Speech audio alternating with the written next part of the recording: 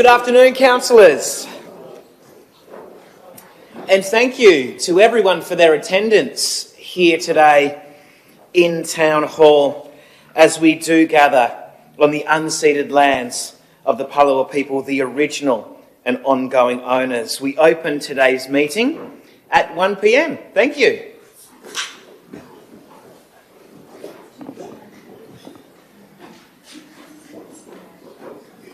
Thanks, Vanessa, and thank you to those that have prefaced council today with questions in advance, noting that everybody might not have done that, so I'll still run through the process around calling those who wish to speak to the microphone at the appropriate time.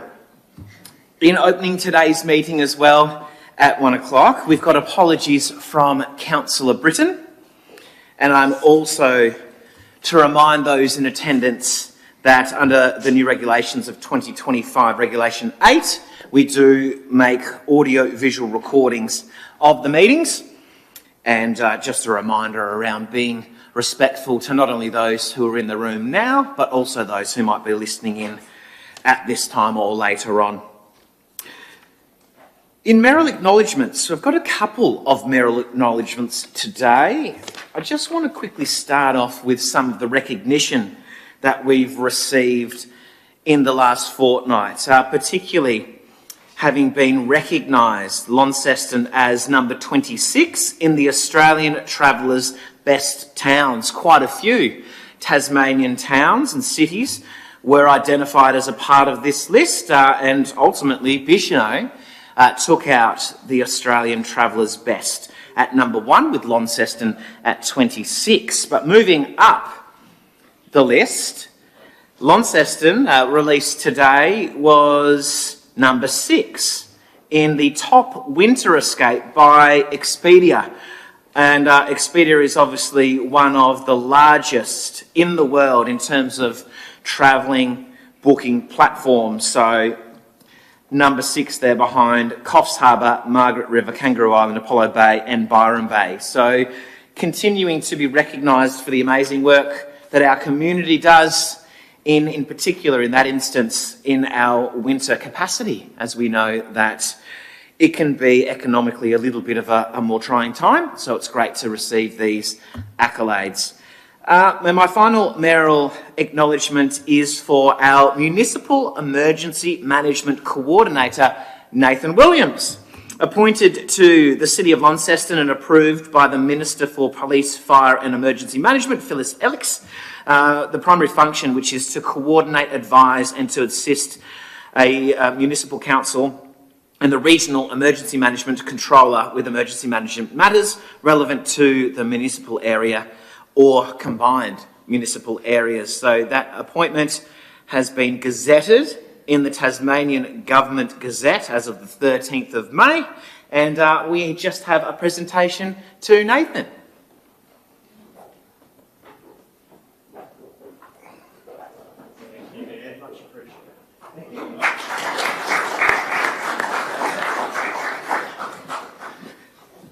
Okay, thank you for indulging those mayoral acknowledgements. We move forward now to declarations of interest at agenda item number 3. So a councillor must declare any item of any interest that a councillor has in a matter before any discussion on that matter commences. Do we have any declarations of interest? Okay, there being none, we move forward to the confirmation of minutes 4.1. Recommendation being that the minutes of the ordinary meeting held at the City of Launceston Council on the 30th of April be confirmed as true and correct record. Councillor Palmer has moved, seconded by Councillor Harris. Any contributions? There being none, we put to the vote. All those in favour? All councillors present, the motion is carried. Council workshops at 5.1. We've got the recommendation being that the council notes the council workshops conducted and attended since the last meeting for the purposes published in this agenda. Somebody please to move. Councillor Harris has moved, seconded by Councillor Marsden. Contributions around workshops? To the vote. All those in favour? All councillors present, the motion is carried.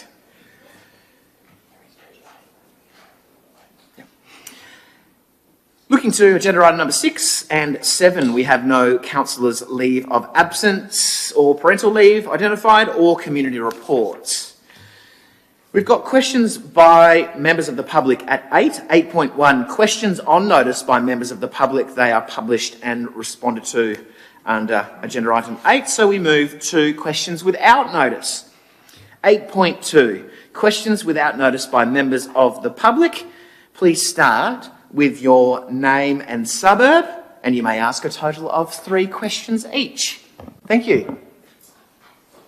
Good afternoon to you all.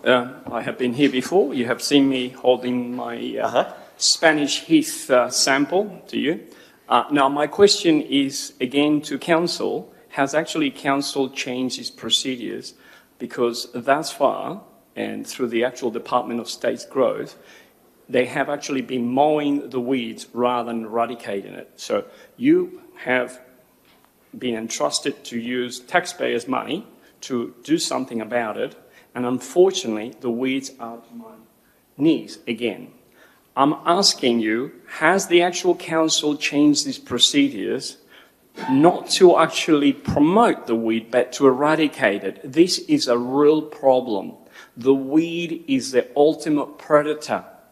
It actually kills all the native grasses. Animals do not have nothing to eat. That's why you see road kills. I addressed that before. So whenever you see a dead animal on the side of the road, that animal was starving. It's not because it's proliferating, it's starving.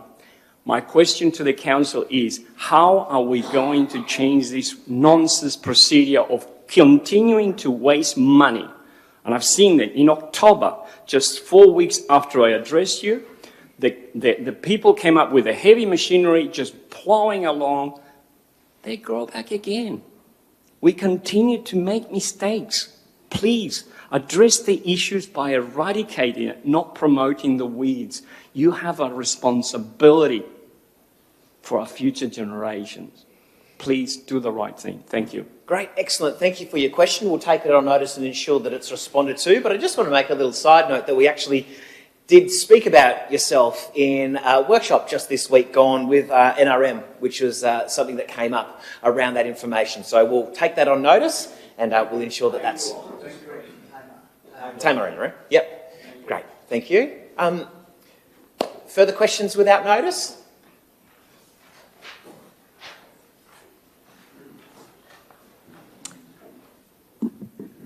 Thank you. Thank you. I'm Ros Lewis from Trevallyn. In August, it will be 7 years since the Council unanimously declared a climate emergency.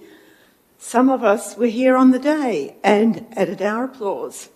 Since then, we have seen big floods here as well as fires and other disasters elsewhere. Since then, also, the Council has taken action, including emergency preparation, in collaboration with other levels of government.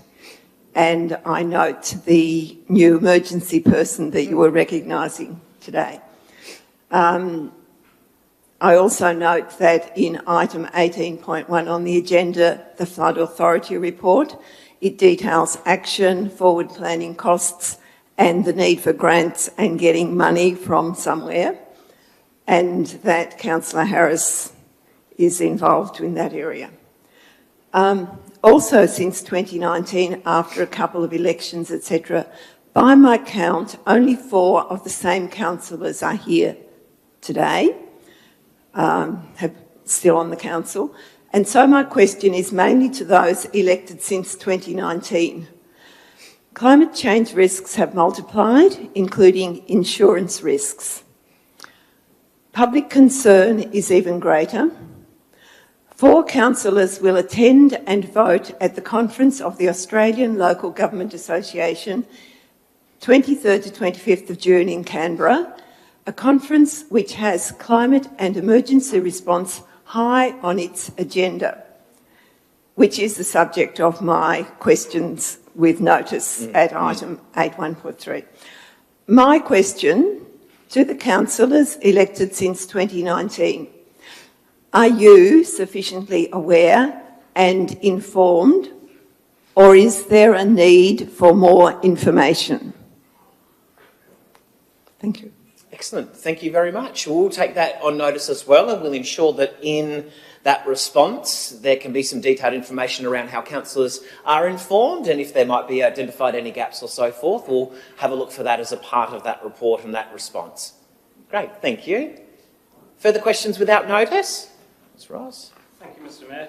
Robin Smith on behalf of Coffee Republic. I didn't get a chance to put my name down for speaking. If I make it item 18.2, is that possible, please? The bus interchange matter. Question, if you could help me with this, on page 84 of today's agenda, the recommendations are for, there are 5 recommendations for the bus stop work.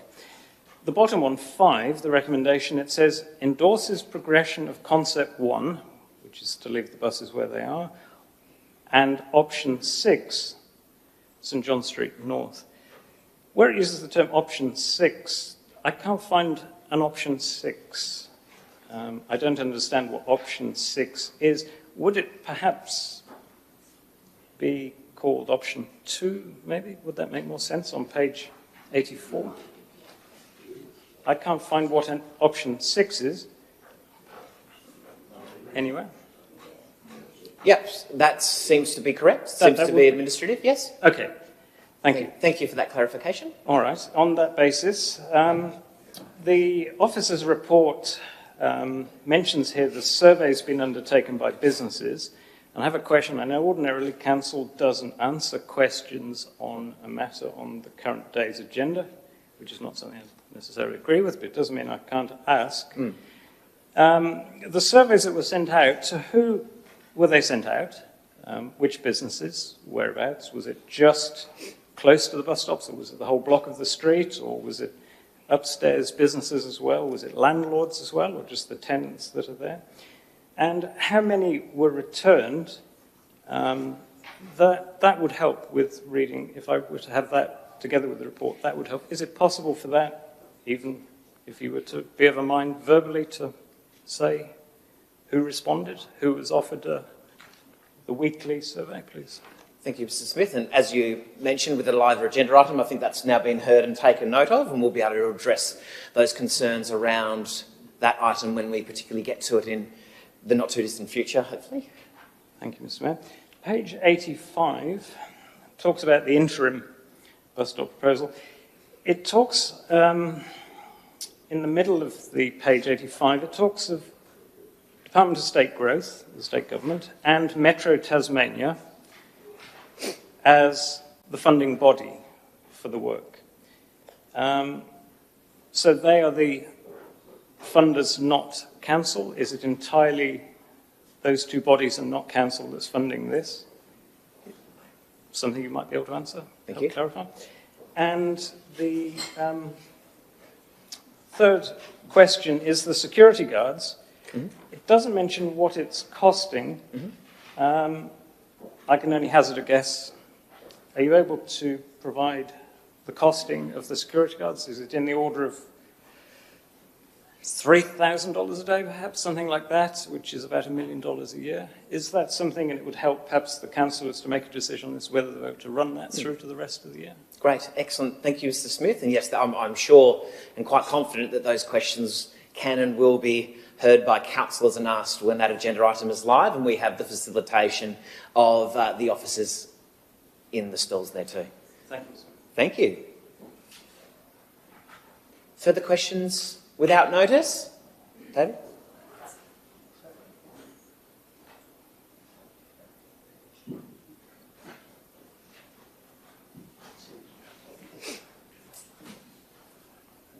Mr Mayor, councillors, good afternoon. My name is David Border. I'm the President of the Friends of the Library in Launceston. Mayor Garwood is our patron. We're a volunteer group of about 40, and we're probably best known for our book sale, where we raise money to provide funds for improvement of library services, not only in the Launceston but also catchment libraries around. There are 7, including the Launceston one. We also run the Live at the Library. The musicians come in every second Saturday and perform in the library. It's unique. There's no other library in Australia that has that.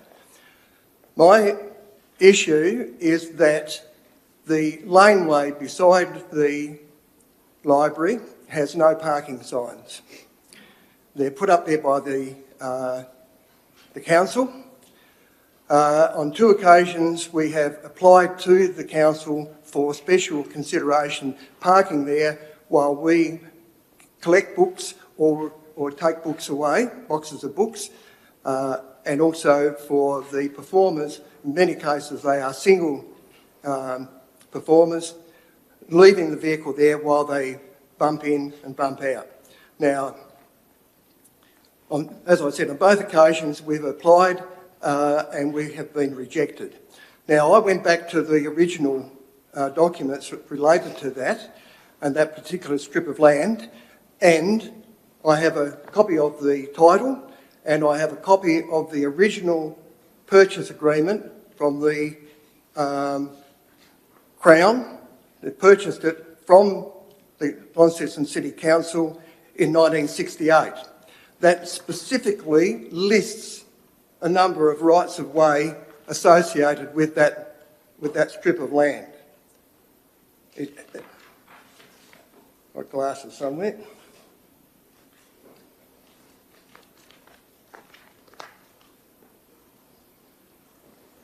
Reservations conditions. Benefiting easement, the right of carriageway over that strip of land, the right of drainage, right of footway, right of access. Now, that means that there is a right of way. That right of way is held by the Crown, not the council. So the council does not have the authority to put up no parking signs. It doesn't have the authority to fine people, and it doesn't have the authority to issue permits. Unless, of course, it has come into some agreement with the Crown in order for the council to actually do that. So there must be somewhere a written agreement from the Crown or between the Crown and the council which allows that to happen. Because if there's no agreement, then all the people that have been ever fined for parking there have right of restitution because you don't have the authority to do it. So my question is, do you have that authority? Is that written authority available? And I'd like to have a look at it because I cannot believe that the Crown would undertake an agreement with the council which would restrict the access to the library. Excellent. Thank you. Thank you, David, and we'll take that on notice as well because there's a bit of information and a bit of work in that question, so we'll ensure that that is responded to. Thank you. Thank you. Further questions without notice? Okay, we'll move forward through the agenda. I've got it noted. Thank you.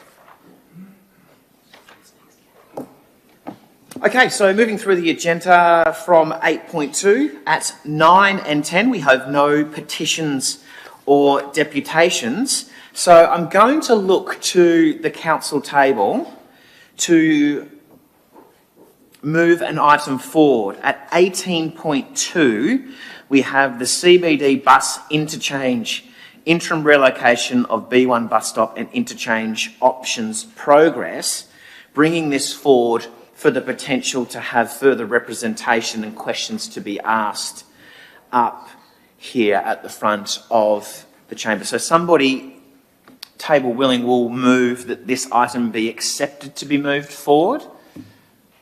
Councillor McMahon to accept moving forward. Councillor Harris to second. Putting it to the vote. All those in favour of moving this item forward? All councillors present, the motion is carried. We now have carriage to discuss 18.2. Thank you.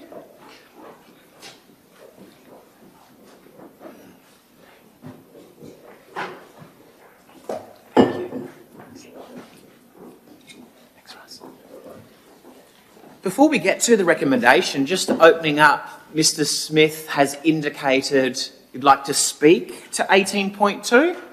It's now the opportunity for the public to speak to an agenda item before the recommendation is reported. So I'll open back up to public speakers, starting with Mr. Smith. Thank you, Mr. Mayor. How long are we allowed to speak? 2 minutes. 2. Thank you. This is, as I said at the last meeting it came up, probably one of the hardest decisions that City Heart will have to make. And I see there's been 17 workshops listed here and 7 general meetings this bus stop's come before. But if we take out the Birchall's development bus termini and focus on this here, it hasn't come up that much, to be fair. And I don't think it should be, and I'm concerned that it says the road is broken and a decision must be made because it's becoming unsafe. I see no evidence of that. I went and had a look at the street, and I think the standard is fair, and I don't see any remedial work that's required. So I wouldn't be rushing this. It's starting to become a little bit chaotic with it being here, there, and everywhere. And I have taken time to discuss, which is why I asked the survey responses, what the businesses think about the buses there, the immediate businesses. That's those from Brisbane Street to York Street in George Street. I'm finding a lot of them wanted to stay. The only ones really that wanted to move are the ones immediately close to it, which are those 5 or 6, and they're very angry indeed. They're angry with the massing of the people in front of them. They're angry with which is not bad behaviour, it's just where people stand, it's a bus queue. Council or Metro or the state government have never replaced the queuing barriers. They're supposed to be petitions that hold people back from the shop fronts. They were removed or broken, never been replaced in 15, 20 years. And the antisocial behaviour concerns them. And also, if you're in some of the shops, it is so visually close to the bus stop that it's quite claustrophobic for the staff and the customers. There is a possibility in the interim also, as well as varied security, to have the bus stops move back a bit. There are 3 bus stops. All the buses seem to focus on the end one, which is immediately outside the windows of one particular shop, which is giving them cause for concern. But I think if you were to ameliorate that particular focus on the Tatler corner and move the buses back a bit, and you were to survey some of the businesses, I think you'd find that there is a desire for the buses to stay. And certainly I work in the mall, and the customers I get from the buses are very good and well-received customers. Great. Thank you, Mr. Smith. And we also note those questions that you asked in questions without notice as well that I'm hoping and confident will be addressed during this time also. Are there any further public speakers to item 18.2, noting that we've moved it forward? Okay, well, we'll move to the recommendation. The recommendation being that Council notes the progress of the bus interchange location options assessment. At 2, endorse any and all discontinuation of work which has been assessed as not feasible by key stakeholders. At 3, endorses the provisions of security presence at the existing St John Street bus interchange until the end of 26, while further alternatives are explored. And at 5, it has endorses progression of concepts for option 1, St John Street, and option which is stated in the recommendation as 6, but we're noting that that is 2. And we will speak to that, which is the St John Street North. So with that recommendation and with that amendment of option 6 to option 2, I'll just hand to the Executive Leader for clarification before any moving or seconding of the live agenda item. I acknowledge the numbering is somewhat confusing. Option 6 refers to the original pit and sherry assessment of, I think, 7 options, and it was 6 in the original multi-criteria analysis, so it is correct. Now that we have shortlisted options, it's option 2. So it is both 6 and 2. Excellent. Thank you for that clarification, and noting that clarification for the recommendation and the minutes. Somebody to move, please, the recommendation. Somebody to move to make the agenda item live for debate. It's been moved by Councillor McMahon, seconded by the Deputy Mayor, and just noting that by moving and seconding doesn't mean that you potentially agree. It means that we're able to progress that item for discussion. Now that that agenda item is live, with Councillor McMahon as the mover, Deputy Mayor as the seconder, we'll go to the table for questions before we get to speaking. Any questions of the officers, and noting that we're privileged to have, I was going to say State Growth, Building Tasmania, under that platform, under that banner here joining us today. Those questions can be directed through the chair, and then I'll facilitate those through the executive leader to delegate as required. So are there any questions around 18.2 at this? Yes, Deputy Mayor. Thank you. I've got two specific questions. One relates to, I think, something that was just said by Mr. Smith in regards to the size of the bus holding where it currently is. It's a 3-bus hold, and I know the proponent or the tenants or the owners of buildings in that area did time-lapse photography on buses moving in and out of that those spaces several years ago, which showed that I think over about a week or 2-week period, 3 buses were there for about 90 seconds through the whole process. We've been told, I think, by DSG that we've got to have 3 bus spaces. I'd like to question that and say, as an interim step, because I think this is turning into a dog's breakfast, to be quite frank, and I'm confused myself as to what we need to do going forward in relation to the bus stops, because we don't seem to have any workable things. We've got a group who developed the Tatler Lane Arcade, spent several millions of dollars, where we gave indications that we were hoping that we would move the bus stops at some stage. We haven't yet done that. So my question really is, as an interim measure, are we able to consider the reduction of the bus stands from 3 to 2? And I'll leave it at that one for the moment. I'll come back to the second one after that. Excellent. Thank you, Deputy Mayor. Through Executive Leader Chelsea Van Riet. Thank you, Mayor. We have Sarah Portionar, Manager of Strategic Networks Passenger Transport from Department of State Growth with us today. Very grateful for that. By way of background, her area works closely with councils on infrastructure planning, such as locations and design of bus stops. So I'm happy to pass the question to her regarding 2 versus 3. Thank you. So in our previous, we always look at the capacity of bus stops, and we did look at B1 when those issues were raised about 5 years ago, and our analysis showed that we did need 3 bus stops. So particularly like in those peak times, otherwise you get bus bunching and it affects the capacity of the intersection and everything like that. So yeah, that's our position, that we require 3 bus stops. Great, thank you. Deputy Mayor, for the question. I might challenge that, but I won't. Thank you for your response in relation to it. And I guess my second one was really more about, I guess, state growth. I mean, I'm feeling Launceston, given this matter's been live for a number of years now, I'm feeling Launceston is being treated as a bit second-class citizen, that you're too busy in Hobart to actually spend any time looking at our system. I mean, our system's broken as we see it, and I've been talking about for a number of years. We've been talking about for a number of years. I think I've got a photo of me in 2014 standing outside the bus stops wanting to get them moved. So I'm feeling a little unloved when we're told that you're too busy in Hobart doing things and there's not enough resources to do things which we think are important in Launceston. So I'm wondering, appreciate I'm not wanting to shoot the messenger, but really, the reality of it is we see Launceston as our major remit, and at the moment, if you're not busy, if you haven't got the resources to do something in Launceston, I find that a little bit upsetting. Thank you, Deputy Mayor. Through the Executive Leader. GSG is very willing to work with us on the long-term solution. The pinch point for them is around the temporary relocation in the next 18 months. I sense your frustration, Deputy Mayor, but I would probably suggest that's a political matter that can be raised by councillors with the government.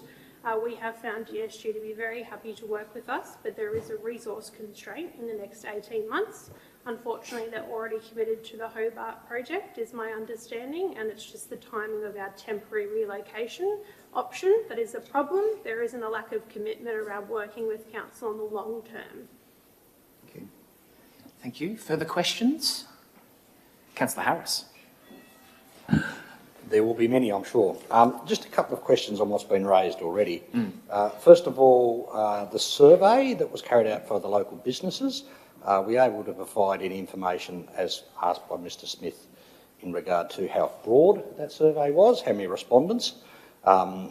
about wanting the change. And the second one is that I also took a walk along St John Street and didn't see the obvious degradation of the pavement.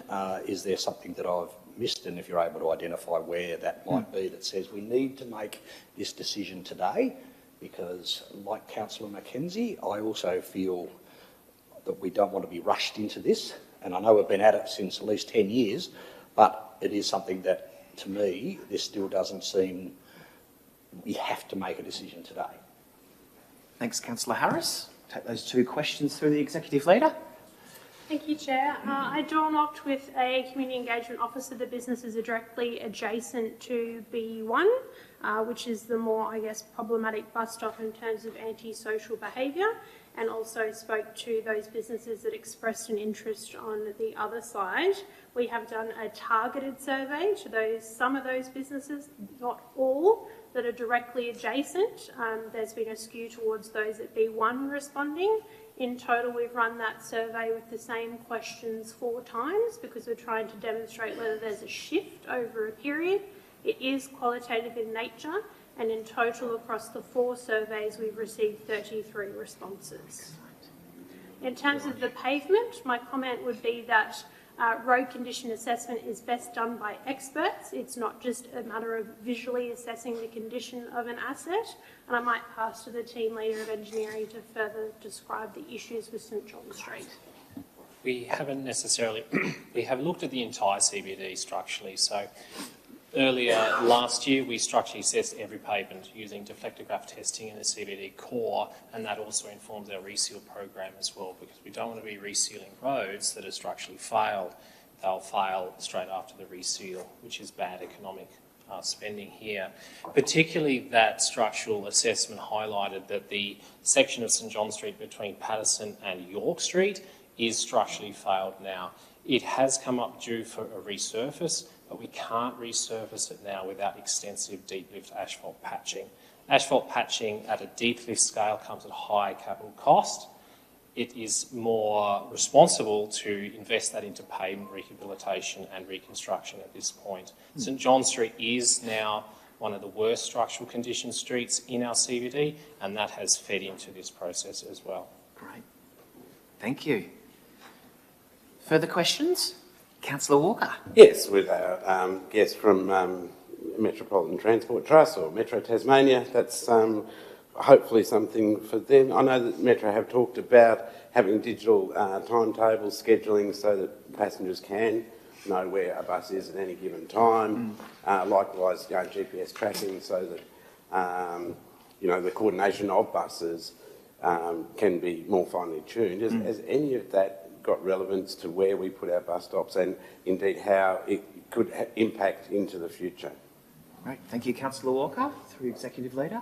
Just to clarify, Sarah is actually from the Department of State Growth, not from Metro Tasmania. The CEO and I have met with the CEO of Metro Tasmania recently, and my recollection is they do have an app that shows you where the bus is. But that's not a question Sarah's able to answer. Very good. But that is a part of the work that's going on in Hobart, and having spoken to the Minister, that is some of the tweaks that they're currently making at the moment are a part of that work in Hobart. Further questions?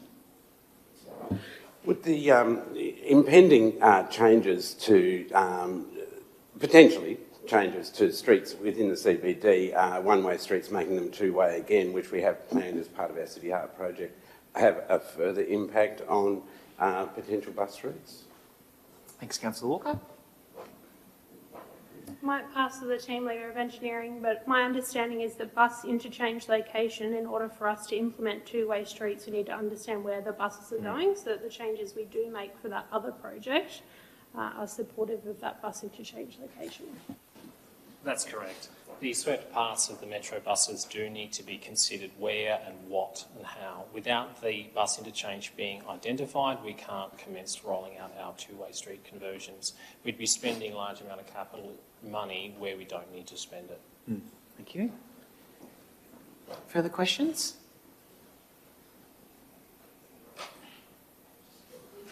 Yeah, you're okay, Councillor Pentridge.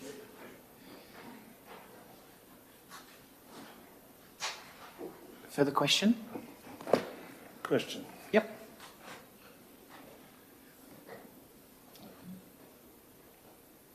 What's it?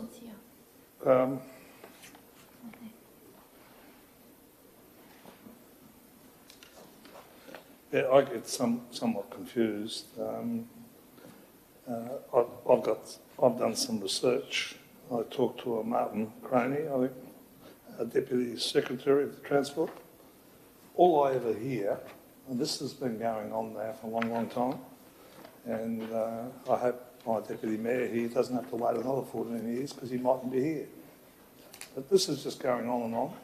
And there seems to be too much of a willingness by our staff, or hang on, is our staff too willing to listen to the Department of State Growth?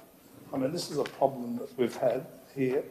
I think it's a bit appalling that we're told that there's too many things in Hobart to do, they haven't got time to look at this.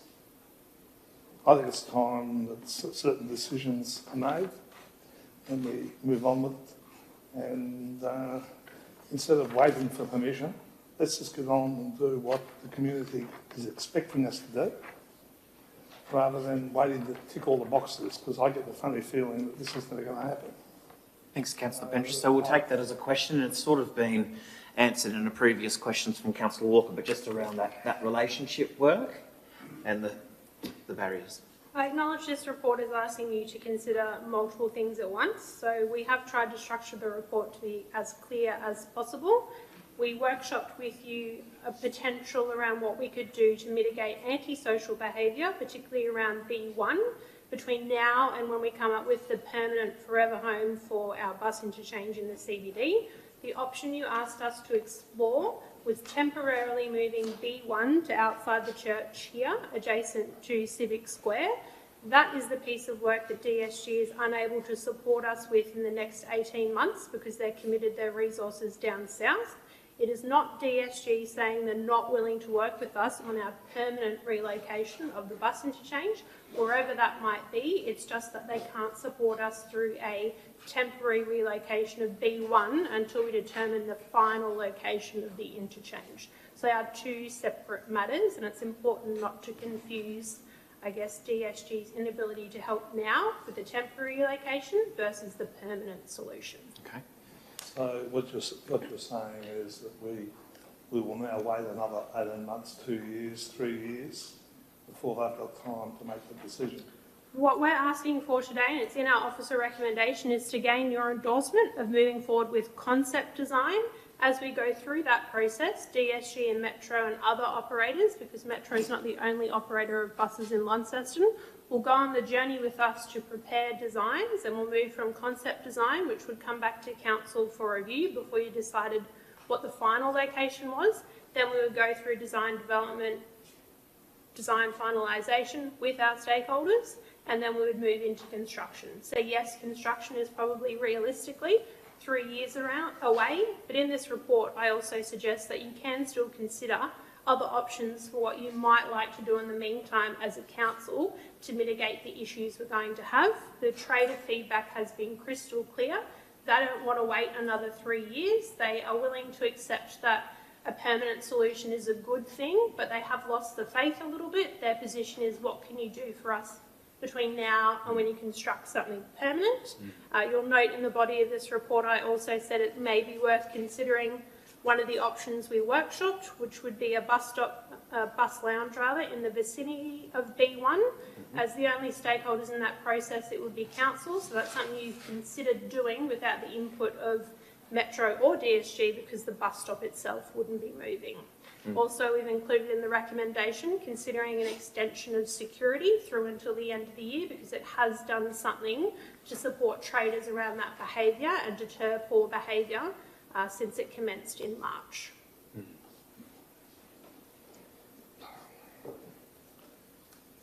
Yeah, great explanation, but really at the end of the day, this has gone on for a long time, and I can guarantee you 3 councils have been and gone, and we've gone nowhere. This one's on the process of going, so we're going to have to start all this all over again. That my future colleagues who will take our places will once again have to be brought up to date I think it's unacceptable. And I think these delays, it seems to me that the bureaucracy in this council and the bureaucracy that we're dealing with in the Department of State Growth, while everyone's having, there's no accountability. This community is not getting what it's asking for. So I'll leave it. Councillor Pentridge, just to reinforce the process that we're here to speak of today is a recommendation for action, and it will then be at the will of the councillors whether this action is responded to and endorsed or not. And this has come a couple of times, so we just got to be mindful of the process. Forgive me, but I've got a letter here, and the whole letter is based on everyone blaming everyone else. Sure. And everyone telling everyone else that this community is not getting what it's asking for. Sure. Thanks, Councillor Pentridge. Yeah, fine. Yeah. In the body, I mean, I'd probably normally ask this once it's been moved, but since this is question time, yes. Talking about the third possibility of a bus interchange, option 3, Civic Square and Charles Street Transport Hub, DSG and Metro do not support this option on the following grounds, one of them being Metro advised there would be a requirement to remove George Street parking and dining to accommodate turning buses. Can someone explain why George Street would be dragged into that potential? Sure. Thank you. Thanks for the question. In early feasibility, it was identified to keep the northern routes functioning and on time that the buses would travel up Patterson Street and down George Street. That's part of the process that triggered a consideration for a retime as well. Up Patterson Street and down George Street. It's the first I've heard of that. Okay.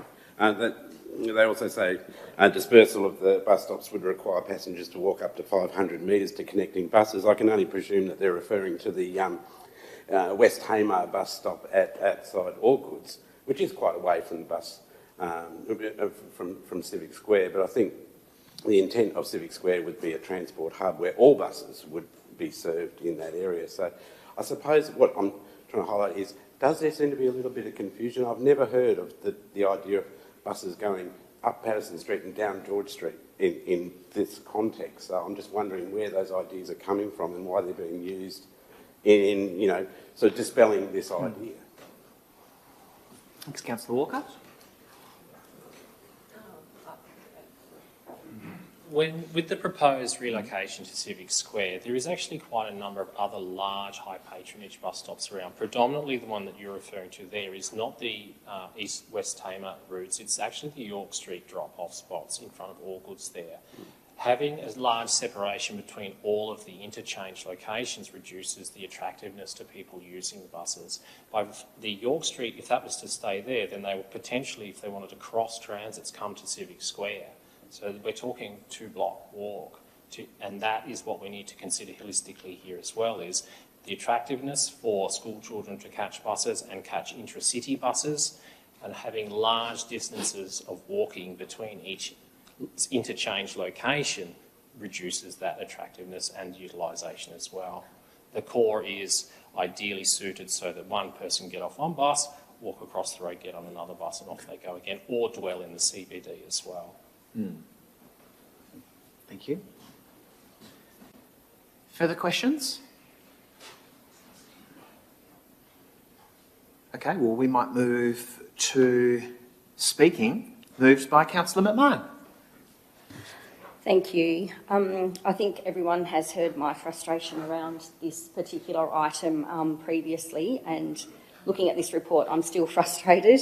I understand that DSG and Metro both have certain criteria that they need to fulfil, and we do need to respect that. And I think as a council, we have slowed this process at times as well, so I think we need to take some of that blame also. The report states a workshop back in 2017. We know that this issue was way before that, and that was just when it was first presented at a workshop in council, and here we are in May 2026 still having the same discussion, which is frustrating. Discontinuation of work to achieve interim B1 bus stop relocation, not feasible. Okay, not feasible. Our third option, not feasible. I could go on and on, pulling holes in the whole procedure, and the staff that is here now are not the staff that started with this back in 2017. They have inherited this, as have we. And I would love us to actually come to a decision and do something about it. We're spending more time, more money, and when we read the report, after all the feedback and after all the engagement, me looking at it, option 1 is the option that is most preferred by the hierarchy. So my hope is that if the decision is option 1, and it seems from the report it is our only option, that the refurbishment delivers all the outcomes to alleviate the antisocial behaviour, brings better amenity, brings vibrancy and stakeholder and business confidence, because if it doesn't, then we will have failed on our promises. I think we should have also discussed the harvest market as part of this project. This has only come to our attention in the last couple of weeks that there's been discussions around the harvest market moving into Civic Square, and if we happen to move the buses out here, that could mean they can't move into Civic Square.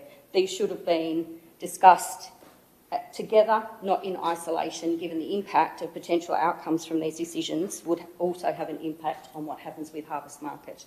So that is also disappointing. I'm aware that many of the officers that are here have not been part of this process, so we should not throw all of our mud at them. They are trying to come up with a solution. We need to work together so we get one. Unfortunately, if this was a private enterprise, this actual project would have sent us broke. Thank you. Thanks, Councillor McMahon. Deputy Mayor is the seconder. Yeah. That's what I thought it was Councillor Harris, but anyway. Okay, well, I speak, and I'm probably the only constant who's been here since the start of this in the room, and so I feel like a failure in that we've not achieved what we set out to do. And I take Councillor McMahon, I think I'm not blaming the officers here present today because they've inherited something that started many years ago from many iterations. I guess what we have done, and maybe the mistakes we've made, is made undertakings as we've gone through, which may have been felt that they were actually things that we were actually going to do rather than what we were going to try to do. For various reasons, the Birchall's model, which was probably the preferred one, was something that looked good for a while and then didn't. So we've ended up in a situation where we haven't ended up with that solution. I think my key narrative is actually along Councillor McMahon's lines, is we need to get something that works now.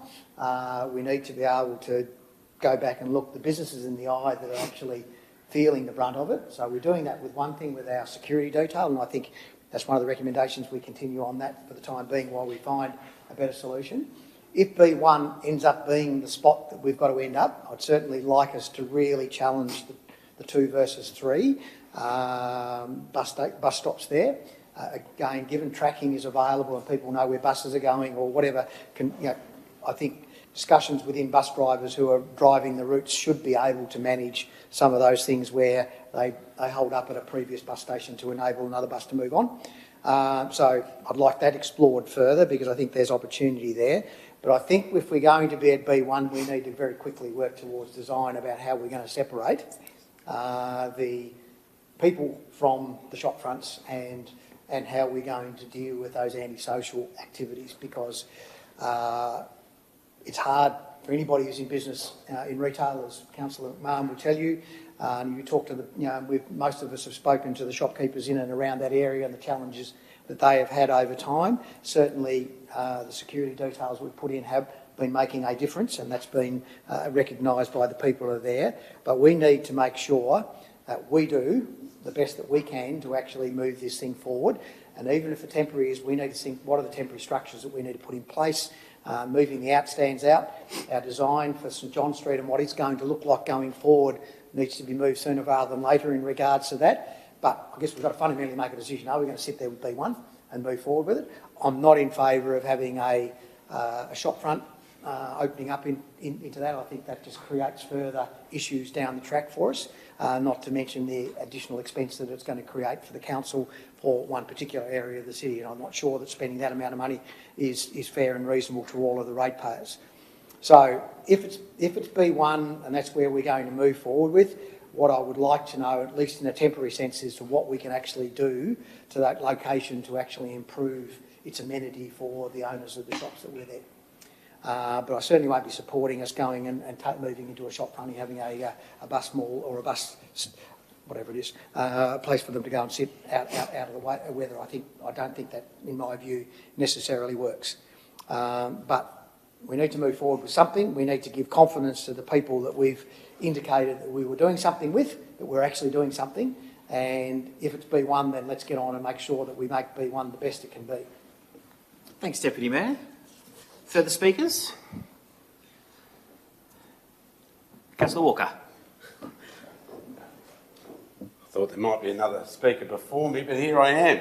B1 and B2 sounds like a children's episode of a TV program that I've heard. I'm glad there's a lot of members of the community here today, because of course this is about our community. It's not about us and the trials and tribulations of this particular council. For 7 years, I have pushed the idea that we need to get the buses slightly out of the CBD and to be based around the Civic Square. I note in this report that every particular lever has been pulled to say that that can't be possible. They've recently commenced an 18-month project to retime bus routes across Greater Hobart. Can't be doing it in Launceston. The dispersal of bus stops would require passengers to walk up to 500 metres. Well, I thought clearly state that if there was to be a bus interchange, it would have to incorporate all bus movements, not just some.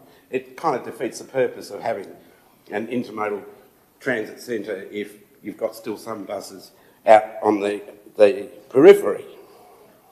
Moving bus stops to areas with less natural surveillance is likely to increase antisocial behaviour on buses and at the bus stops. Now, I'm not sure if this is an emotive statement or if this is a proven statement. I'd love to see the evidence of this, but I would have thought moving bus stops, to within maybe 50 metres of a police station might have some advantages as far as antisocial behaviour goes. And from a network perspective, locating Southern Bus interchange on Charles Street would create bus network inefficiencies. Well, I'd imagine no matter where you put the bus stops, there are going to be some inefficiencies. It doesn't matter. You've got to use roads. You can't drive through a building. You have to go round it. And finally, Metro advised there would be a requirement to remove George Street parking and dining to accommodate turning buses. This is a bit, I still don't understand it. I'd love someone to explain it to me, but nonetheless, that's the reasons why. I will be, and I'll make it, this is a precursor, thank you, Chair, moving that this gets laid on the table. I think we've done a reasonable job, certainly in providing security, which was part of the motion that I moved previously, has been successful. And certainly it would be nice, and I thank the Mayor for writing to the state to ask for support in providing that security, and hopefully the state will respond positively. Certainly the Transport Workers Union have responded very positively to that, and I thank them, the Bus and Trams and Trains Union, for responding so positively to us. So I feel as though we've reached a holding pattern. Certainly the B1 suggestion is really not a lot different to what we have already. So I can appreciate the engineers of this world wanting to get on with remediating problems with the street, wanting to build bus stops that do provide for passengers, pedestrians and shops, and that's a great thing. But I don't think we're ready to do that yet. I feel as though this is, in the bigger history, of course, we had plans in the car park behind Virgil's for a bus interchange. That's been a huge factor in the delay.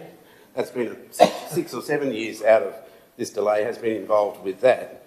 But now we get the chance to future-proof Launceston, to create an interchange where people can ride bikes, they can get changed, they can get on a scooter, they can use public facilities and the space in which to do that. And I don't feel as though a letter from DSG listing reasons that I think are spurious in some cases, that I don't even understand, has not been explained to me, is reason enough to get rid of that vision for the future of Launceston. I think most people, if they've travelled, have been to cities where there are exceptional transport interchanges, where there is space, where you can find a place to park your bike, where you might get off a train and get on a bus.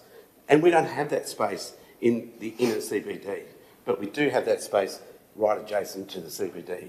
So I feel like this report is promulgating a lot of different ideas at once. One of the previous speakers mentioned, you know, the possibility of having a shop front that is going to be a lounge, a bus waiting lounge in the middle of the CBD. Awesome. It's an idea that may have some credence, but it's also an idea that we haven't even discussed particularly. And yet, in accepting this report, we would be giving that tacit approval for that.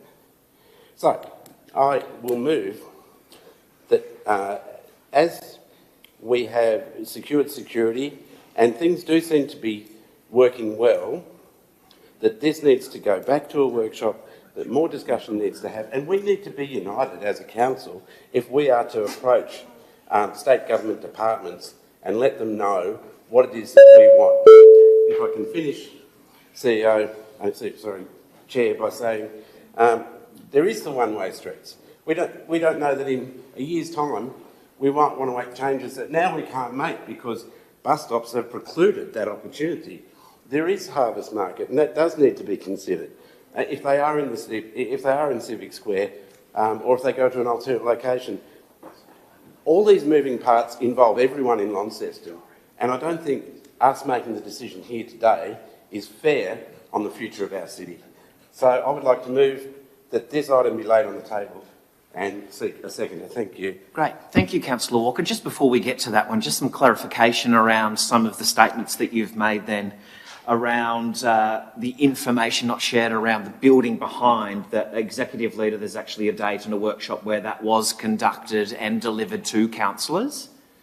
26th of March, councillors were presented with 4 interim options, one of which was the temporary relocation of B1 to the church, another of which was the bus lounge suggestion adjacent to B1, and I think the 2 others were do nothing, and another one was continue security. And just some further clarification, Councillor Walker, that this agenda is obviously available for almost a week. If there are questions and clarification that you require, there are plenty of opportunities to reach out and have discussions around your misunderstandings through, as an example, the letter from DSG. There's plenty of time and opportunity to ask those questions, and I would expect councillors to do that due diligence prior to coming into the council table and being, I think it's a duty to the community to understand the brevity of that item and to ask those questions prior to the day and standing and saying to the community that you don't understand something and not asking for clarification prior to that. Further clarification as well around laying it on the table. We hear this referred to. Procedural motions obviously take precedence to the decision making and can pull a hold. There is no, in fact, lay it on the table procedure. This doesn't exist. So if I could just go and ask for clarification around what you're looking to achieve, and we might be able to assist you around what that looks like with the actual regulations required for the meeting procedures 2025.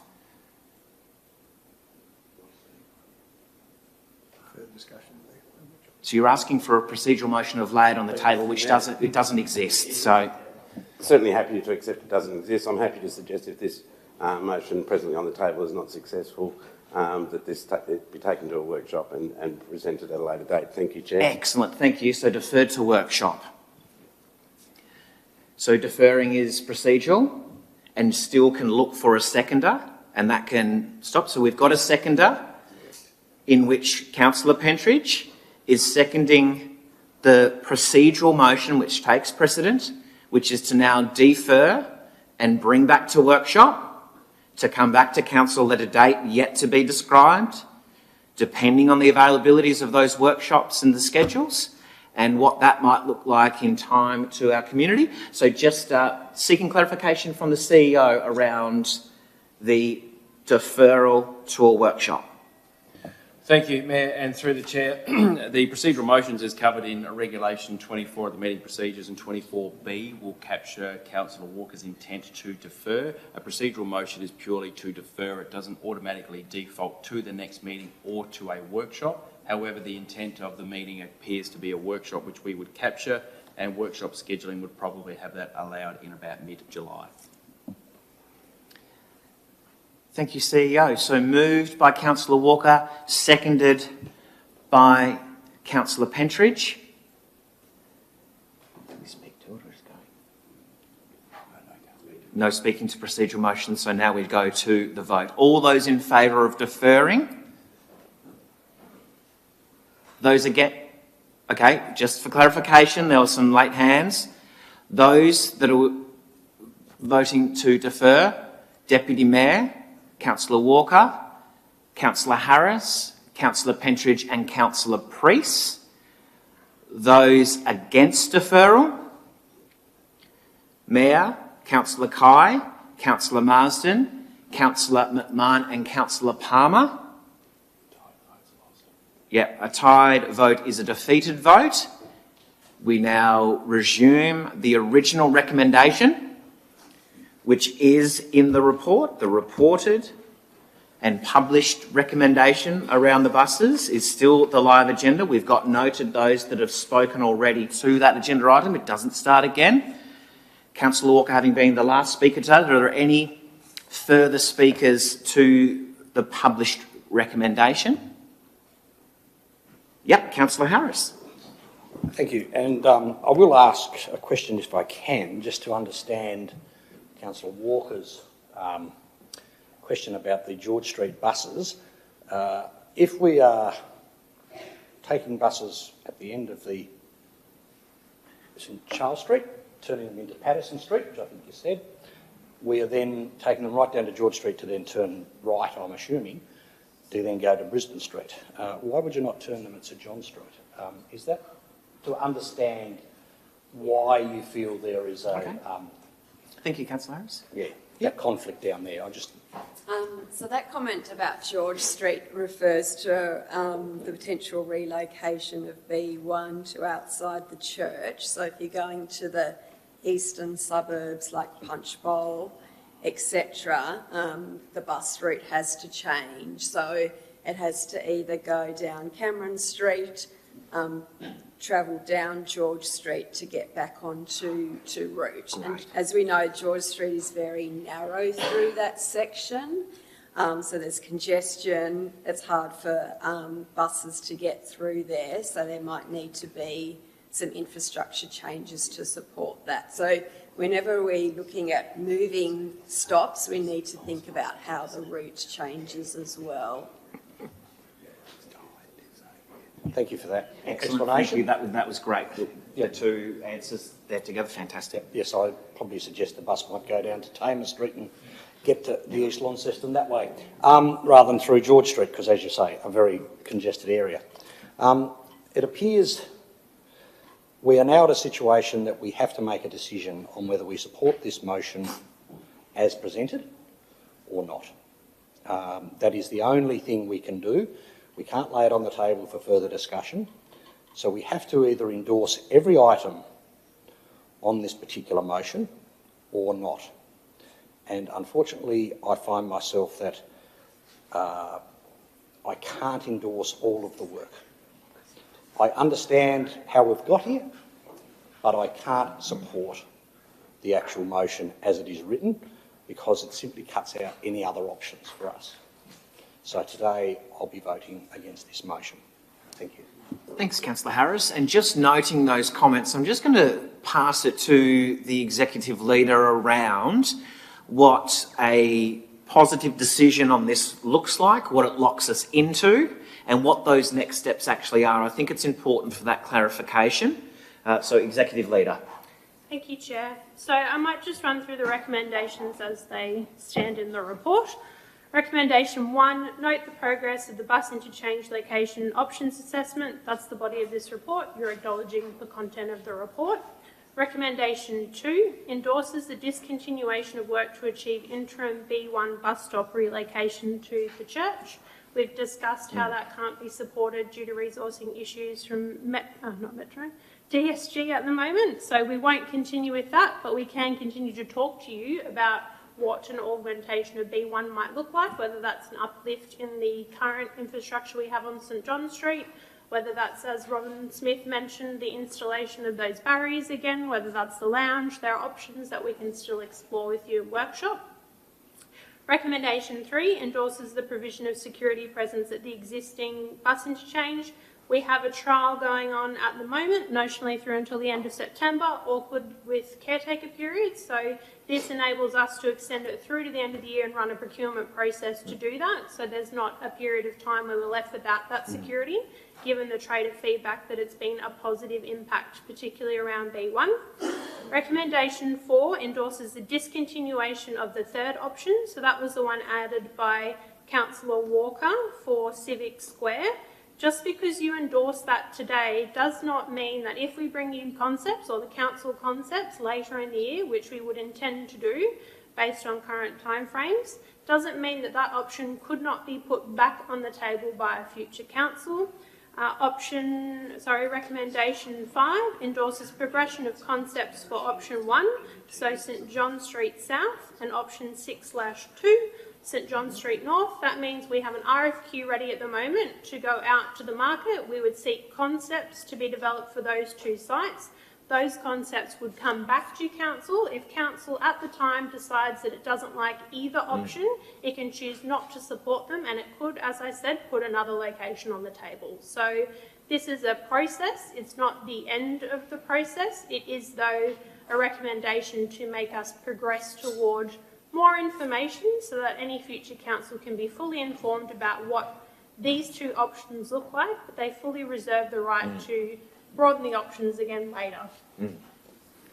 Excellent. Thank you for that clarification, and noting that it was a clarifying question from Councillor Harris. Just some further questions. Just a further question to understand the difference between item 2 that says endorses continuation of the work on interim bus stop to the St John Street North, which is to put the buses here outside the church, and then continuing with designs and concepts for basically the same option. You've either got enough room to park 3 buses there or you haven't. So I just can't see what we're doing there, because we've already been told by DSG we need 3 spots.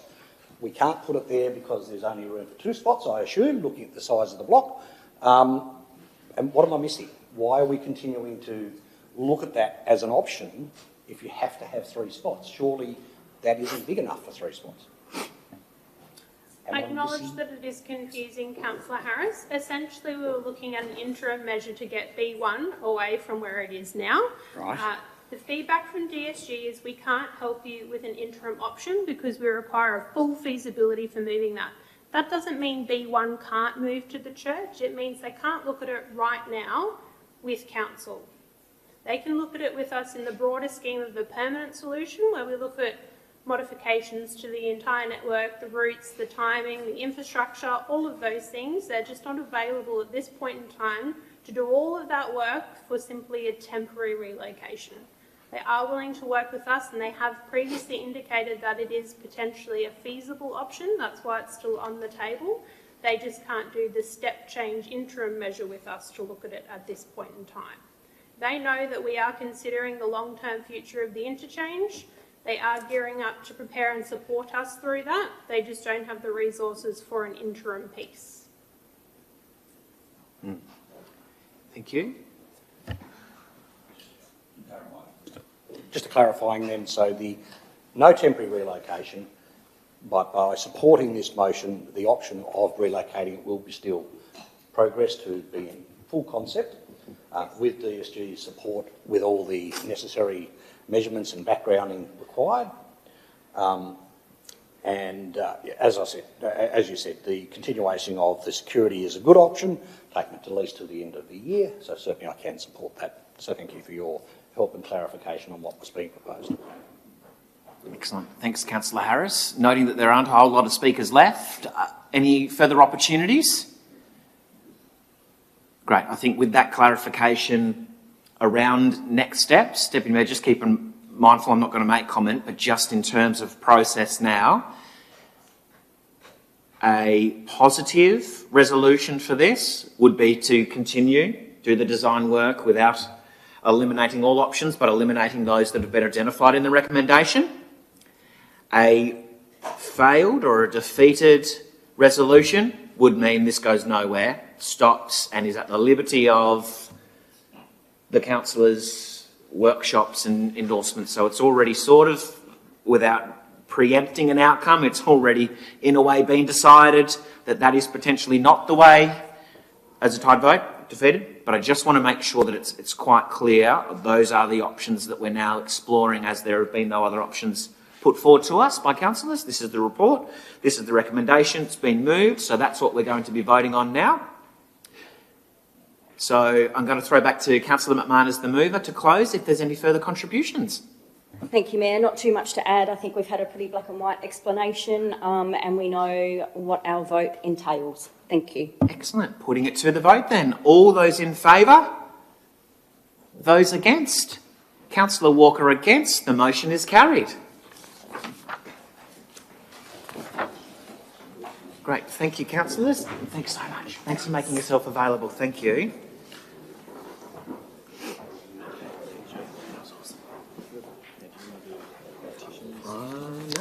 No, I got it sorted. I'm going to bring forward the late so we deal with it in planning authority instead. Just one. Thanks, Mr. Smith. Yeah. Yep, I got it. See, look at me going. This one, then planning authority. Thanks, Councillor. Okay.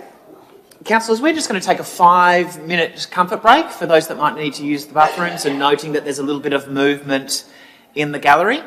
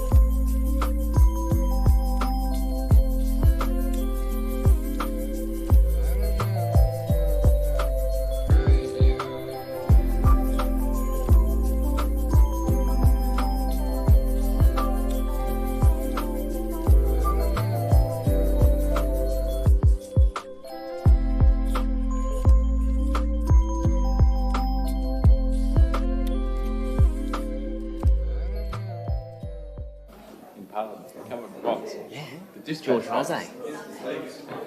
Okay, councillors, I just want to acknowledge and thank the patience of those that have sat and waited patiently. I did hear the groans, but I just want to respectfully say, best to have all the councillors in here to hear your concerns than to have them popping out for comfort breaks. So now that we've done that, we can get fully into planning authority, but I really do respect that you've been very patient and that you've come and you're spending the time and the afternoon here with us. So I do appreciate that, but I do think it's really important to ensure that we've got all the councillors here that are paying respect to your concerns and your queries and your questions.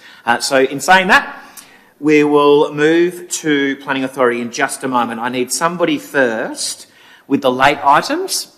This is something we haven't done before. So at 22, we've got late items.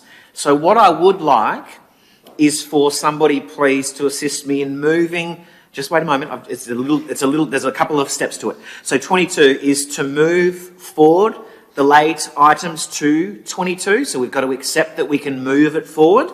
And then we have to accept that we will deal with those late items in planning authority under item 11, and it's by absolute majority. So it's a couple of steps, but I think we've captured that, and we thank Lucas for sending that through. So we need to approve. We're going to move 22 forward, which moves 22.1 and 22.2.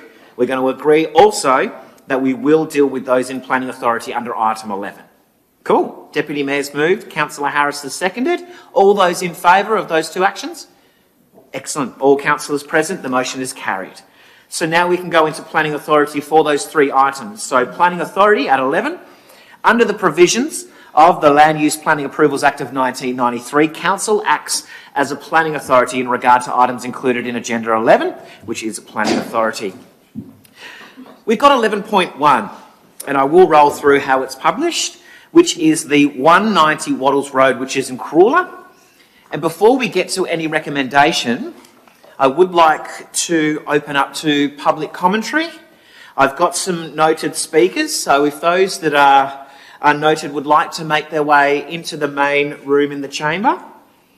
This is for Corolla. I will run through the list that I've got noted in the order that they're noted just first, noting that there also might be some that haven't written their names down. And I will preface as well, I apologise for any pronunciations. You've all got great handwriting, but some might be a little more difficult to read. But I am going to start with Arthur. Arthur, please. And just to... Could I take the liberty to use an extra 10 seconds? I'm sure that all the members here will give me that liberty because it's just going to take me 2 minutes and 10 seconds. Oh, that's fine. Thank you so much. Okay, you know everybody who I am? Anyway, so here we go. Council have failed to inform the wider community of this open cut mine. Transparency and engagement with the community is mandatory in order to make a fair and just decision. There has been no consultation with the wider community of Turners Marsh. We are connected by our waterways. Let us be clear, the extraction of minerals will directly affect our flora and fauna. Vibrations caused by mechanical blast and explosive detonations will be felt miles away. Birds will be subject to even larger disturbances as vibration waves will be amplified by the tall trees. This will be a nail in the coffin to Lady Nelson Reserve as contaminants are pushed southwest by the prevailing easterly winds. The disturbances to the residents will be unbearable. All our marsupials are nocturnal, resting in their habitats during the daytime. This mine will send the animals scampering away to look for new habitats. This pristine area is living on a life support. We have the responsibility to protect it for our future generations. The usage of water in the mine to attempt to contain the dust will need careful examination. How is the seepage going to be dealt with? Where is the untreated water going to be held? How is the soil going to be tested? Is the EPA going to be involved? This geology has not seen daylight for millions of years, so exposure to carcinogenic, alkaline, or even asbestos elements is a real risk. Rain will forever continue washing away these elements. Once the lifetime of the mine has been reached, Who is going to be responsible to ensure its safekeeping? Waterways will be exposed to dust contaminants. Reptiles and frogs will be massively impacted. While underground water running from north to south is said to be contaminated too, affecting further afield flora, fauna, residents and animals too. All these risks are real and need to be properly addressed. Council has today an opportunity to hold this proposal by engaging with and consulting with the wider community to properly re-examine its risks. Thank you so much. Excellent, thank you. I've got Peter noted next. Good afternoon. My name is Peter Jones and I'm here to submit a community petition regarding development application DA 306 2025. The petition contains signatures from residents and community members who are concerned about the proposed quarry development and its potential impacts on road safety, traffic, dust, noise and long-term amenity of the surrounding area. The people who signed this petition, which are over 80, live locally, use these roads daily and believe the proposal raises serious concerns that deserve careful consideration before any decision is made. We respectfully ask Council to take the views of the local community into account when considering this application. Thank you. Excellent, thank you very much. Thanks, Peter. I've got Wayne next. Wayne, Mr. Anderson?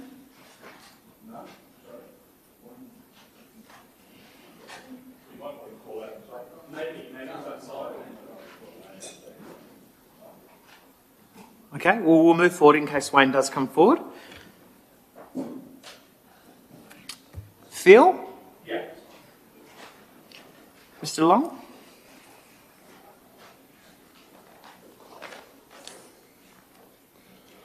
Councillors, following my earlier submission with the photographs provided to Council, I'd like to reinforce the safety concerns regarding the suitability of Pipers River Road for the level of vehicles, heavy vehicle traffic associated with proposed quarry.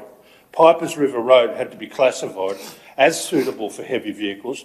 There's no other way in, so what else do they classify? They've got to let heavy vehicles on that road. You've got farms, residents, essential services along the route. However, accommodating existing rural access needs is very different from supporting continuous quarry haulage. It's an industrial activity.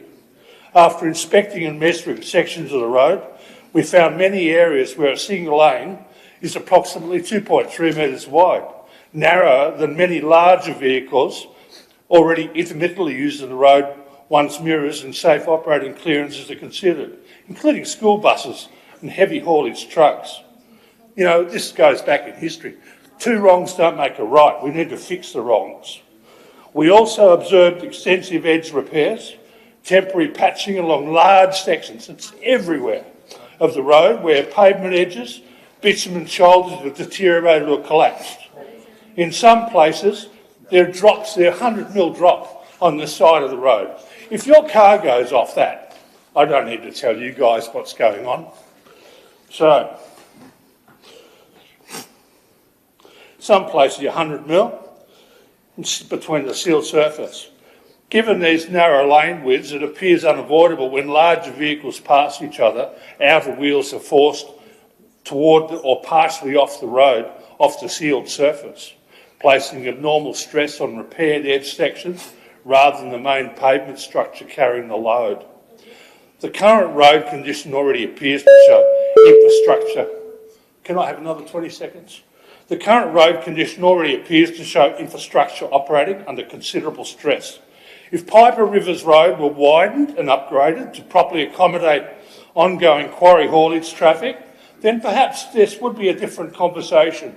But based on the present condition, it is difficult to see how a substantial increase in heavy vehicle movements would not further increase deterioration, maintenance demands and safety risks for motorists. But bus operators, truck drivers, our wildlife and the local residents, we all live there. I ask Council to carefully consider whether the existing road network is generally suitable for the traffic volumes and heavy vehicle movements associated with the proposed quarry before any approval is granted. Thanks, guys. Excellent. Thanks, Mr. Long. Okay, I've got Ricky Hunt next. Thanks, Mr. Hunt. Afternoon. My name's Ricky Hunt. I live along with my wife at 551 Pipers River Road, Turners Marsh, directly opposite the proposed quarry site.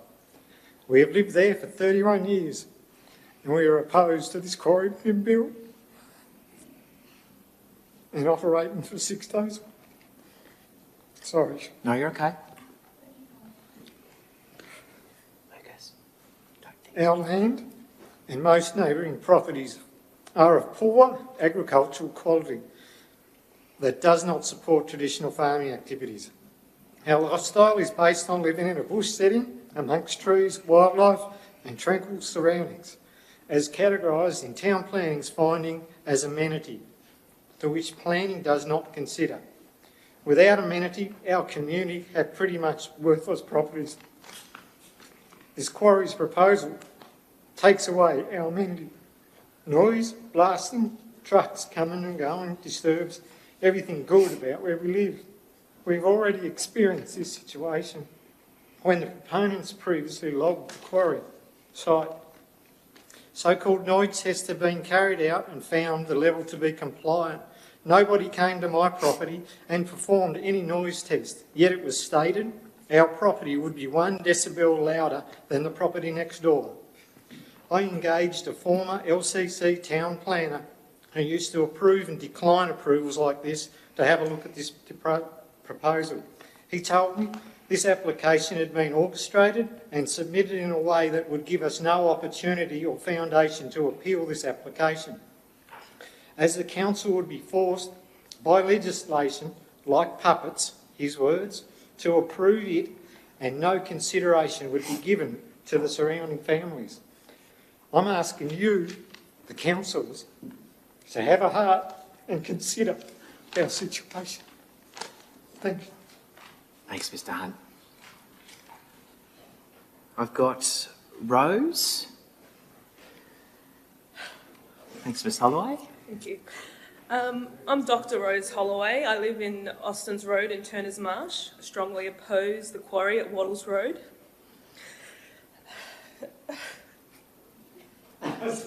You're okay.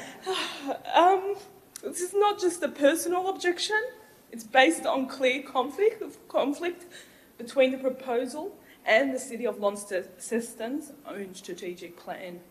Your plan commits to protecting natural environment, improving health and well-being, maintaining Launceston as a livable region connected to nature.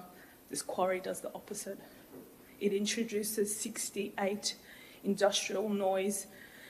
hours of industrial noise to a quiet rural area we call home. It increases heavy vehicle traffic on an already unsafe road used by families and school buses. And most importantly, it raises serious concerns about airborne silica dust, a substance which there is no known level of safe exposure, according to the Cancer Council of Australia. Council has acknowledged that our community already experiences poorer health outcomes than the national average.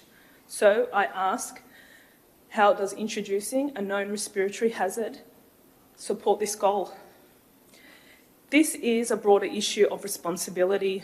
We have seen in the past with substances like asbestos, the risk once considered acceptable were later understood to have serious long-term consequences. I ask Council to take precautionary approach here. Where there is uncertainty, particularly around airborne silica exposure, the priority should be protecting our community health. This is also about protecting our future and the health and well-being of our children, who will live with long-term consequences of decisions made today. Your strategic plan speaks about sustainability, livability, and protecting what makes the region special. Our home is quiet, it is peaceful, it is surrounded by nature. That is not accidental, it is why people choose to live there. Approving this quarry would permanently change that for over 250 households. This is not aligned with your vision of forward-thinking, healthy, sustainable community. I ask that you uphold your own strategic plan and reject the proposal. Thank you. Thank you, Doctor.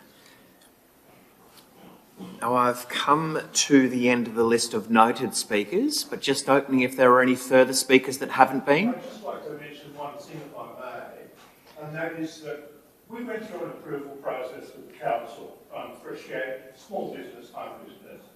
Now, we fit in with the environment, we fit in with all the local people, we talk to all the local people, we want to do a little bit of noise here and there. But one of the things that came back from council was that this whole area is a scenic drive.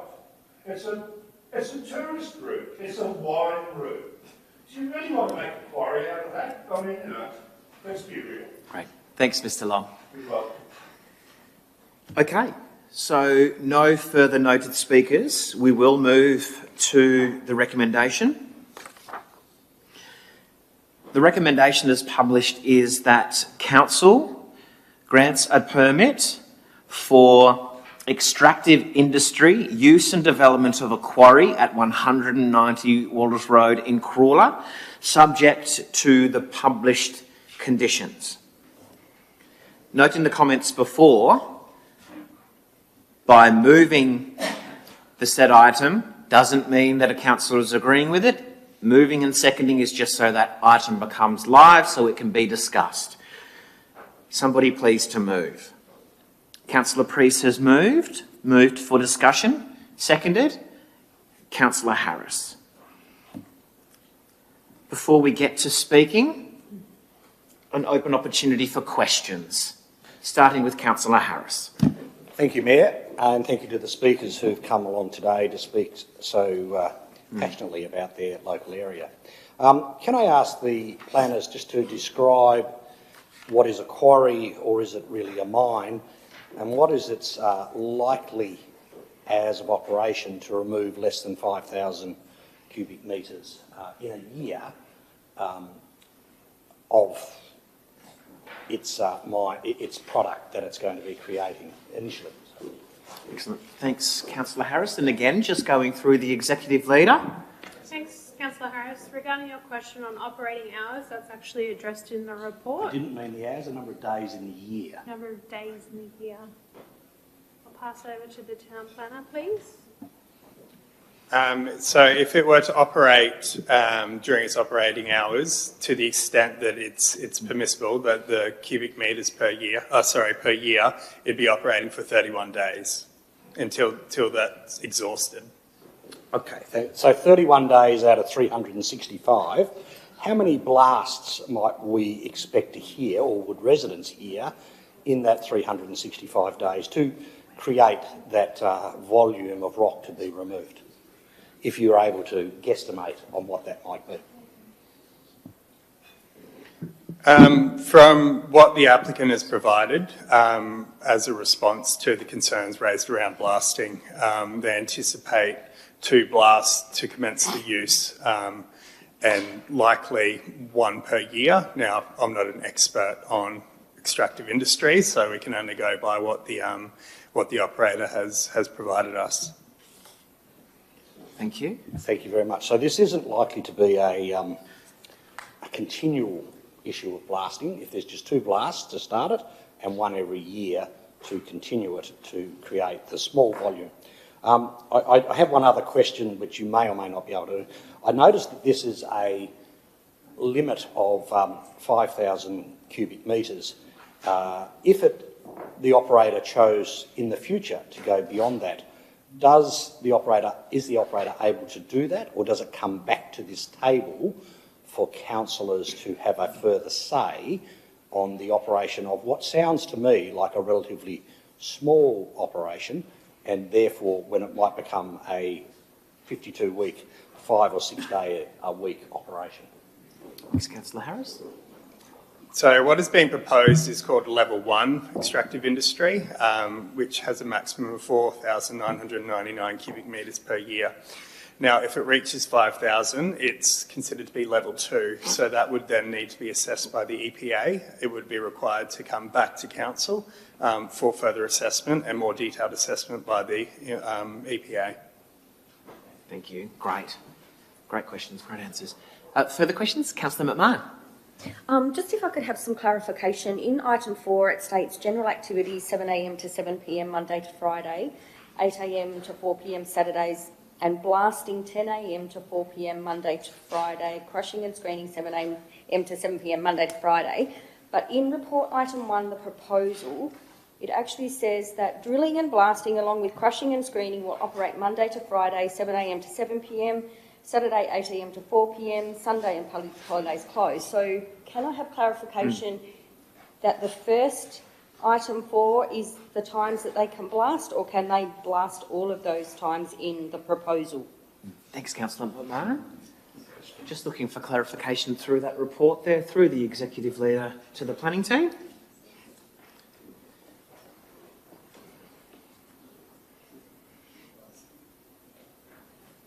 Apologies for the confusion. The hours of operation are set within condition 4. So that includes the general activities, blasting, crushing and screening. So they would be the operation, so the operating hours. Okay, so they're limited to blasting 10 a.m. to 4 p.m. Monday to Friday. That's correct. Okay. And crushing and screening 7 a.m. to 7 p.m. Monday to Friday. Yeah, that's right. Not carte blanche. Okay, thank you. Thank you. So we've got 4 to 6 truck movements a day, increasing up to 40 a day during concentrated periods, which without the increase to 40 a day. Just a second, give me a second. Without the increase to 40 a day during peak times, that is approximately 1,872 movements a year, plus approximately 1,134 heavy vehicle movements per annum. That seems like quite a significant increase. I do see that the road is managed by DSG. Are there any, or will there be any monitoring for the potential to destruction to the road, or is this already part of a reporting mechanism? Great, thank you. Generally, Pipers River Road is Department of State Growth Road, who referred the application and provided no comment. It's in, they didn't want to provide any conditions or be involved in the assessment. So that's as far as we could go. Okay, thank you. That's all for the moment. Thank you. Excellent. Thanks, Councillor McMahon. Any further questions? Councillor Pentridge. Look, as I've found myself on other occasions, I can assure you, gentlemen, that I started this process. I'm known to the owners. I think we all are. I started this by ringing him up and saying, I can't support this. Right? I will not go against the community. Now, I don't know about the rest of you. Who actually went and checked? Did anyone? Thank you. So where this doesn't make sense to me is because what I hear, I'm 100% behind this. I got abused by McDonald's and they're known to be nearly as rude as I am. There was no similarity between what we're talking about. Because when I went down there, I noticed the roads all been done. It's a beautiful little area, right? Hopefully this council's got it right on this occasion and fixed the road up. And I can understand you being concerned that the road will get destroyed, which it would. Yeah. But he's not going in there. He's coming off not far back from the go-kart track. Are you aware of that? Right opposite my place. Yeah. Oh, sorry? Right opposite my place, 595, opposite River Road. Yeah. Off David Byers' property. Straight through there in that paddock. This is good. Councillor Pentridge. Councillor Pentridge, I did allow that to go a little longer, but that's some good clarification around that. Yes, I'm not stopping. I just can't let this get out of hand and out of structure. But yes, we appreciate that. So that's good, some good clarification. But just if we can ensure that, because we're just currently asking questions, those sorts of questions and those sorts of answers are beneficial to the table. So if we can just help direct those questions through myself to the officer, so we all get the information, Councillor Pendridge, because there was a few people that put their hands up and we went and drove, but there are some that weren't able to do that this time. So that information that you've just, whilst got it from the gallery, which we appreciate, it can be helped facilitate for all of us to have that information. Well, I didn't drive anywhere near that land because we couldn't find the entrance to 190, Waddell Road was it? The entrance that we went into was a 99-year lease on a forestry road going back towards the go-kart track. Mm-hmm. And my understanding is that the people who own the land beside where the road goes in, I have rang them, but I couldn't get hold of them, are supportive of the proposal. So, I mean, we're in a no-win situation here. I can support you people 100%, but I don't believe your amenity should be interfered with. It's a beautiful part of the world, as you all expressed. But I don't think, there's a couple of issues here, and I've been involved personally with my own property at the Glue, which is in the middle of the city. One, we can't stop him from taking 5,000 cubic metres of material. He doesn't need any approvals. If it's rural or whatever it is, he can do it as a right. So what I find pretty disturbing is that if there is a lot of misunderstanding here, but we're not talking about the same things. I drove there yesterday, and we went off Pipers Cruz Road, just north of the go-kart track, on a forestry road, which I think the Arnold's put in. They've been logging that area for quite some time. Was there any issues in the past? Yeah. So Councillor Pentridge, just direct the questions. What, Mr. Mayor? Yeah. So I can. I know. You're the only other one that went down there. No, I'm not. No, there were other councillors who went for a drive. I can't understand. I mean, I'm more. I'm in a bit of a no-win situation because I support these people. Yeah. And I'm sick. The quarries are closing up left, right, and centre. We've closed up the one at Bedorman. Boral are closing up in Launceston here. I really think this is again a complete waste of time of my colleagues and this institution, because he's claimed, and I can only go by what I'm told, right, that he's going to, he's got a legal right to take up to 5,000. So that's the first question. And secondly, he's not using, he's not even going near the area that will affect these people. Sure, and that's number one question. Who has failed here somewhere? Why are we putting all these people to emotional, and I would be, if I lived there, sure, I wouldn't be really appreciative of people, of trucks going up and down. That's not going to happen. But I have crushers, I have areas, I crush, I recycle, I don't crush, I do, but concrete. Yep. Now, I'm telling you, you can buy the material cheaper. Right. Councillor Pentridge, let's have that as questions though. I'm saying it's not viable. We're not talking about apples and apples. Sure. So let's look for where that clarification is, particularly through that. I think we need to clarify. Yeah, we can do that. Might be their postal address, 190, but it's not the address that they will be or intended using. Sure. So let's have a look, and we'll ask that question and assess that. We'll just wait. We can't engage too much further than what we've done. We've been quite lenient in that, and I want to be respectful to everyone in here, but also very much to the process. So there are some questions in that we might look, and I might have prefaced some of those questions might have come up also, but through you, Executive Leader, around the access and the ability to assess that through the planning, the development application that we've got in front of us, and also the ability to take out without permits and so forth. So there is a couple of questions there, so let's see. Yeah, all right, well, to sum this up, right? I don't appreciate being lied to, and if I've been lied to, I'm sure people concerned will hear about it. Yeah. But I don't believe that we're not talking about the same thing. Sure. So let's have a look at those answers. Let's check the information. Yep. And the right of way, the legal right of way they've got, which I believe is Crown Land, and it's a 99-year lease. It's is a long way away from these people. Some of them. And if it changes not all from of them. that, I'll go back to supporting them. Okay. Thank you.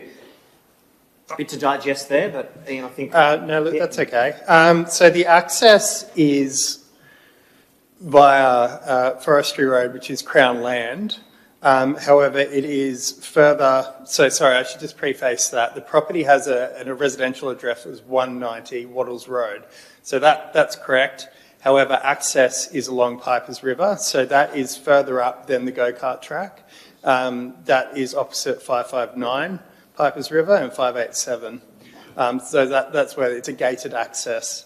And as far as an extractive industry within that agricultural zone requires a discretionary permit under the planning scheme.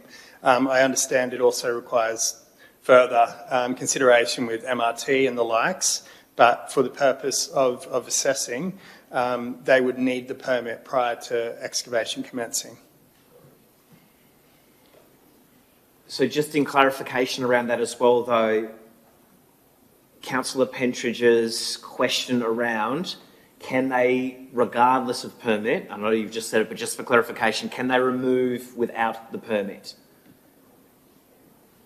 Well, legally. You can do whatever you want, really, but... Not that I'm aware of, no. So there isn't... A person, a landowner, can't go in and take a certain amount before a permit is required, from our understanding.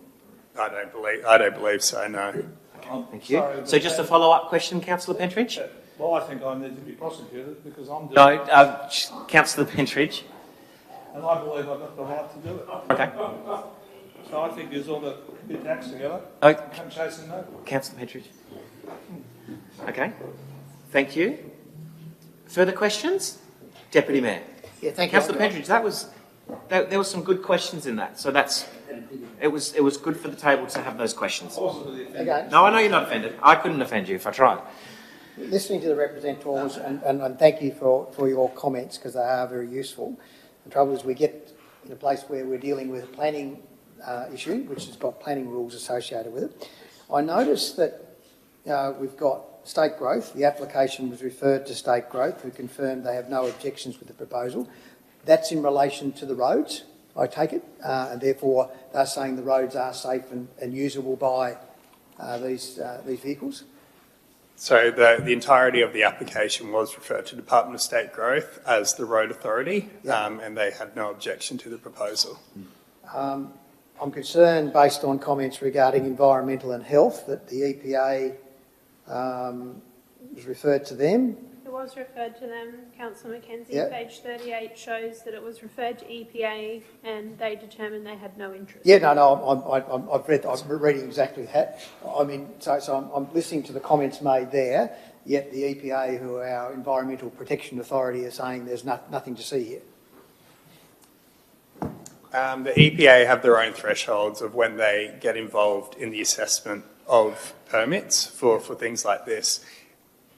I guess the simple fact is it's not producing enough, or it won't produce enough cubic meterage to meet their threshold that they are actually involved in the assessment of this proposal. And following through that, our Environmental Health Department's been involved in it, and their assessment, do they take into account the things that were raised by the representatives? Yeah, so our environmental health officers and health team have reviewed the application and we've made an assessment, or they've provided an assessment and conditions relating to the proposal. Thank you. Thank you, Deputy Mayor. Further questions? Councillor Walker. Thank you, Mayor.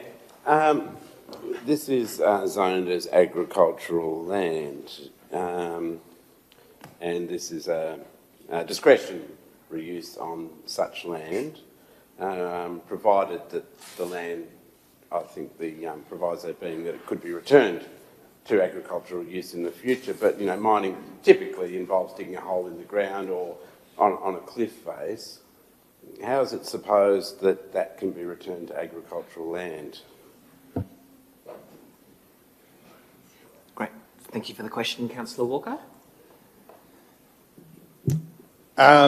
Generally, so the extractive industry are required to obtain a mining lease, and as part of that, they're required to abide by the Quarry Code of Practice.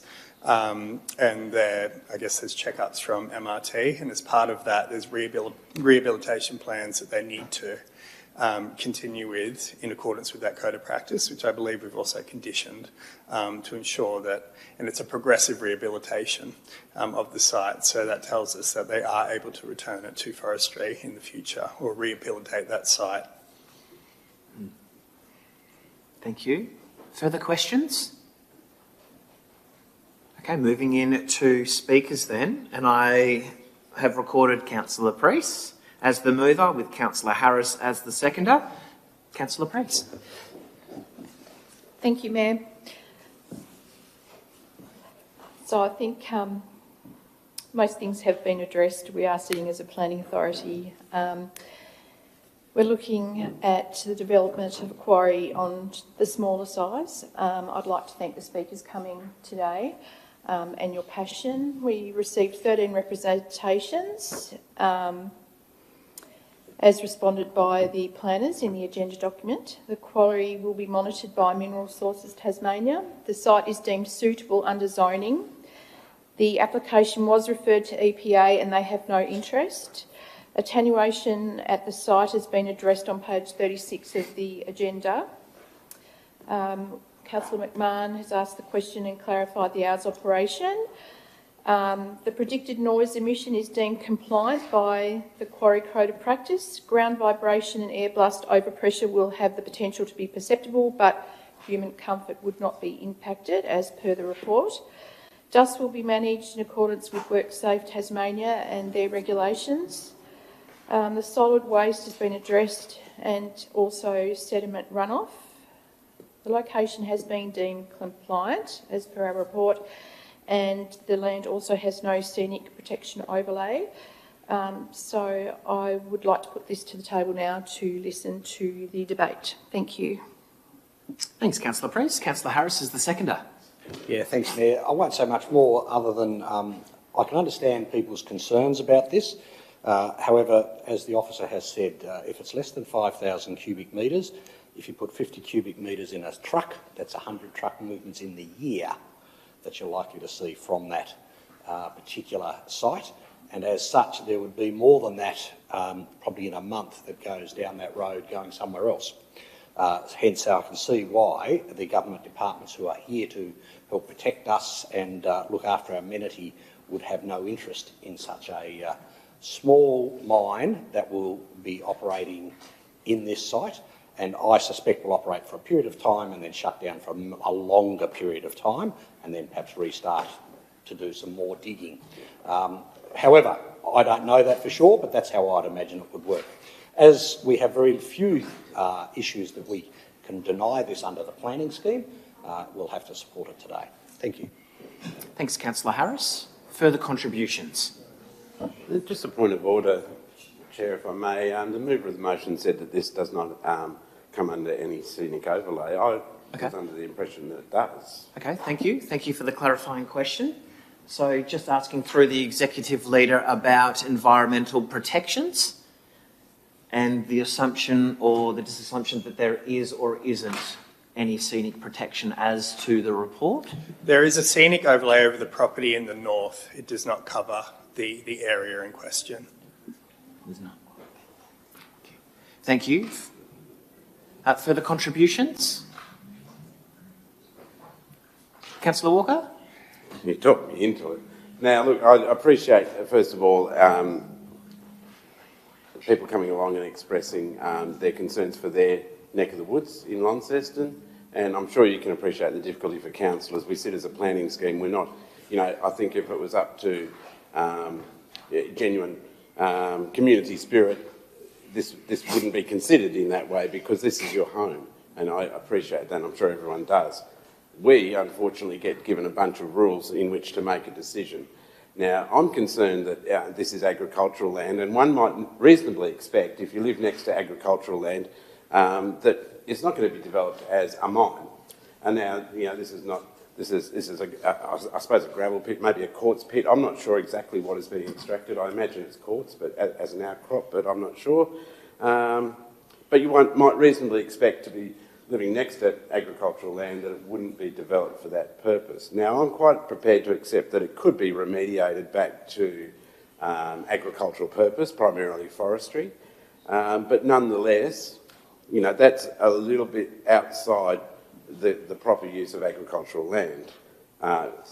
There is that proviso in the planning scheme that says that it must be remediated, but at present what is being applied for is a reasonably modest amount, but I have personally witnessed gravel mines, quartz mines, not far from our district, that have expanded quite rapidly, especially when contracts come in and when governments start to do road works and all of a sudden require a large amount of material. And that's just the reality of quartz mining, because it's used as road base, and I'm not sure exactly if that's what this material will be used for, but I'm presuming that it's likely something along those lines. And what might start as a small extraction process can quite quickly grow.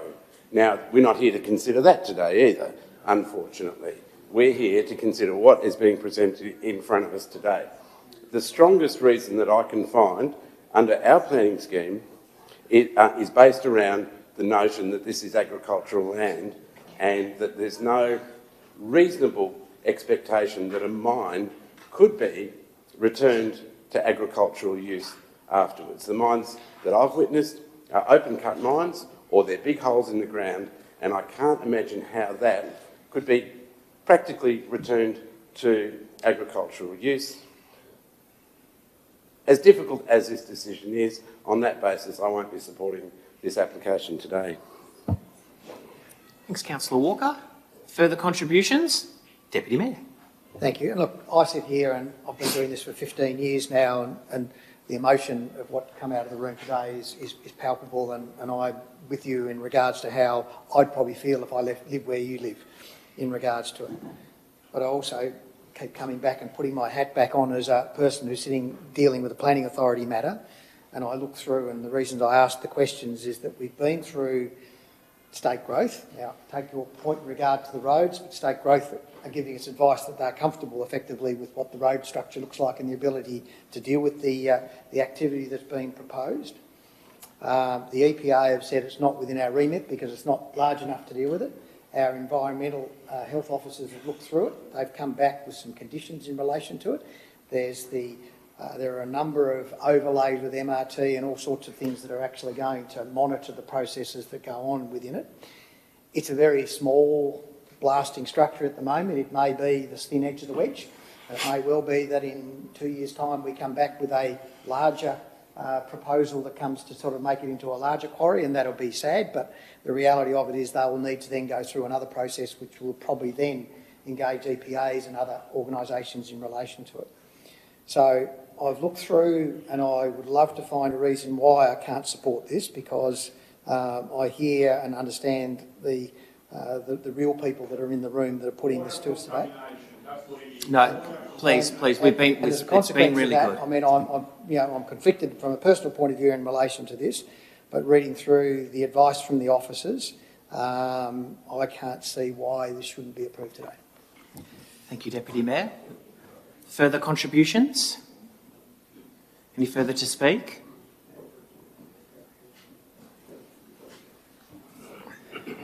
Councillor Priest to close. Thank you, Mayor.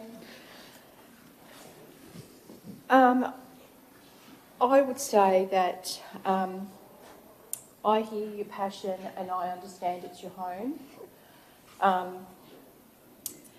But as a professional with my hat on my head in the planning scheme, I would say that I agree with with the Deputy Mayor that we do need to approve this. It may not sit happily with me from a personal side, but professionally, I believe, considering all of the information that we have been provided in relation to the reports, that we do need to support and approve this development. Thank you. Thanks, Councillor Preece. Putting the recommendation to the vote. All those in favour?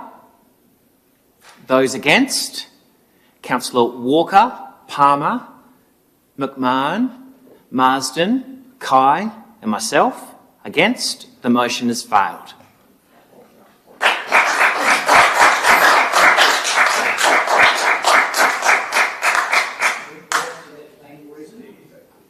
Now, yes, no, that's fine. So as that is now a no decision of council, we need to formulate a reason for refusal, which has been prepared. This is an example of that. So that in accordance with section 51 and 57 of the Land Use Planning and Approvals Act of 1993 and the Tasmanian Planning Scheme Launceston, a permit be refused for DA 306-2025, extractive industry use and development of a quarry at 190 Wattles Road, Crawler, on the following grounds. 1. Clause 21, 3.1, discretionary uses, performance criteria P2. The proposed use does not minimise the conversion of agricultural land for non-agricultural use. At 2, Clause 2, C95.1, activities with potential to cause emissions. The use will cause an unreasonable loss of amenity and impact to nearby sensitive users. They are examples, but not limited to, but they are some that have been prepared earlier. So we'll just be mindful of how that's looking at the screen. That's okay, we've got a moment.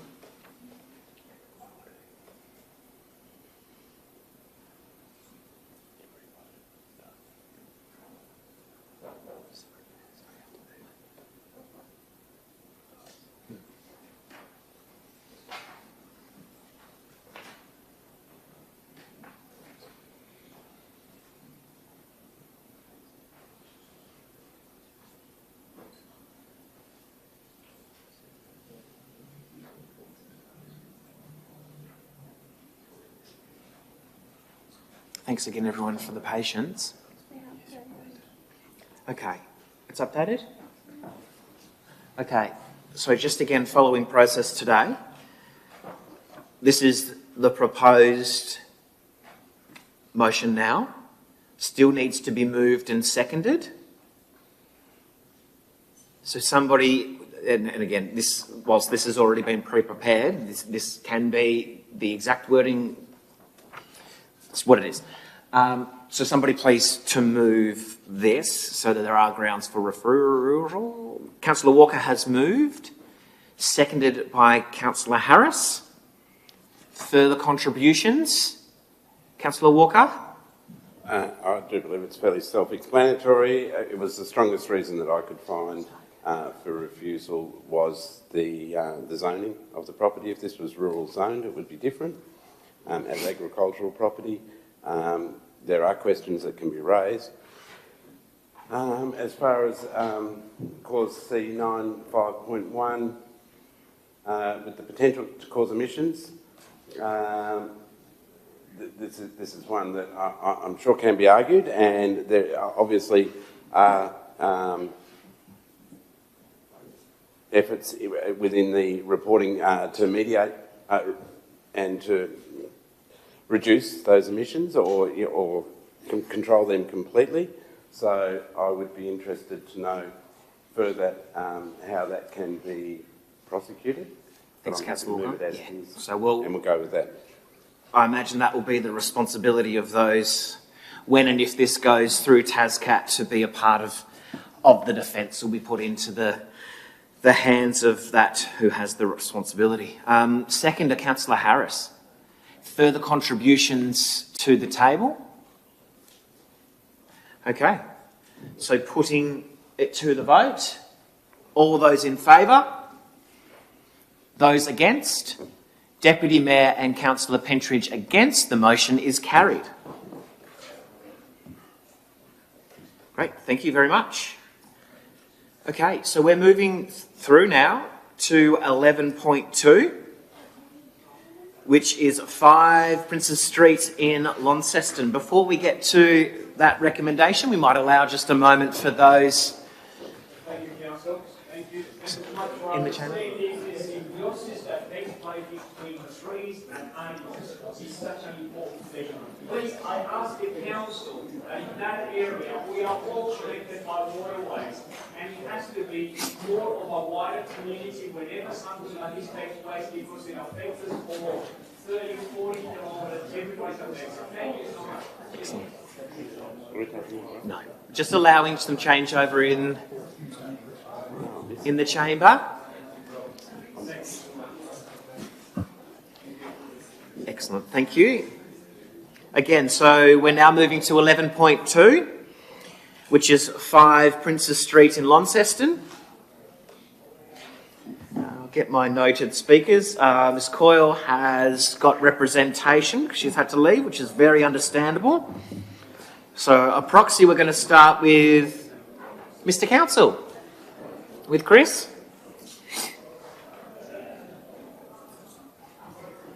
We might wait a moment and we'll move through. I might start then with Mary.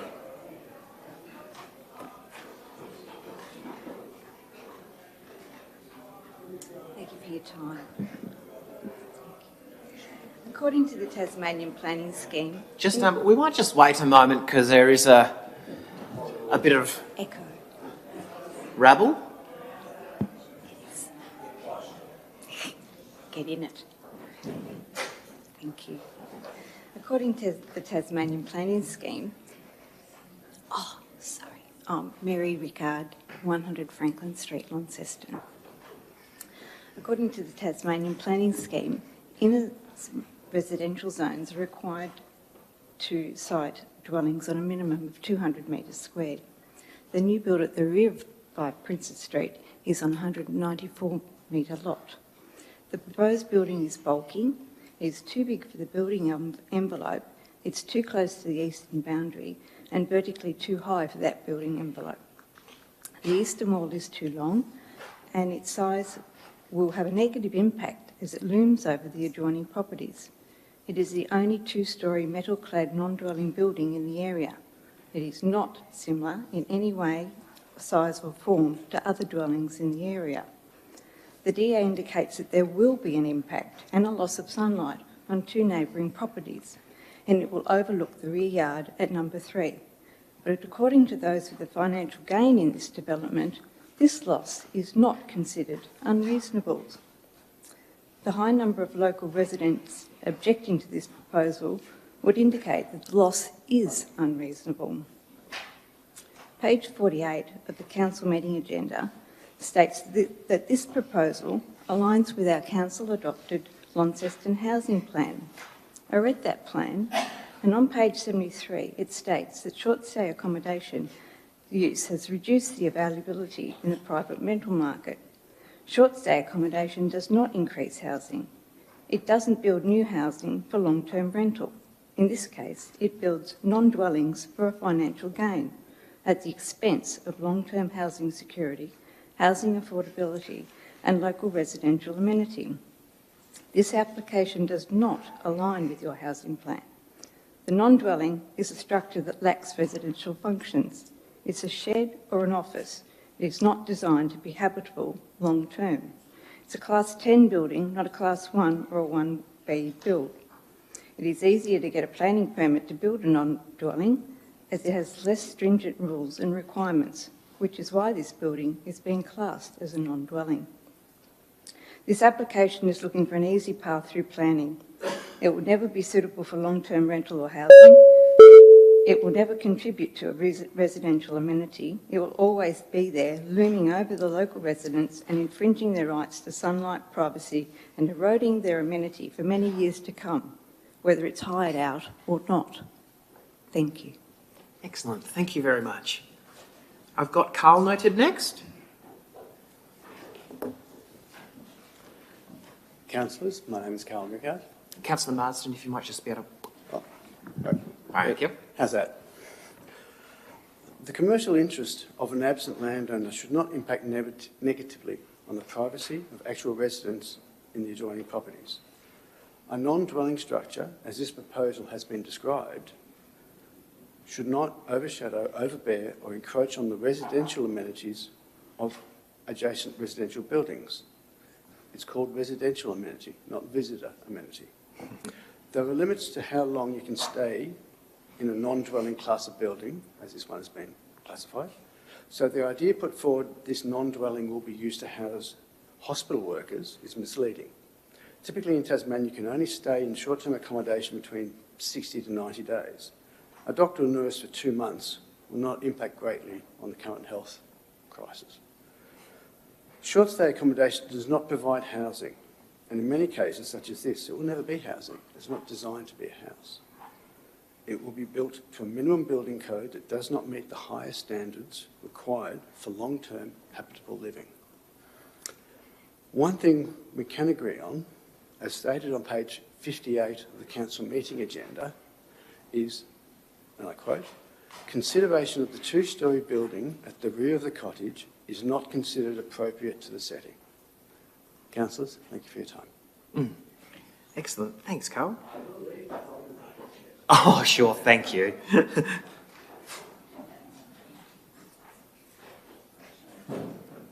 Councillor Harris, if you don't mind just opening the door back up, just so people feel like they're able still to come in.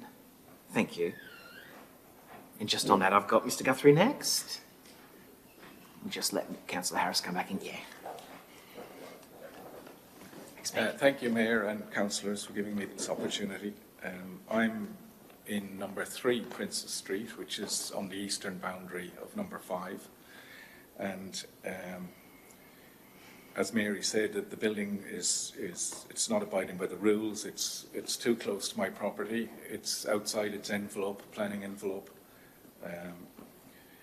The backyards are supposed to be a private place, you know, amenity, peaceful enjoyment. And this building, where it's being in the backyard of the existing building, and that's surrounded by our backyards, mine and others. I'm going to have a balcony looking into my property from quite a height, and another window, large window, and it's going to really because it's two-storey, it just doesn't fit. It's like this monstrosity, the bulk of it in this position. There were mentions of other houses in the area that are two-storey, but they actually, if you look at them, they actually fit in with the buildings nearby. This one has made no attempt to fit in. It's encroaching on my privacy in a big way, and the fact that it's holiday rental is problematic because of I already have Airbnb on my other side, and I've direct experience of late nights, noise, partying, and I'm going to be getting the same thing now from the other side, from this balcony that's overlooking my backyard. So I would just like to say that it's, you know, in summary, it's outside the rules. It favours a single owner over the rest of the residents' neighbours. The bulk and height of this two-storey building dwarfs all surrounding single-storey buildings. There will be constant turnover of tourists with accompanying noise and late nights, and the privacy and sun is gone for the neighbours.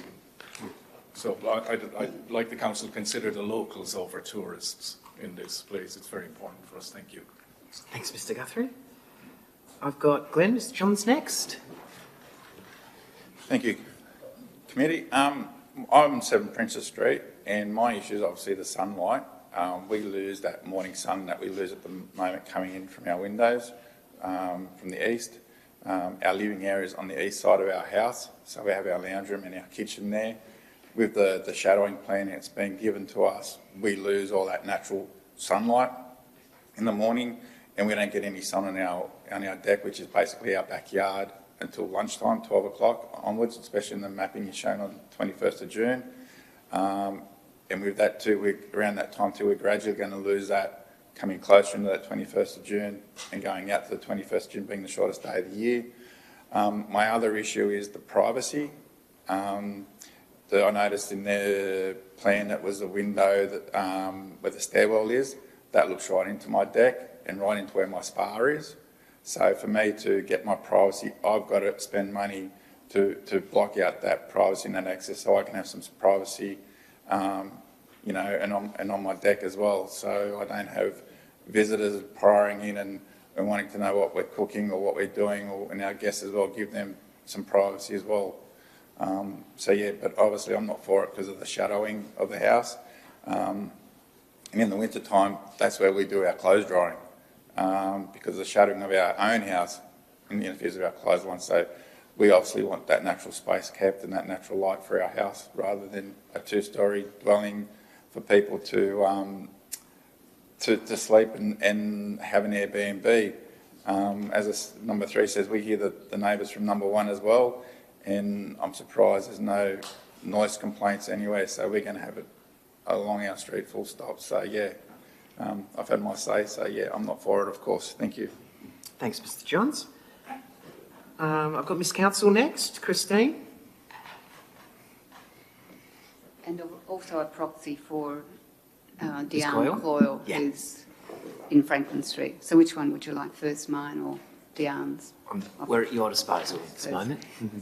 Good afternoon. I'm the owner, resident of 102 Franklin Street, which directly borders the back of 5 Princess Street. Firstly, I agree and support my 6 other neighbours who are also objecting to this proposed development on a number of planning anomalies. Secondly, my major objection is that the building will block sunlight to my yard and the back of my property, which is north facing.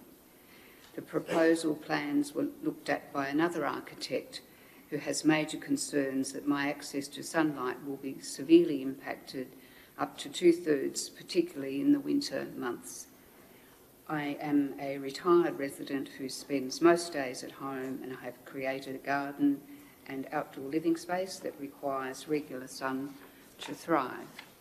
This proposal will negatively impact on the garden, the outdoor living area, my right to regular sunlight, and consequently my health and well-being.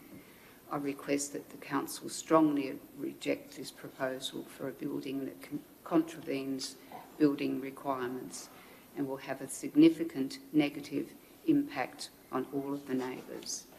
So that's Diane. So mine, I completely agree with everybody else, but mine really is a different. We live in Princess Street, number 6, and so it's the traffic that we're worried about, as well as what everybody else has said. So Princess Street is a very busy thoroughfare between Margaret and Rocher. Apart from everyday traffic, there are lots of cars trawling for unlimited and unpaid parking spaces, and mostly from hospital workers, but from other Launceston workers as well, constantly in the morning, all throughout the day. At the end of Princess Street, there is a taxi base with cars coming and going. The street is narrow. It's 3.4 metres wide, basically a horse track. Only one car can go up or down at a time. It's not one way, but nobody can pass, so passing is not possible. Halfway up Princess Street, it also takes a turn to the right, which is directly opposite the driveway of the proposed new accommodation. Most of us who live in this part have to back out of the street because there's no turning at the end of that part of Princess Street. It's a bit complicated. Extremely dangerous if a car is coming up or down the street at the time. You've got to stop, look, stop, edge out, stop. And a lot more so if a car was also backing out of the new dwelling at number 5. Ever since we've lived there, every person who has rented the front house of number 5 has backed into their driveway, then driven out forwards. So if the new dwelling goes ahead, will there be an area to turn at the back of the dwelling and drive out forwards? It would be impossible to back out of the driveway and to be able to see a car coming or going up Princess Street. Remember, it's a 3.4 metre wide. So who is held responsible if somebody backs out of our part of Princess Street, somebody backs out of the new dwelling and we collide? So who's responsible for that collision? The last people who rented number 5 had 3 cars all backed into the driveway, and often there was another one illegally parked on the corner of our part of the street where there's a clear yellow line.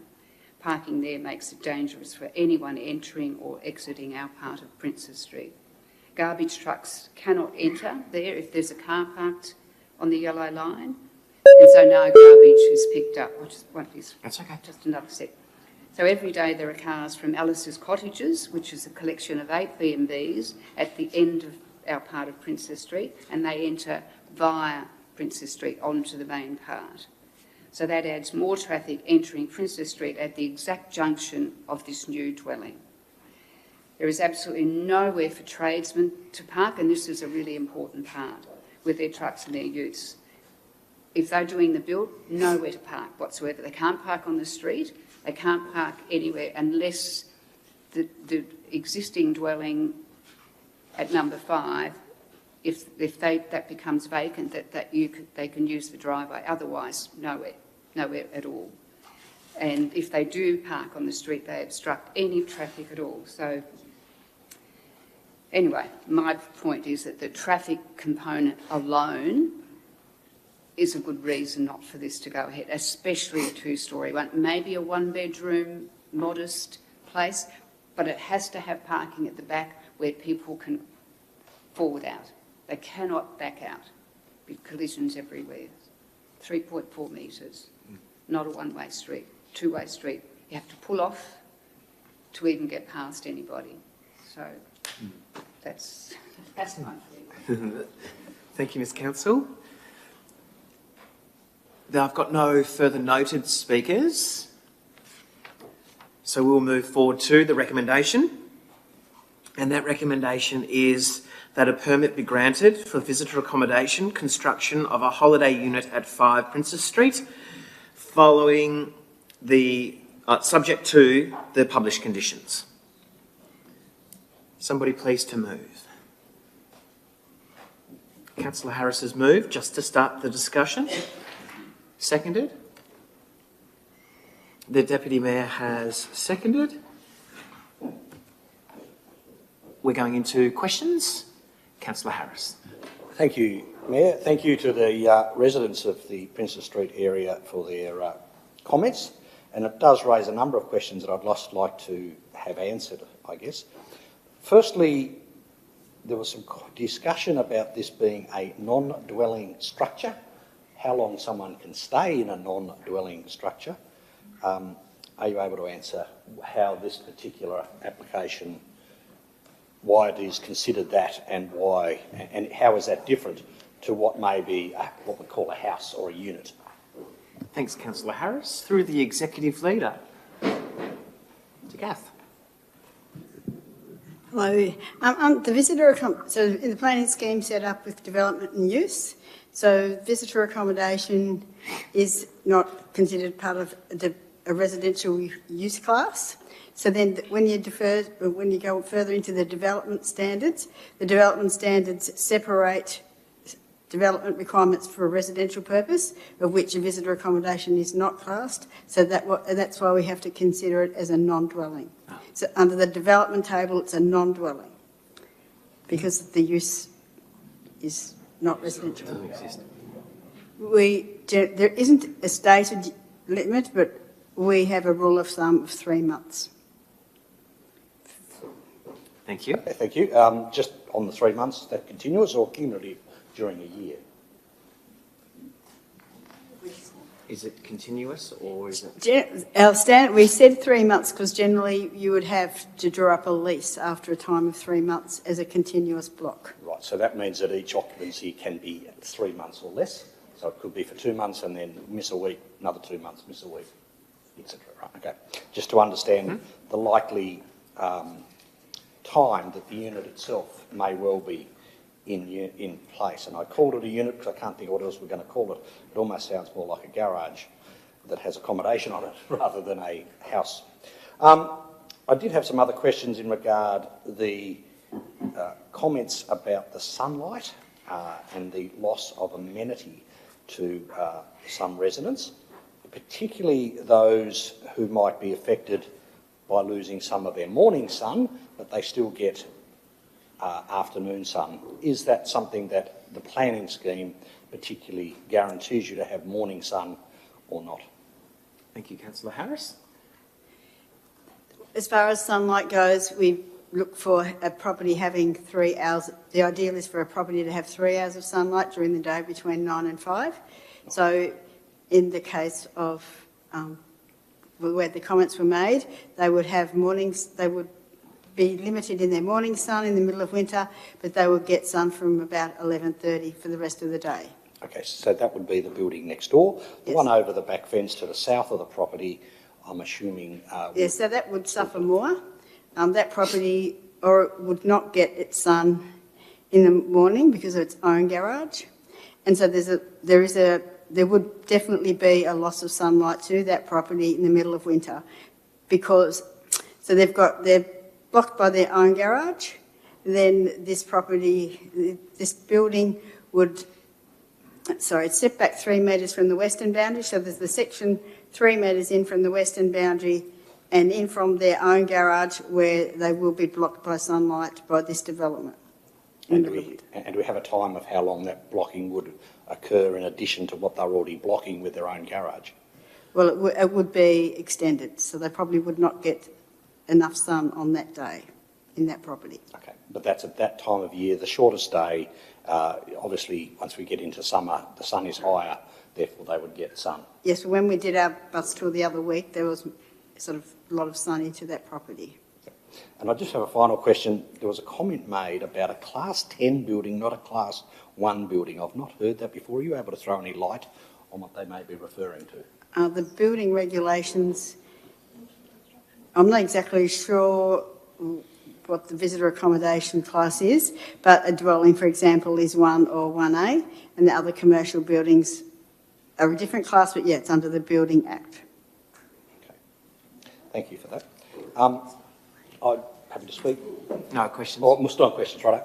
Happy to. Further clarification. Just we'll provide some further clarification around class of building with regard to the fact that it's not a planning consideration, it's a matter dealt with under the National Construction Code. Thank you. Further questions? Deputy Mayor. Just noting the comment made by the resident of 7 Princess Street and the overlooking of the spa, I think there's a large window on their boundary looking out. I'm right, it's 3 metres off the boundary, so that, I assume, means it meets the standard in regard to that. Being outside the building envelope slightly, I think you've said in your report, is that a consideration that we need to look at in regards to that property? So under the non-dwelling development, privacy is not considered as a development standard. So that was dealt with, I spoke about that under the discretions for the use of the visitor accommodation. If it was a multiple dwelling or a single dwelling, the requirements for privacy are once the floor level of a building is more than 1 metre, it has to be set back 3 metres from the boundary. So if this was a multiple dwelling, that 3 metre setback would be considered sufficient as far as privacy goes for a dwelling property. Thanks, Kath. Further questions before we get to speaking? We'll go Councillor Walker, then Councillor Harris for further questions. Councillor Harris?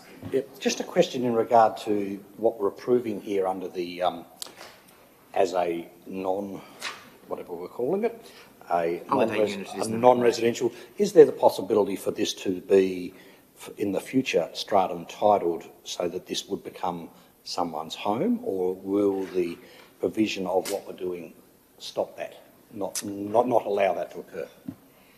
So the building could be strata titled, but with the use of the front dwelling as a single dwelling and the use of the rear dwelling as visitor accommodation.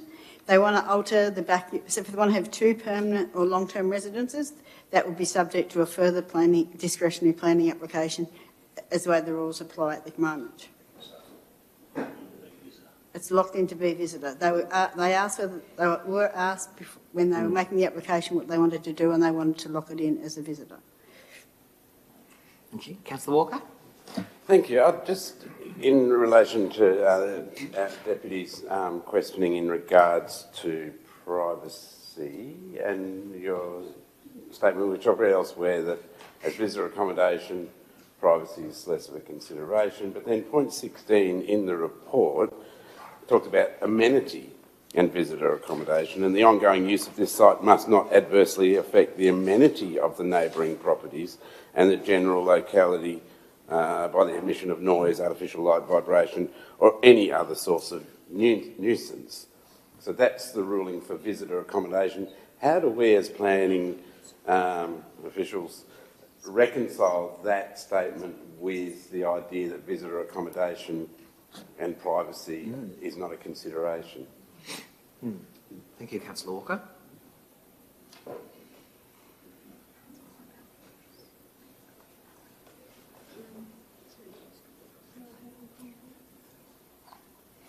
Just looking for some clarification there, Councillor Walker.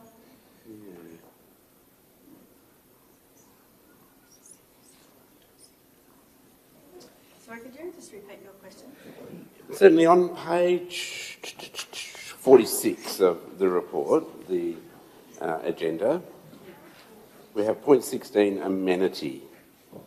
We've got, soil and water management and other conditions. We have point 16, which is titled amenity. Have you seen that? Yeah, I'm showing you. Oh, that's good. Yeah. Just a moment. Yep. Yeah, sorry, I didn't understand your question. Yeah, that's a standard condition that our health department would put on. It's a standard condition for visitor accommodation, and yet visitor accommodation doesn't come under the provisions of privacy, as you just explained to our deputy. So I'm asking now, we've got a guide on amenity here as opposed to the concept of privacy, which visitor accommodation is not restricted by. How do we resolve those two seemingly contradictory positions? To clarify, I think what our town planner is saying is that's a standard condition from our environmental health team, which is why it specifically calls out emission of noise, artificial light, vibration, any other source of nuisance. I think the privacy is a separate matter when we're considering the context of dwellings, but this is a what's the phrasing? A non-dwelling development. So that's an environmental health condition.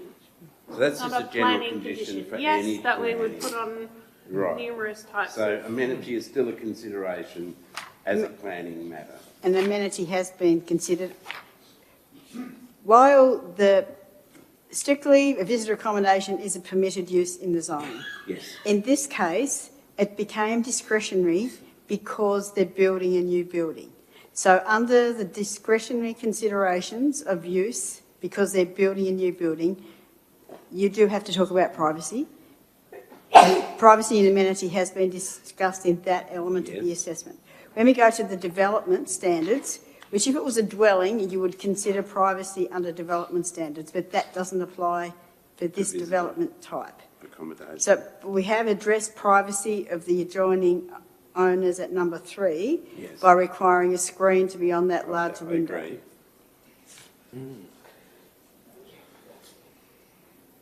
Further question, Councillor Walker, or further questions from the table? Councillor Harris?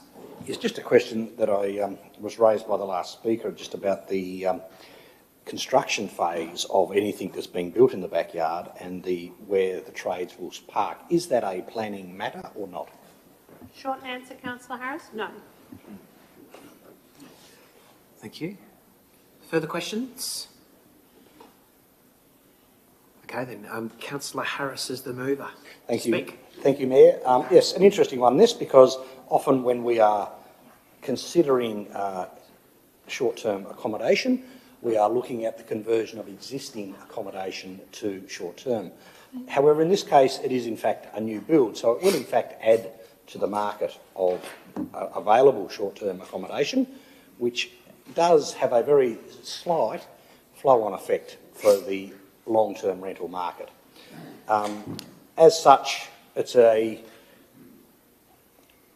can very much understand the residents' concerns about the changes, particularly with such a narrow street. However, they are able to all operate in that manner. And as someone who has used short-term accommodation on times, you would, if you were entering this property, also quickly figure out how to get A, into it, and B, out of it with great care. Not to say that every person would treat it as I would, but this particular application, whilst it is at times outside the building envelope, we know that that is not a perfect answer because of sloping land, that this often occurs to a minor intrusion outside the building envelope, and as such, that meets the accepted standard, shall we say. So, whilst I can understand residents' concerns about this, I feel that this is actually a positive for the city, that ultimately it will add more visitor accommodation and perhaps stop some of the other long-term accommodation being converted to short-term. Its location off Princess Street is somewhat central to the CBD. It's also handy to the hospital for those who may have to be in hospital and look for short-term accommodation while they have someone in hospital. So it has a ready market, and as such, I feel that this is, whilst it's not ideal and it's not the best solution, it is something that I feel we should pass here today. Thank you. Thanks, Councillor Harris. Deputy Mayor is the seconder. Thanks. I'll start by saying I'm not really enamoured with the development, purely from the basis of the way it's being done. It's probably been done by an absentee landlord, which is affecting the residential amenity of the people who live in the street around it. And so I've heard all of what you've been saying, and I'm looking at what is it that we're being asked to do today. To me, we've only got two areas where discretion's been applied. One is in relation to 9.3.2, which is compatible with the character and use of the area, arguable one way or the other, does not cause unreasonable loss of residential amenity, and does not impact on the safety and efficiency of local roads or highways. So when you go dig a bit deeper into that, B, which is the residential amenity aspects of it, it's sort of acknowledging the 2 stories, the privacy of the next door neighbour, and they've indicated that that's not going to be great. I know that's being dealt with by having a 1.7 metre screen, but you're sitting off a 2-storey building, which is still looking at you, even if nobody's looking at you, the building's looking at you in your backyard. And I take on board the point that was made by the owner of 3 Princess Street in relation to the fact that that's their backyard, that's where they spend their recreation area, and they're going to have this big building out there. And I guess the noise, and again, you made the comment about the party house, we can't control that. I'm sure, is this one got a management plan? It has. So I think it's somewhat dealt with by the management plan in regard to how you manage people moving in and out of the property, because I think that responsibility from an absent landlord, don't care what's going on as long as the money's coming in the bank, potentially could underlie. And I guess the other area is simply in where the building's outside the building envelope, and whether that's appropriate or not in relation to it. Now, I guess that the screen on the window on the eastern side also is going to stop, the viewing aspects of it. 102 Franklin Street is clearly going to be impacted by some light loss during the winter months. I think that's been acknowledged, but noting also that their garage contributes to some of that themselves. So, it's a hard one, and I guess that's why we've got it, is that it's got some issues associated with it. So I'm interested in listening to it. I'm sort of, on the edge of which way I go with this.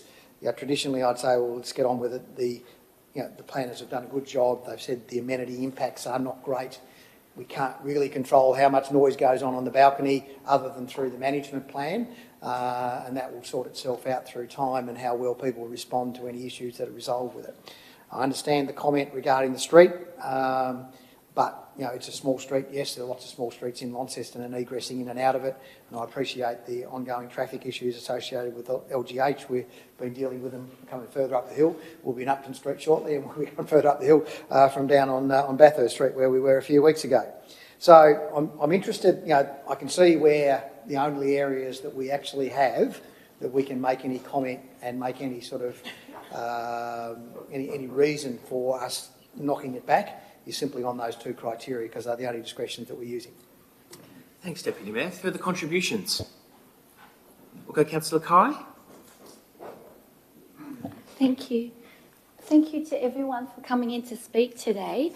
Now, I do live and work on Margaret Street, so here I can totally understand the traffic and the parking issues that we have down there, especially across the road from where you are.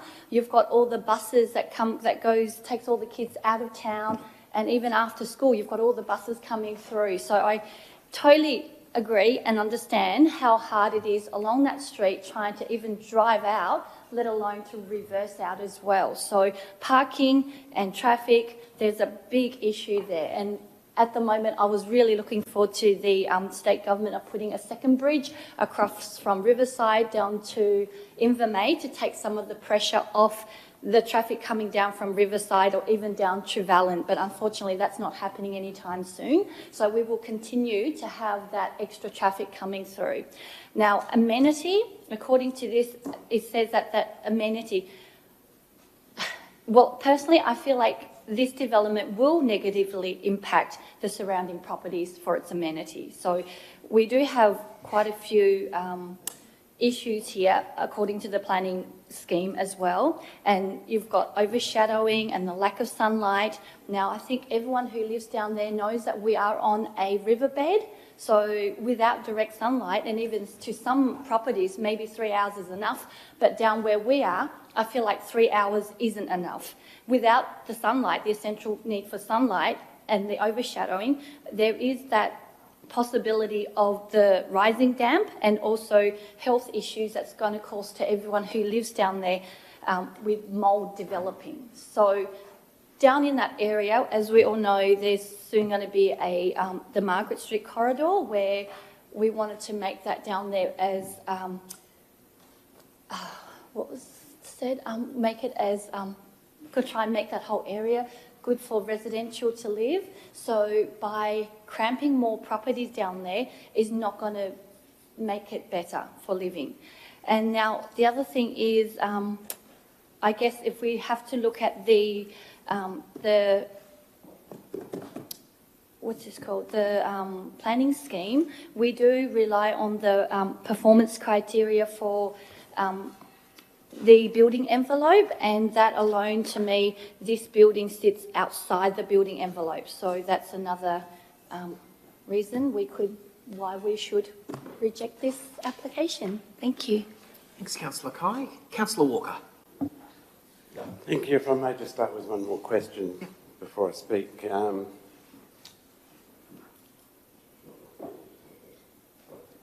If you could just talk me through the parking situation. I've struggled and I keep looking at the designs and going, sure, the existing building requires 2 parking spaces because it has 2 bedrooms, and the visitor accommodation requires 1 parking space.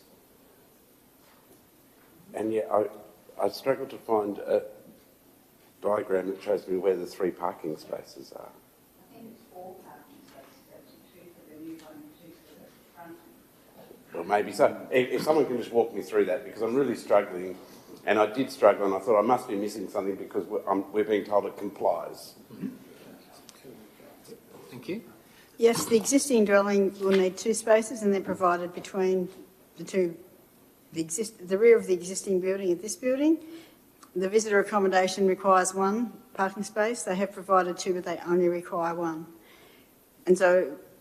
And when you've got less than 5 car spaces on a property, you don't actually have to turn on site.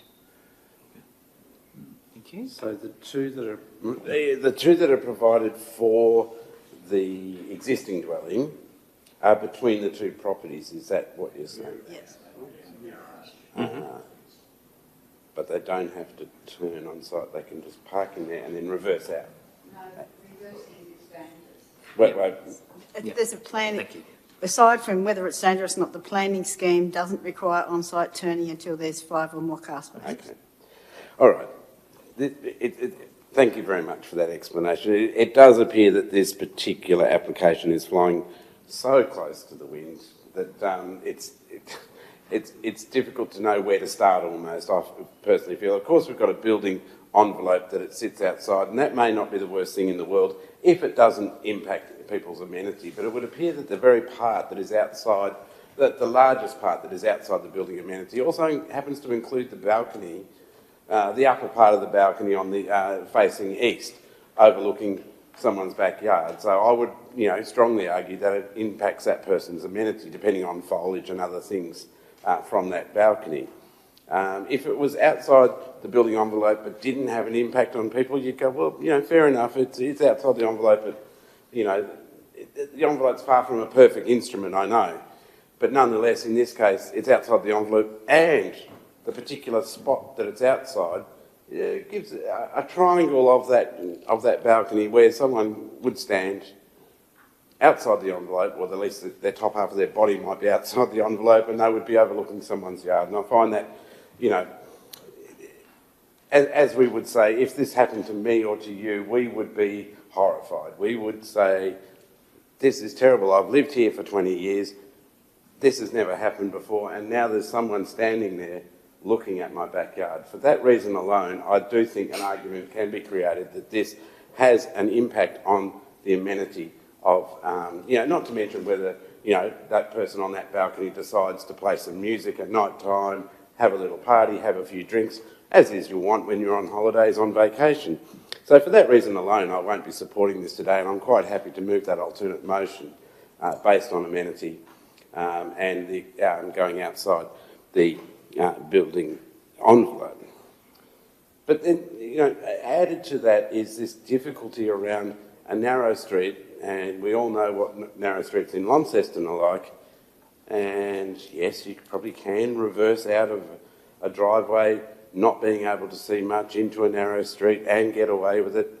But now we've got 1, 2, 3, 4 cars perhaps doing that. And, that again, and it would appear that it comes out pretty much on a two-way corner as well, which might assist or otherwise, I'm not sure. Probably doesn't make a lot of difference for the person reversing. And that's problematic, but what we're being told is that is within the bounds, it complies. We don't have to be able to turn your car around. But what you're talking about is visitor accommodation, and therefore people who are not familiar, if you are very familiar with that routine, you live there, you go, I know what I have to do to get out of here. But otherwise, there's no parking on the street, it's too narrow. So you do have to park in that driveway, and you do have to reverse out. Now, that might comply, but it's a very strange situation where that does comply. For the reasons I listed earlier, I won't be supporting the development application. And, be interested to hear from other councillors. Thanks, Councillor Walker. In saying so, any further contributions? Councillor Palmer. Thank you, Mayor. We do sit as a planning scheme, we acknowledge that, but a wise man did tell me once that don't ever forget we represent the community. And listening to all our speakers today, as we always do, we read the information before we get here, we process this, we listen to our fellow colleagues around the table, listen to all the speakers, we listen to our council officers, and thank you very much for all the work that you've done. But for me, it is very clear, it was 50-50, but after listening to everything today, overshadowing, outside the envelope, amenity, these 3 criterias don't completely meet the criteria. So based on those 3, I won't be supporting this today. Thank you. Thanks, Councillor Palmer. Any further contributions? Anything to close? Oh, Councillor Petridge? I having listened, and I'll try and make this short, but having listened to my colleagues, I have to agree. I can't support it either. And if it was for any other reason, but for a short stay accommodation, if someone needed to build an extra space for a family member or something, I might look at it differently. But we've got to stop. We've got to start taking into consideration the people that have lived in that area for a long time and start listening to what they have to say. So I can't be supporting it either. Thank you. Thanks, Councillor Pentridge. Councillor Harris to close. Yeah, thank you. This is always going to be difficult because we are sitting as a planning authority, but we are all elected as councillors.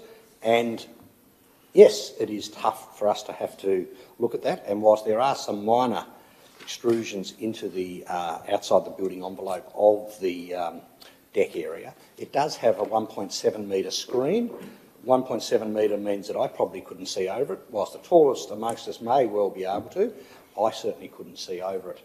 And as someone who has 3 two-storey houses in a row, as I often say, I never look into my neighbours on either side's backyard unless I'm trying to see if they're home or not. The focus once you're in there is very much just what's in front of you. So if you came out onto that balcony with a 1.7 metre screen, whilst you might look up above the screen and perhaps see the LGH and the high street, you would not be even able to look into the backyard of the house immediately to the east of you, which is down the hill. So from that perspective, it really is a nonsense to talk about the building extrusion being outside the building envelope and overlooking, because unless you're a giant, you're not going to be able to overlook down into their yard. I do get, as Councillor Mackenzie said, I think for the previous one, or for another one, the building will still be there, and that will be looking at you, and I certainly get that. But I would ask today that we consider this. It does provide additional visitor accommodation to the city, and as such, I would ask for it to be supported today. Thank you. Thanks, Councillor Harris. Okay, putting it to the vote. All those in favour? Councillor Harris? Those against? The motion is carried. Well, refused. Sorry. What we need to do now is, as was foreshadowed, this is what I meant. As foreshadowed by Councillor Walker, the alternate, because it's planning, it needs to have a resolution, has been prepared, which is amended motion for refusal, which that, in accordance with section 51 and 57, is this one up there already? That's okay, I'll read it as that goes. And the Approvals Act of 93 in the Tasmanian Planning Scheme, a notice of refusal be issued for DA 0034 2026 visitor accommodation construction of a holiday unit at 5 Princes Street, Launceston, subject to the following grounds. 1. The proposal fails to comply with Inner Residential Zone Clause 9.5.1, Non-Dwelling Development Performance Criteria P2.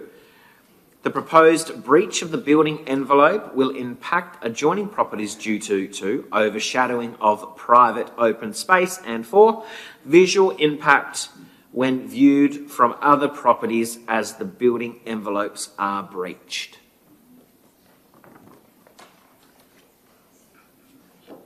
Just waiting for that to pop up on the screen. There we go.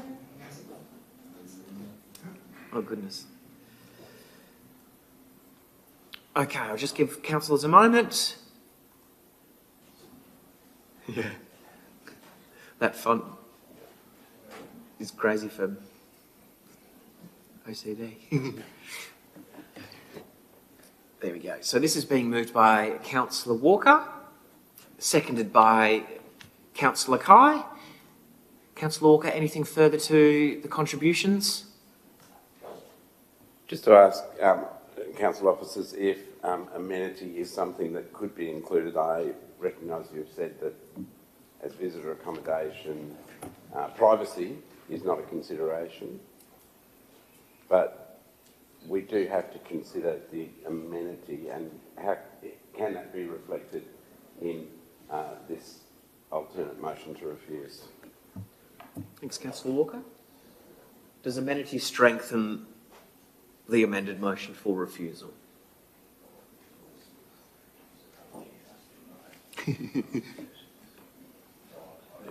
Thank you. Yeah. We can add in an additional clause, if you like, which is visitor accommodation. Visitor accommodation must be compatible with the character and use of the area and not cause an unreasonable loss of residential amenity. So that is clause 9.3.2P1, so that it does not cause, so it will cause an unreasonable loss of residential amenity. Yes, Chair, I'd be happy to move that. As the seconder, Councillor Kai, happy for that? What about traffic and parking? Can that also be included? No. Thank you. No, So we'll just wait a moment. if it didn't comply, but it complies. Yeah, you can't argue something that complies.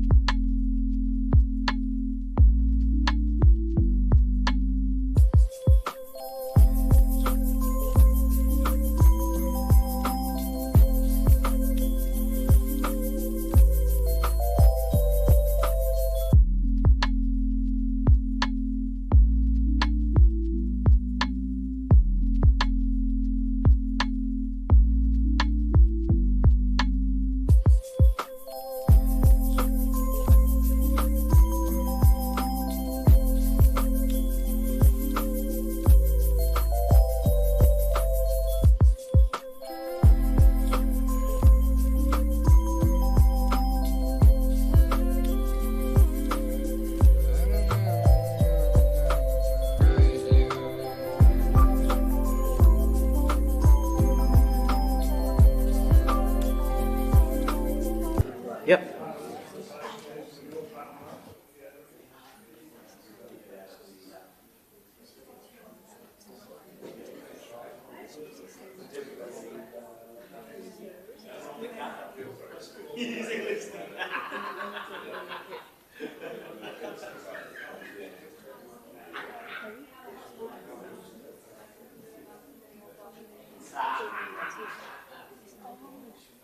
Okay, councillors, we've got the additional criteria with P1, and thanks to those listening along who are hearing some of the conversations around water closet requirements and so forth. We happy with that, Councillor Walker? Councillor Kai? Okay, any further contributions to that? Just to thank the work of our planning department and, you know, the difficulties I'm sure that they appreciate as well. None of these decisions are easy, and I can see why in many ways this does comply, and in many ways it's just pushing it right to the edge as well. And it's always going to be a difficult one for all of us. Excellent, thank you. As the seconder, further contributions? Okay, putting it to the vote. All those in favour? All councillors present, the motion is carried. Thank you, and thanks, Kath. Cherry Road, 11.3. Thank you. I don't have any noted speakers. Yes, I do have one. One noted speaker. Mr. Border? Is David? Thank you. We'll just a moment if David might still be with us. If not, we will move forward before we get to the recommendation, just opening up for public. Okay, we will move forward to that recommendation as published. Recommendation being that a permit be granted for visitor accommodation, change of use short-term accommodation at 3/9 to 11 Cherry Road, Trevellyn, subject to the published conditions. Somebody please to move. Deputy Mayor has moved to start the discussion.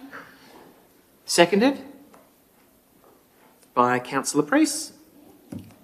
And opening up to questions. Deputy Mayor. Any questions? Any questions from the table? Okay. My major concern with this is that we're requiring one parking space, and we know the difficulty of the topography of the property.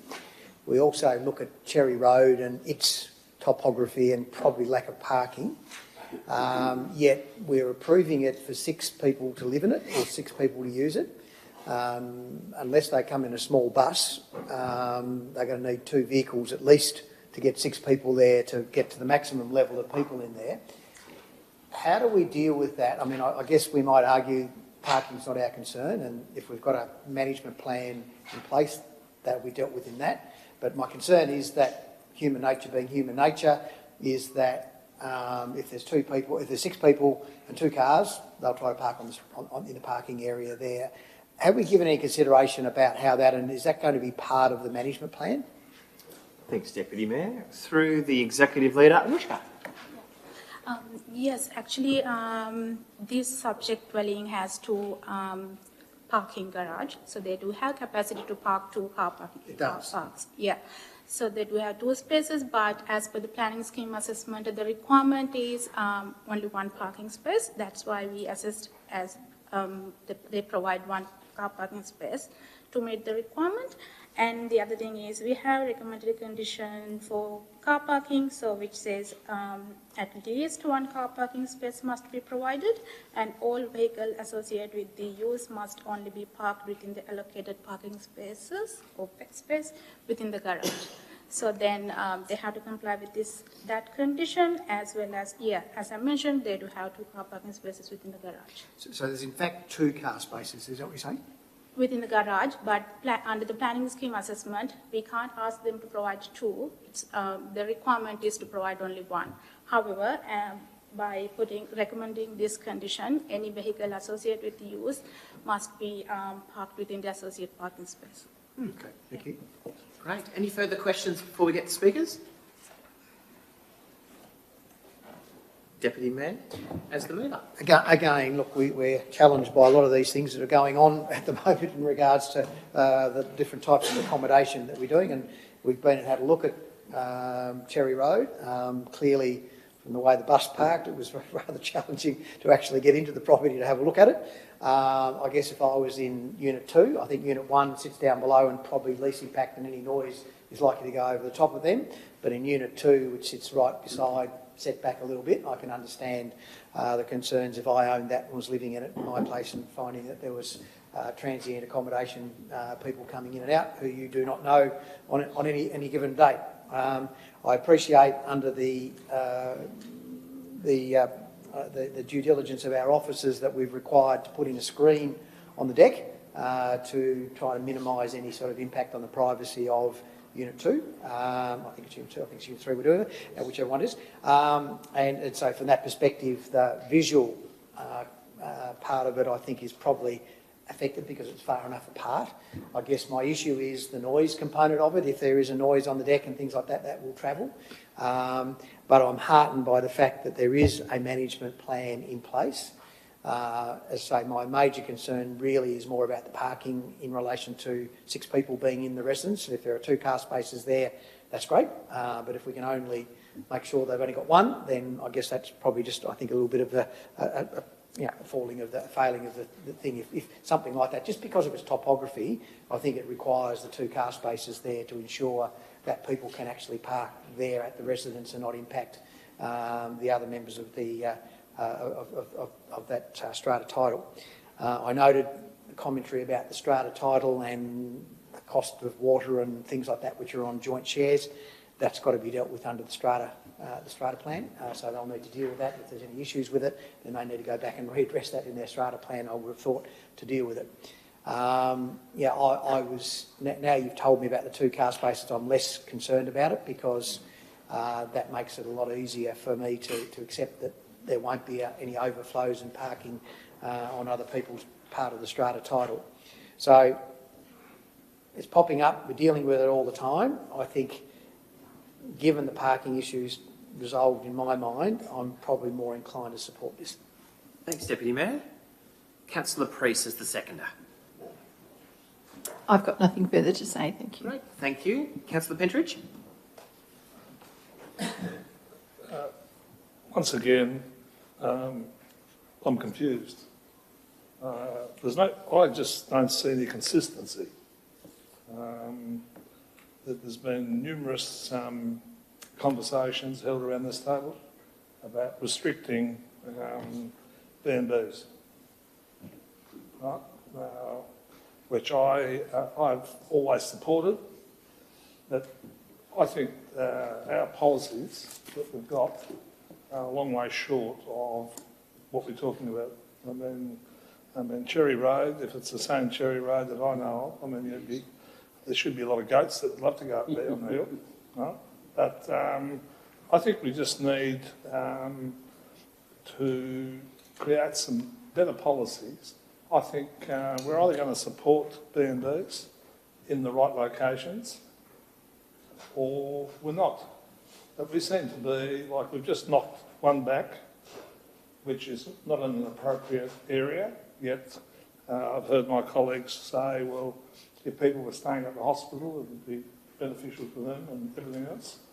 Now we've got one on the outskirts of Launceston, and it's been recommended.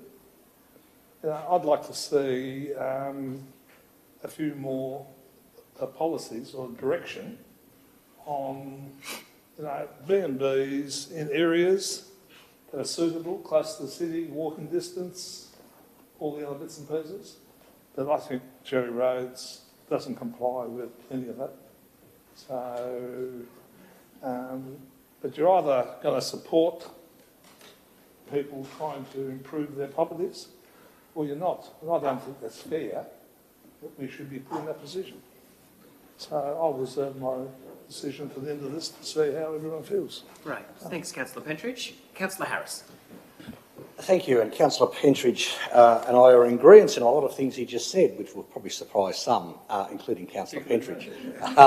But he raises the point that we do not have zones or areas within our residential areas where Airbnb short-term accommodation style is permitted and in other areas where it is not. And this is the one before us at Cherry Road is really a classic case of for what reason would someone want to stay at Cherry Road?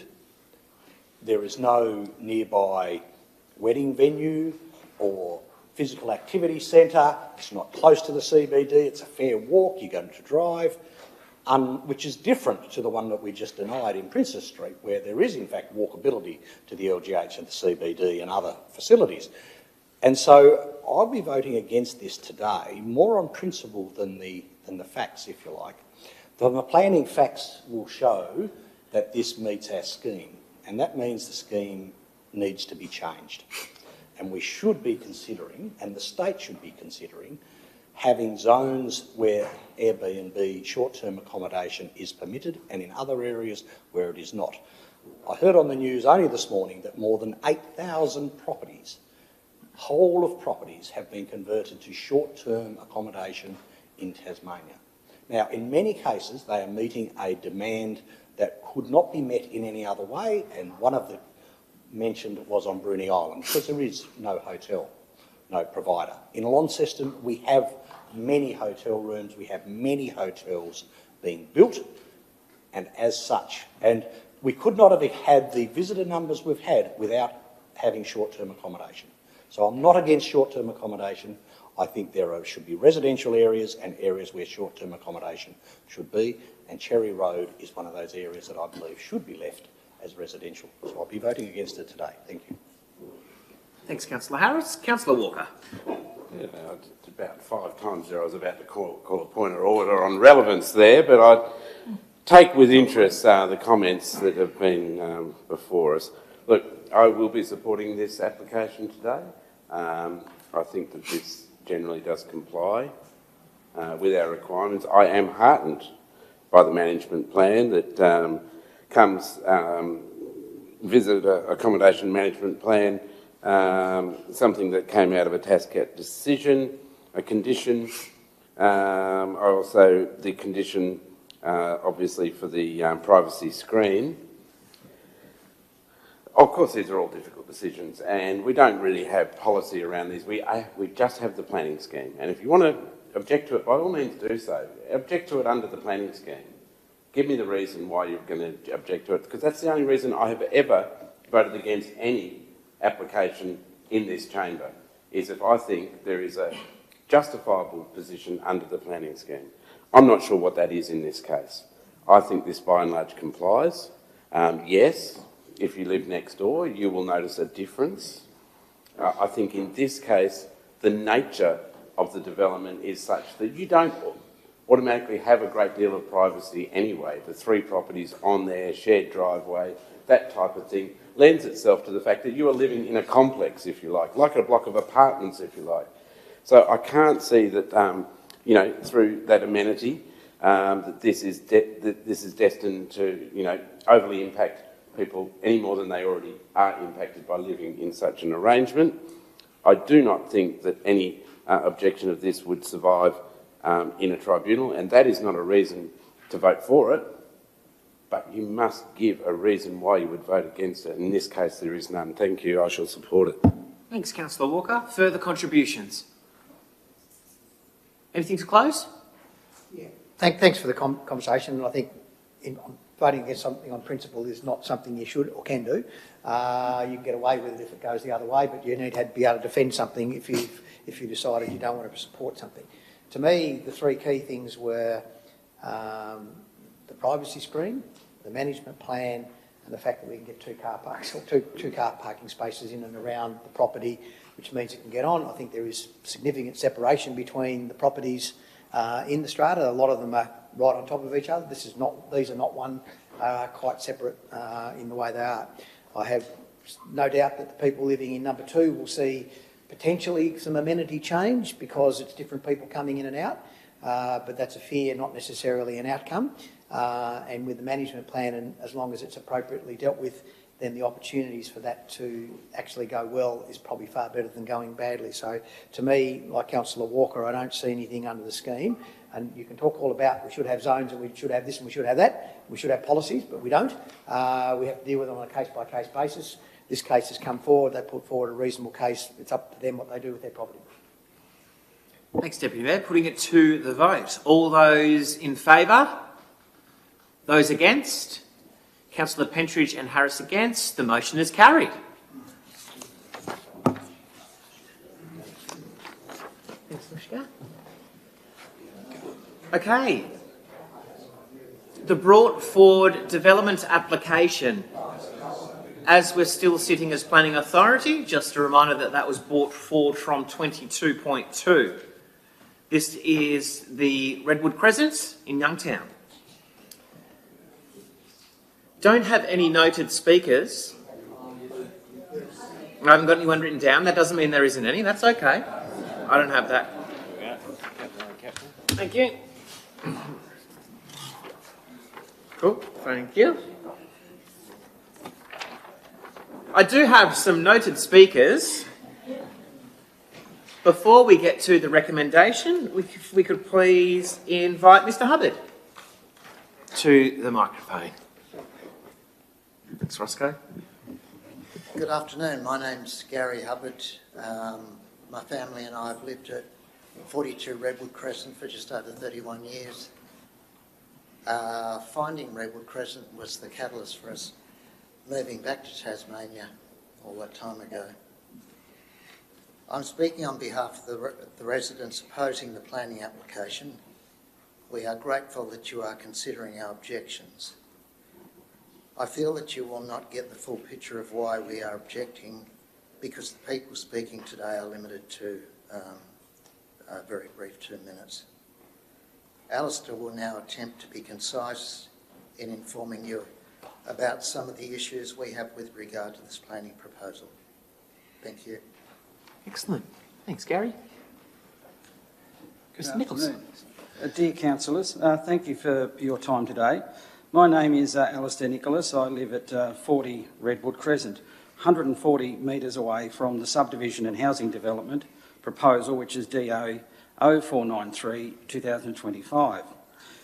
I'll just stick to the point. So, notification. Council has failed to provide notifications by mail to all of the affected residents in Redwood Crescent in relation to this DA for the housing subdivision. Notifications by mail are a key part of the public consultation process and planning process. 22 properties are affected by the proposed changes, with residents receiving fewer than 5 notifications in the mail from Council. This constitutes a failure by Council to notify residents under the Land Use Planning and Approvals Act. Stormwater. The DA fails to comply with the planning scheme requirements, including zone purpose 11.0.3. Stormwater runoff from the proposed subdivision will have an off-site impact to other residents and environment. Council have failed to correctly consider or model the effect of the stormwater onto that will be exiting the property and the surrounding areas, residents, properties and the environment. The DA does not comply with C7.0 Natural Assets Code. Failure by the proponent to detail and demonstrate how stormwater management will take place is a fundamental failure of the development standard. Therefore fails under the Planning Scheme and Urban Drainage Act 2013. The planning report provided by the proponent and accepted and used by the council planners is for its discretionary assessment of the DA, states on page 7 of the report that the proposed 3-lot housing development is, quote, within a stormwater serviced area managed by a stormwater authority. Then on page 12 of the proponent's planning report, the very same document states, quote, the proposal adopts an on-site stormwater approach, unquote. The planning report fails to provide any details, plans or explanation of what in fact on-site stormwater management is or how that will take place. Apart from some substandard roadside swale drains, the existing council stormwater easements throughout the entire Redwood Crescent subdivision are non-existent. Every single stormwater easement, as shown on the folio plan, for the entire Redwood Crescent subdivision are unable to convey water or carry stormwater at all. I'll be as quickly as brief as I can. Covenant, future intended use of the proposed subdivision. Council's own assessment reports state that the future use of the subdivision is for single dwellings. Council has failed to consider the existing single dwelling covenant in its assessment of this proposed subdivision, contained in sealed plan 14032.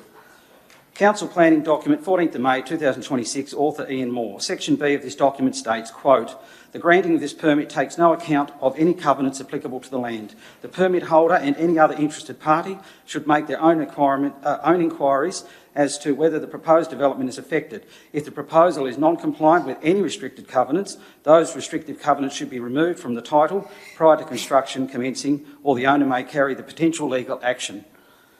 Council has failed under LUPA to notify the 22 property owners that are protected by the covenant and will be affected by this proposal. Council's senior planner has failed in the assessment of the proposed housing subdivision by stating in his assessment report that, quote, the title is subject to a covenant preventing the development of more than one dwelling on the lot. This is not a matter for Council to enforce and only the subdivision proposal, unquote. The statement by the senior planner is completely incorrect and, in my opinion, very misleading. Council is the overseeing authority for the compliance of the Redwood Crescent Covenant. Any complaints and breaches of the Covenant are made to Council. Changes to or the removal of the Covenant is carried out by Council. I'm nearly there. And the legal advice provided by the two individual legal firms representing the previous proponents who were caught out by the Covenant is very clear. Protection and policing of the Covenant is done by Council. This proposed housing development, I'm saying, is deficient, both legally and morally, and will lead to an entanglement of legal processes if it's approved. I ask councillors to reject this proposed housing development and give the residents of Redwood Crescent their peace and amenity back. Thank you. Excellent.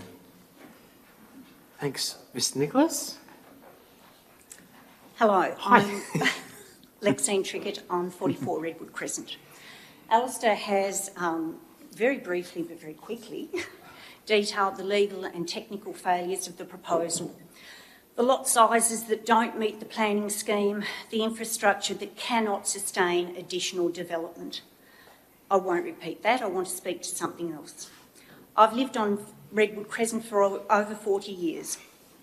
People do not end up on our street like ours by accident. They choose it. They choose the space, the quiet, the sense of breathing room that is increasingly rare in this city.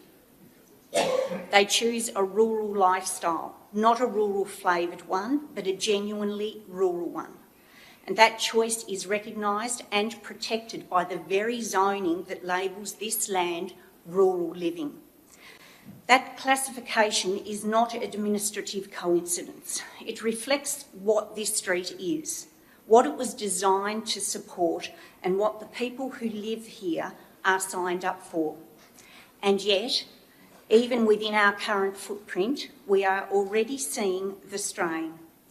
The drainage issues we experience now with the existing number of homes are not theoretical, they are real, and they are getting worse. The infrastructure on Redwood Crescent was not built for density. It was not built for it then, and it has not been upgraded to handle it for now. To approve this application is to add more people, more dwellings, more hard surfaces, and more runoff onto infrastructure that is already struggling. We will pay the price for that in flooded driveways, in degraded roads, in a way of life that quietly disappears under the weight of the decisions made without us. We did not just buy a block of land, we bought into a place. We bought into a standard of living that this council's own planning scheme says it will protect. We are asking you to honour that. Thank you. Great. Thank you, Ms Trickett. Joe. Good afternoon, councillors. Alex Bowles here. We just might. Sorry? We just might wait a moment. No worries. So, I was the planner who actually did this, who provided, who is for Novaland, the applicant. The proposal is designed specifically in accordance with Rural Living Zone A standards. While the representations received during the advertising period refer to a 1 hectare lot size, there's a clear performance pathway for an 8,000 square metre lot, where it can be demonstrated that it is capable of supporting the intended use and development. That is exactly what this application does. It provides a compliant building envelope, appropriate wastewater disposal, and suitable access arrangements. Importantly, the proposal was reviewed by the relevant authorities. Taswater have provided a span. Council's infrastructure officers have not raised concerns in relation to the traffic, access, road, safety, and have outlined conditions related to it. And the bushfire and emergency vehicle access requirements have also been addressed, allowing for access of up to a 20-tonne fire appliance. In practical terms, the proposal results in only a minor increase in traffic and remains consistent with the existing rural residential character of the area.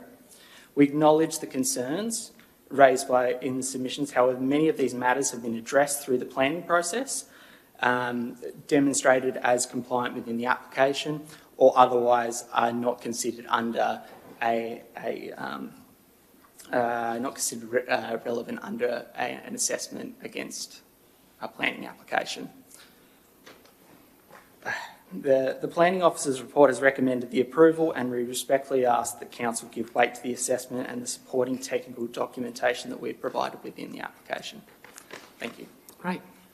Excellent. Thank you. Any further speakers? Okay. There being no more speakers, we will move to the recommendation.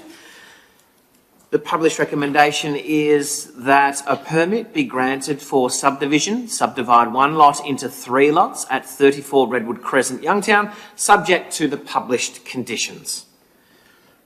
Somebody please to move to start the discussion. Councillor Harris has moved simply to start discussion, provided a seconder by the Deputy Mayor. Councillor Harris. Thank you. Just a few questions, if I might. Perhaps just ask our staff. When I recall we had the Relbia plan, this land was discussed as part of that, and part of that was, I thought we had decided for it to have minimum lot sizes of 1 hectare or 10,000 square metres, and yet we've just heard the Nova planner say that a 8,000 square metre block meets that criteria. Are you able to provide any background as to how this might have occurred?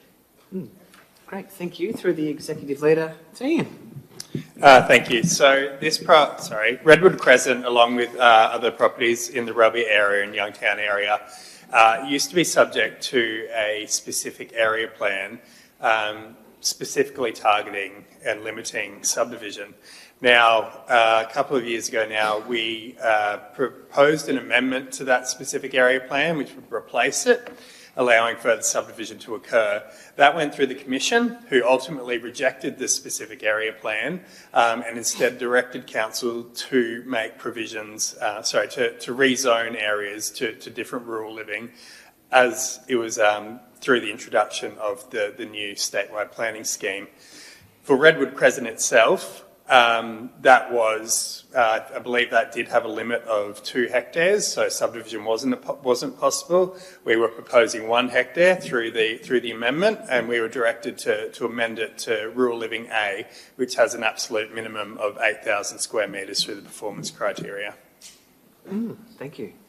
Thank you. So basically, this means that the application before us meets that. Further question? Yeah, I have a further question. So thank you for that. That's okay. Just to be clear, so that means that this application does meet what was imposed upon us under the specific area plan, rather than what had been proposed by us, I guess, in our original Relbia. Yes, look, so it's meeting the 8,000 square metres through the current provisions, through the performance criteria for minimum lot size. Yep. I just have further questions. One which I'll ask the Executive Leader to pass on, and that's in regard to the covenant. As I understand it, the covenant allows 1 building on the lot. If you are to subdivide that lot, does the covenant become 3 parts, that each lot has a new covenant on it, or does it just apply to the whole total area? Thanks, Councillor Harris, and thanks for providing some further information to be resourced for this answer as well. It's important. Thank you. Thanks for the question. If the permit were to be approved and the subdivision proceeded, the covenant would continue to apply to the land. So in order for the new certificates to be issued, the Recorder of Titles would require the covenant to come off, which is a separate process. Thank you. Thanks, Doug. Indeed, and in fact I've been part of that separate process on a couple of occasions of lifting covenants, which tends to be, if it's been applied more recently, and that tends to be within 40 years, the covenants tend to be supported. If they were applied 100 years ago, perhaps things have changed enough that we look at those.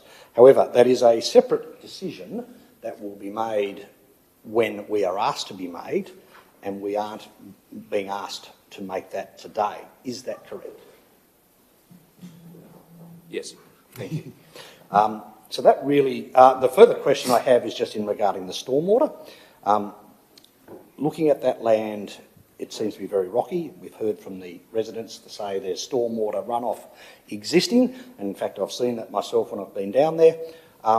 Yet we seem to say that stormwater can be contained, stormwater management on site is proposed. How would that be, and is it different to what was there that passed the scheme at the time when the houses were built probably 30 to 40 years ago? So the rural living zone does talk about when we're looking at subdivision servicing, so it focuses on water and sewer and doesn't actually go into stormwater. But I guess what we're looking at is a rural living property is large enough to accommodate stormwater, which would need to be addressed at a future stage if someone were to build. You don't need the detail at a subdivision stage. Okay, thank you. So just to confirm my understanding, if you have a 8,000 metre block, it's assumed that it is capable of doing it without having to actually prove that's the case. Yes, that's correct. Okay. So that's me for questions. I'll let others ask questions. Thank you. Thank you. Further questions? We'll go with the Deputy as the seconder and then Councillor Kai. Yeah, I think the first matter noted was about notification, about who we notified during the process and whether we've dealt with our responsibilities in regard to the notifications to the appropriate parties.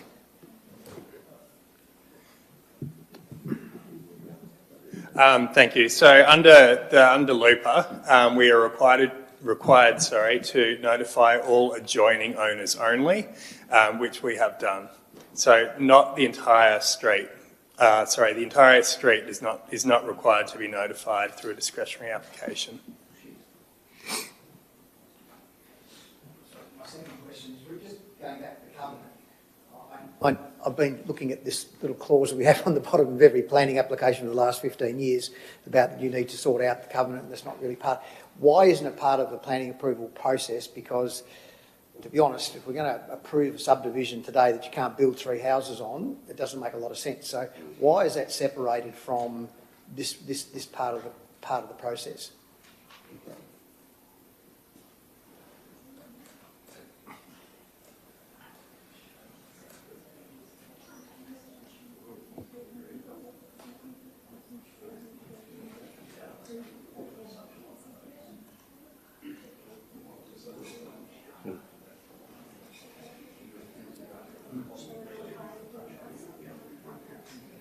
Thanks for the question, Councillor Mackenzie. Officers of advice were not a party to the covenant, and I guess perhaps to put it in layman terms, it's a bit chicken or egg in terms of unless you can actually get approval for a subdivision, you might not want to go to the effort of trying to amend a covenant and vice versa. But it's not a planning consideration, it is procedural. Great. Councillor Kai, then Councillor Pentridge. So my question is similar to Deputy Mayor's question. So I don't know if the councillors who was here 3 years ago when we first started, there was one night, 5 o'clock I think it started, where we came and we did a lift of the covenant. Do you remember that? So I'm just a little bit confused where with that one, we all decided whether the covenant was to be lifted or not before a planning application was put in. So I'm a little bit confused as to now we're doing it back to front. So Thanks, Councillor Kai, and I think that goes to somewhat what the Deputy was asking, is that it can be done either way. They could do the covenant first if they wanted to come and ask that question, or they can do the application for subdivision first if they wanted to do it in that respect. It's just up to preference. It's allowed in terms of both ways, is my understanding from the officer's response. It's just up to how the applications want to be applied for or not. right. So what about this council assessment that something about contained in sealed plan 14032? Can someone explain that to me as well? Thank you. What page are you on, please, Councillor? Oh, it's actually a page. It was an email from Alistair. So.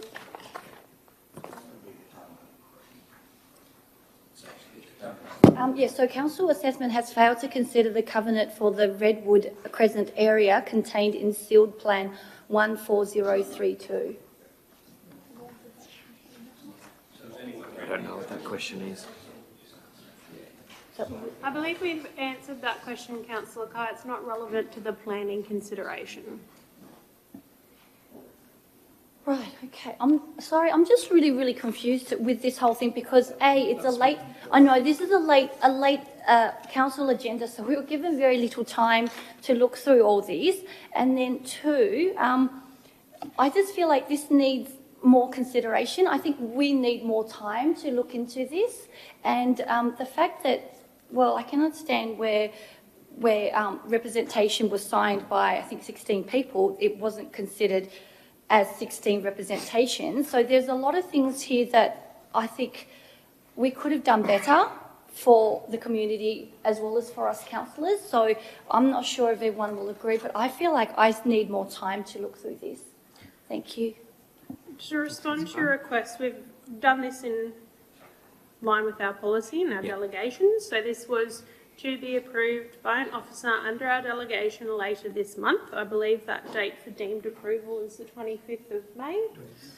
Councillor Britton asked for this matter to be brought to the table because he had people advocate to him who were party to one submission with 16 signatures. Under our policy, that is only one representation, hence why we intended to sign this off at an officer level.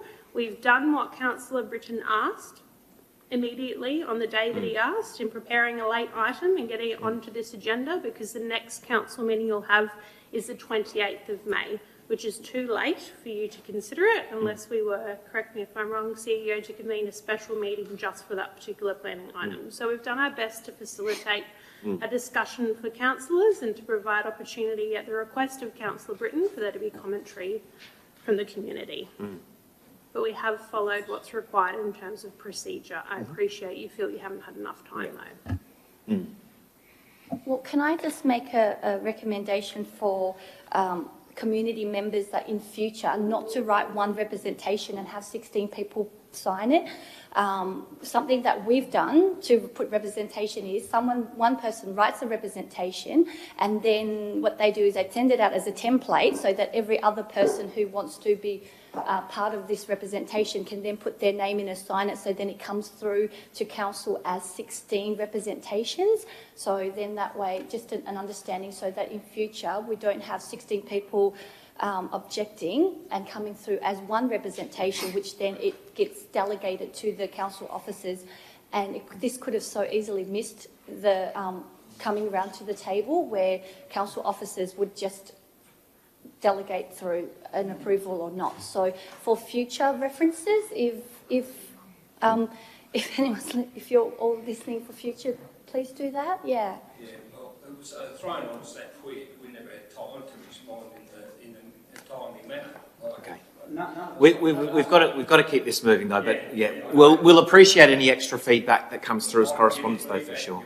Thanks. Thank you. Great. I'm not blaming you. No, thanks, Councillor So even for us, we sort of have very little time. Yeah. Thank you. Great. Councillor Pentridge.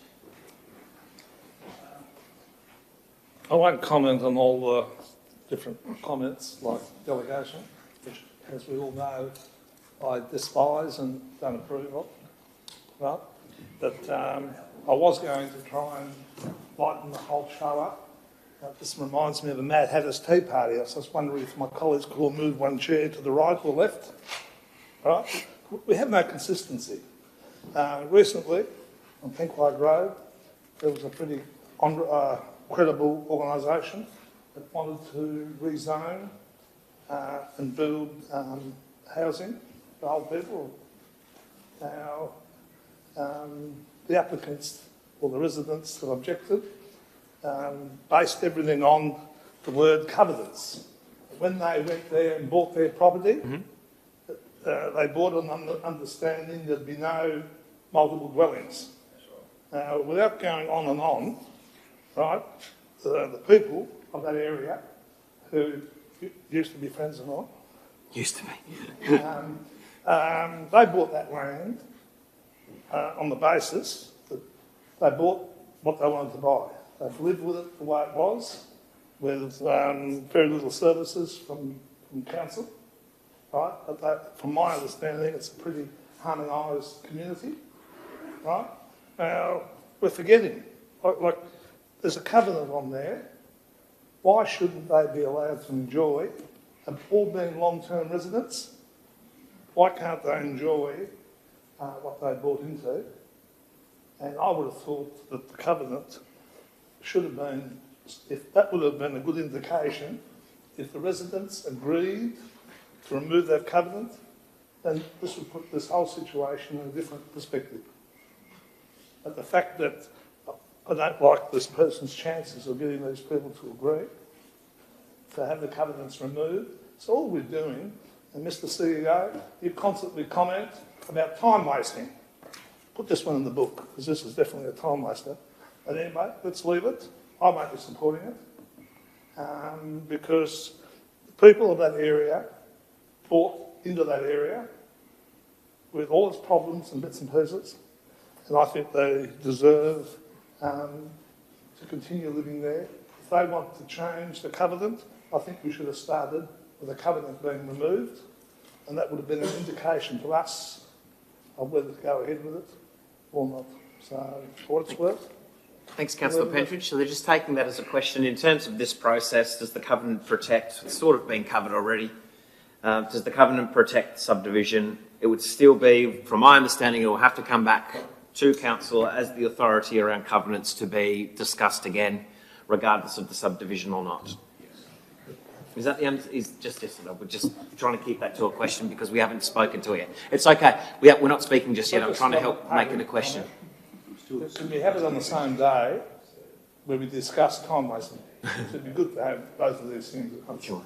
Answer is yeah. Yeah. Duncan, just to follow. So the covenant doesn't restrict subdivision, it restricts the construction of buildings. Yep. Thank you. Okay, so we might move to speaking now. Councillor Harris is the mover, Deputy Mayor is the seconder. Yes, this is an interesting one. We moved it because we had a planning matter before us, and I guess the applicant figured, well, let's try the council and see whether they will support me. And I think he thought that if he got subdivision approval, then we would be forced to also lift the covenant.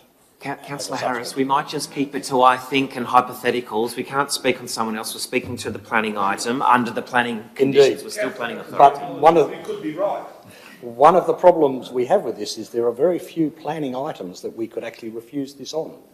And that is part of the challenge. Because we have had this forced somewhat upon us, as written by the officer, by the TASCAT planning decision, who decided that they would allow blocks of 8,000 square metres as a block that met the planning scheme. And I could understand their decision because there are other blocks within the proximity in Ruralbia that would be of that size. However, and so from my point of view, if we are to not approve this motion, we still have to, as with the other ones we've not approved today, come up with a planning reason why we have not approved it. And that may be difficult. I'll let those who are more used to not approving something come up with their planning law than what I have. But I'll be looking forward to see what everyone else has to say on this particular matter. Great. Thanks, Councillor Harris. The seconder, Deputy Mayor. Thank you, and I accept the passion that's come from the representors today. And I remember going through the Ruralbia plan, and I know you are hell-bent on maintaining the one hectare sort of size of lot. And I asked the officers earlier today how that changed, because I thought that's what we'd agreed to. And then I think, as the planning officers already explained today, actually was the Planning Commission and the state planning new planning laws that actually changed it from being 1 hectare to 8,000 as being the minimum lot size.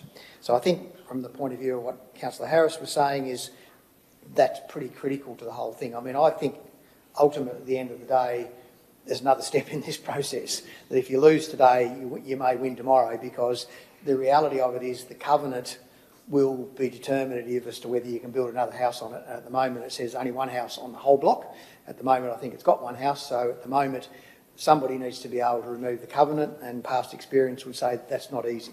So that's another conversation that's maybe had into the future.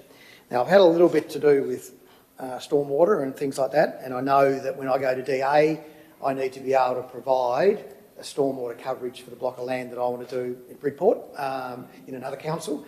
So I actually have to prove how I'm going to keep the stormwater on the block. and I also need to be able to prove where I'm going to put my amenities because it doesn't have sewerage either. So I've got to have to prove that. So that's part of the DA process in the build that will need to be dealt with at that point in time. So again, those questions and issues that have been raised are valid, but they need to be dealt with as part of the planning process for the next stage, which is the development applications that are going to go on the property. So, like Councillor Harris, I think from a pure planning point of view, there's very little to see here. I think it is approvable based on the minimum lot size of 8,000 square metres. And so, looking through that process, there's more of a process to go, and I suspect we will see this again if we approve it today. Thanks, Deputy Mayor. Further contributions? Councillor Walker. Thank you. I will start with a couple of questions, if I may. And the lot sizes, was that, once that decision became evident from the Planning Commission, was that conveyed to residents in Relvia as a further communication? Do we know? I only say it's relevant because, you know, I was under the impression that they were 1 hectare lots. It wasn't conveyed to me that it was now 8,000 square metres and not 10,000 square metres. So I might well imagine that would be the residents' position. It was advertised in accordance with the requirements and direction of the Commission, but each individual landowner were not notified. Now, it would appear to me that we might be in a position in approving this subdivision that we'd be asked to come back and tell ourselves that we were wrong to approve the subdivision, and in fact the covenant means that, you know, 3 houses can't be built, and it would appear to be a somewhat circular argument at that point.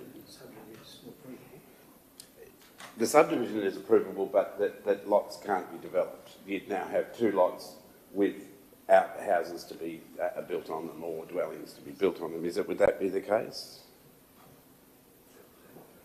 I'd just highlight the Recorder of Titles would require the covenant to be removed before they issue new certificates of title. So it's very unlikely that would eventuate. That would get to that point, okay. They might also say covenants are not our gig either, you know, we're just a Recorder of Titles. That's the council's job. I like and appreciate what was given to us here, that the legal advice provided by 2 individual legal firms representing the previous proponents who got caught out by the covenants is very clear. Protecting and policing of the covenant is done by council. And I appreciate that you're saying that this is a planning decision, not a decision about covenants. We're just being asked to subdivide, but it gets to a nonsense at a certain point that we'd be approving a subdivision knowing that it has a covenant on it, but powerless to do anything about that. What hasn't been mentioned today is the boundary, the roadside boundary of these properties, and indeed one of these 8,000 square metre lots would end up with not a 40-metre boundary, but it meets the acceptable solution. Could you explain how it meets that acceptable solution when, of course, every other lot in the Crescent has that type of boundary? I think, do you mean the performance criteria? Because it's not meeting the 40-metre frontage? There's one lot that has only a driveway, which is which is 6 metres wide. So I guess when we start looking at the performance criteria, it's can you safely access that site? Can you get out onto the street? I mean, they've done a bushfire assessment, which is required as part of subdivision in bushfire areas within the general residential zone to allow, you know, it needs to be wide enough for a fire truck, for example, to get down there. They've provided that information, and it's considered that, yes, while it's not 40 metres long, the access and frontage is suitable for the proposal.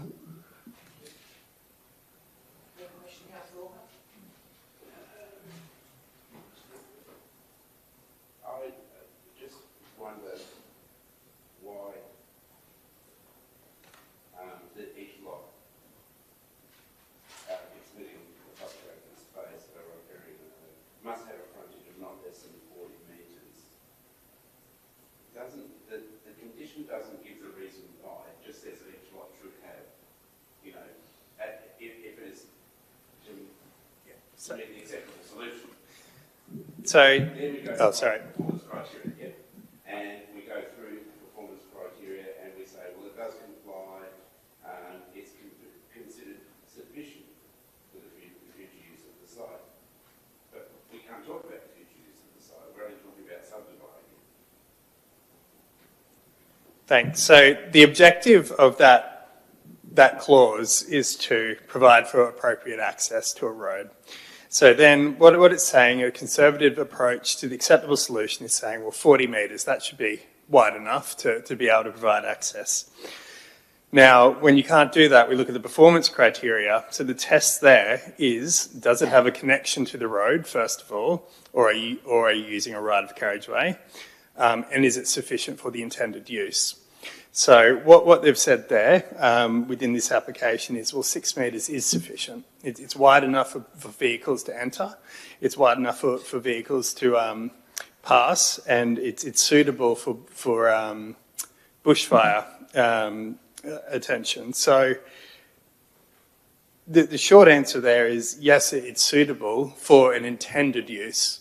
So what we're saying is it's very likely that these uses will be used for residential in the future. And so that a 6 metre wide is appropriate for that type of use, a 6 metre wide access. Thank you for that answer, and I will speak if I may. Thank you, Chair. Yes, of course, that is suitable, unless, of course, the bushfire is going across that 6 metres at the time that you're trying to put the fire out in the house. So it may well be that the 40-metre attenuation, if you like, of any of those blocks is partly because that gives you a broad access to those blocks.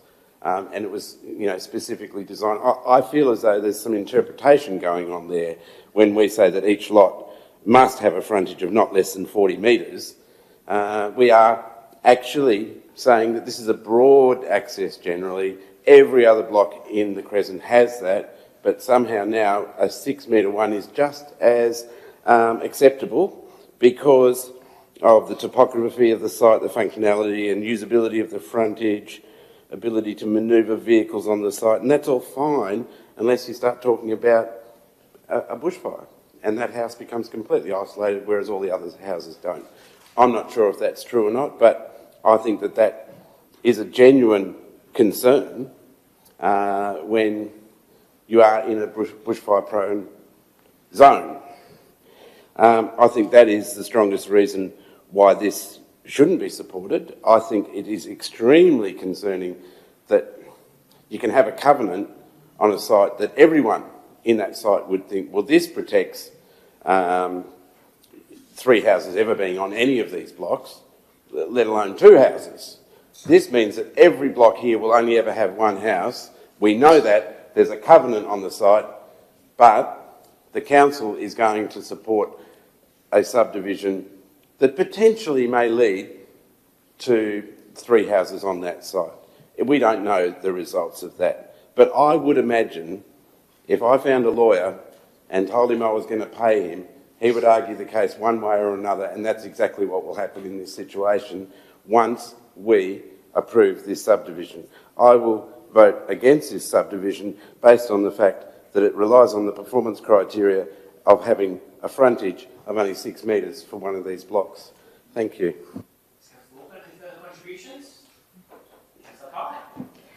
Thank you. I can understand we have to, it's one or the other, but I still feel that council has a duty to protect and police the covenant. And like Councillor Pentage said, these people buy into an area knowing there's a covenant saying you can't do something, but then we approve a subdivision where then they think, oh, I've got a chance to now get this covenant lifted.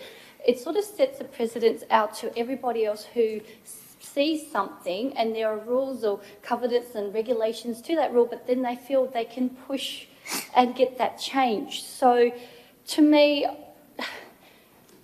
knowing that even if we approve this today, it's going to come back again to get the covenant lifted. And from what we've seen since we've been around the council, where we've had to come and decide whether to lift or not lift covenants, and knowing how we feel about that, which wasn't successful, I feel like it's a bit of a waste of time for us to approve this today and then come back again, not approve the lifting of the covenant. So we may as well from start to say no now, so then we don't give the applicants a false hope that they can come back later on to get the covenant lifted. They might or not have been seeing council meetings that we've had where we have had the covenant come to council for us to decide, and I feel like we all feel very strongly about not lifting covenants. So from today, I'm not supporting this, so hopefully this will then gives the applicant a direct answer as to how we feel, rather than beating around the bush thinking there's a chance, there's a possibility that we could come back later on and do this again. So thank you. Thanks, Councillor Kai. I do want to just preface, just as a reminder, because we've been in here for a little while around, that we are sitting as a planning authority, and the planning authority is dictated to by legislation. So feeling, and whilst it's not difficult, and we've just seen 2 examples of it, whilst a feeling and a personal view might be that can be construed around decision making, ultimately decisions will be made based on the legislation and the interpretation of those that do that through TASCAT or so forth. And if we're going to be talking about personal views, in 6 months' time there very well might be 9 different people sitting here that might have completely different views. So we just have to be, and I'm not prefacing a position here, we just have to be very mindful around the language and the approaches that we're making. Fine to have personal views, we've just seen 2 examples of that, but ultimately this will be decided whether by us today, whether it goes through TASCAT, whether it goes through covenants at another day, whether that's 10 years, 20 years from now, that will be some of those decisions that are made then today. So I just want to be a little bit mindful there around our language there today, but definitely take on board what you're saying. Cool. Further contributions? Anything to close?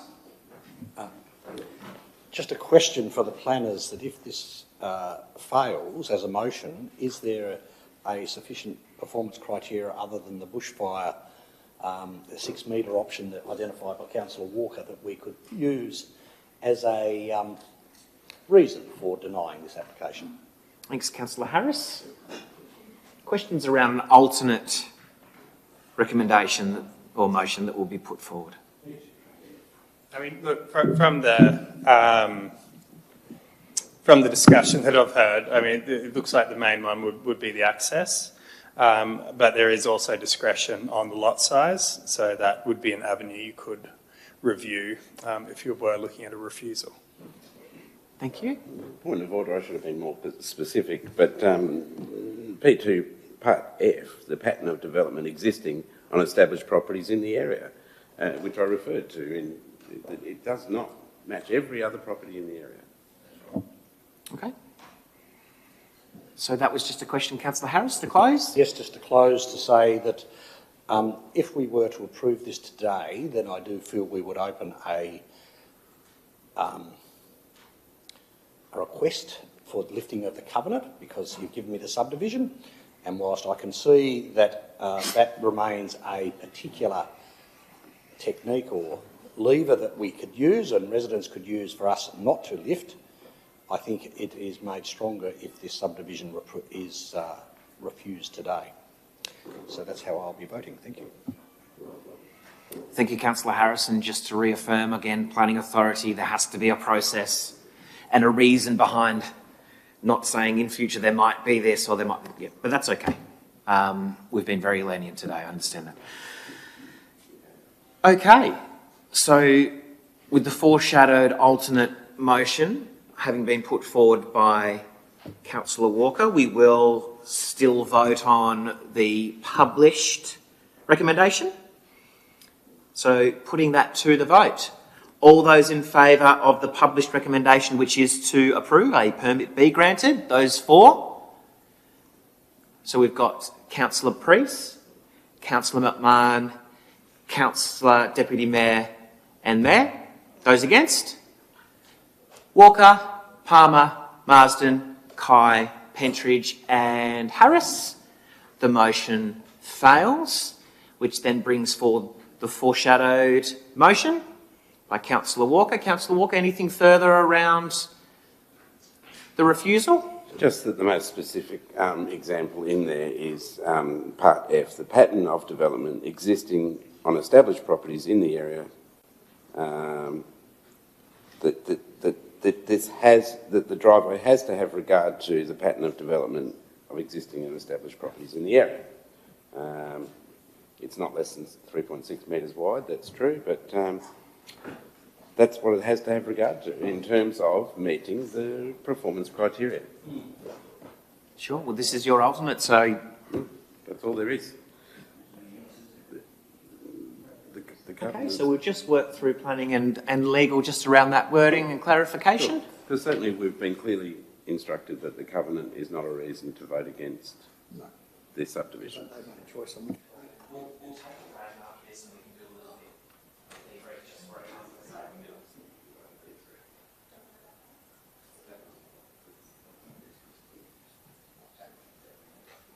Okay, so just looking for some guidance with governance around wording and so forth. Being emailed across.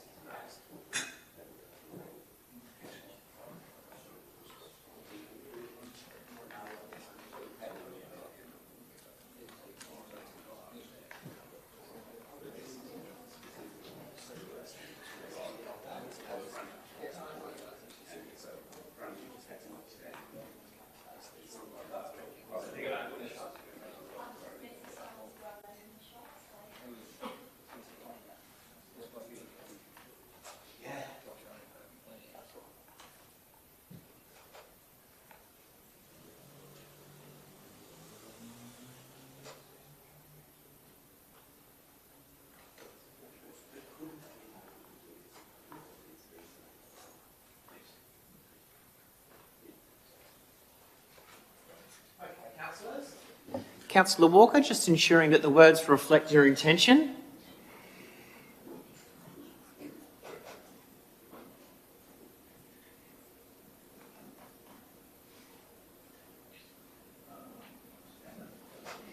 Absolutely happy with that. I mean, whether we want to reference point F specifically, but certainly... I think the important part of that's not... is the pattern of development existing on established properties in the area is the wording of the performance criteria. Right, so just with governance, who's... Oh, okay. I mean, yeah, just pop down to governance.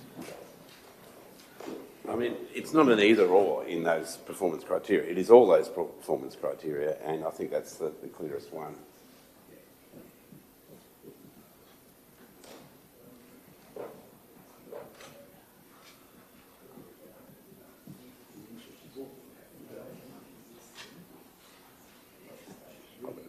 I'll have a look at the map.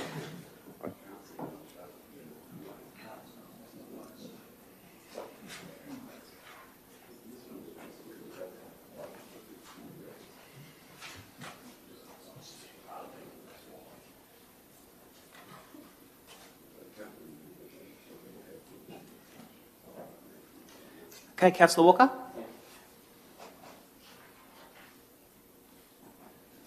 I'm happy to move that as an alternate motion. Or, Seconded by Councillor Kai. Further contributions to the motion to refuse? Okay. Anything further?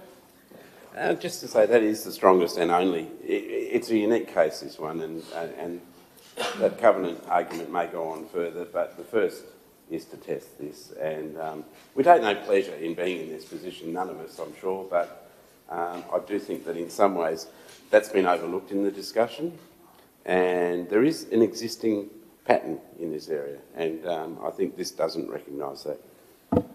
Anything, Councillor Kai, as the seconder? Yes, I think this will be good to let the applicant know where we're heading, so then we're not going to be in confusion of what might and what might not. So I know as far as, well, this is under the planning scheme, which is good, but yeah, that's all. Thank you. Great, thank you. Further contributions? Councillor Pentridge. As it's been mentioned, I mean, it's regrettable that we are put in this position.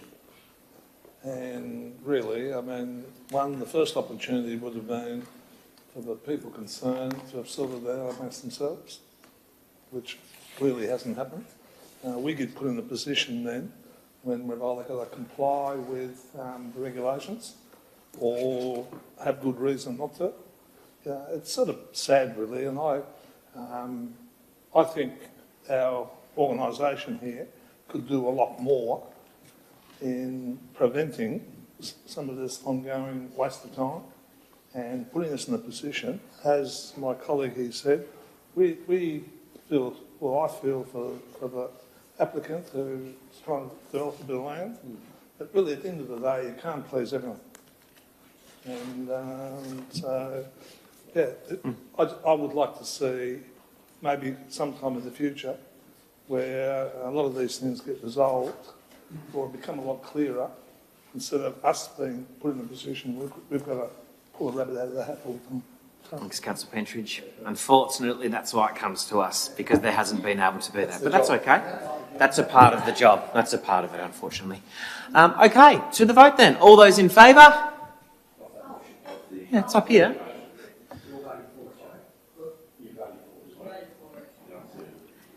Those against? Deputy Mayor, Councillor McMahon and Councillor Priest against. The motion is carried. Okay, so we no longer sit as a planning authority now. We're going to take a 5-minute comfort break and we'll be back. Excuse me, Mayor. Can I propose that we move forward item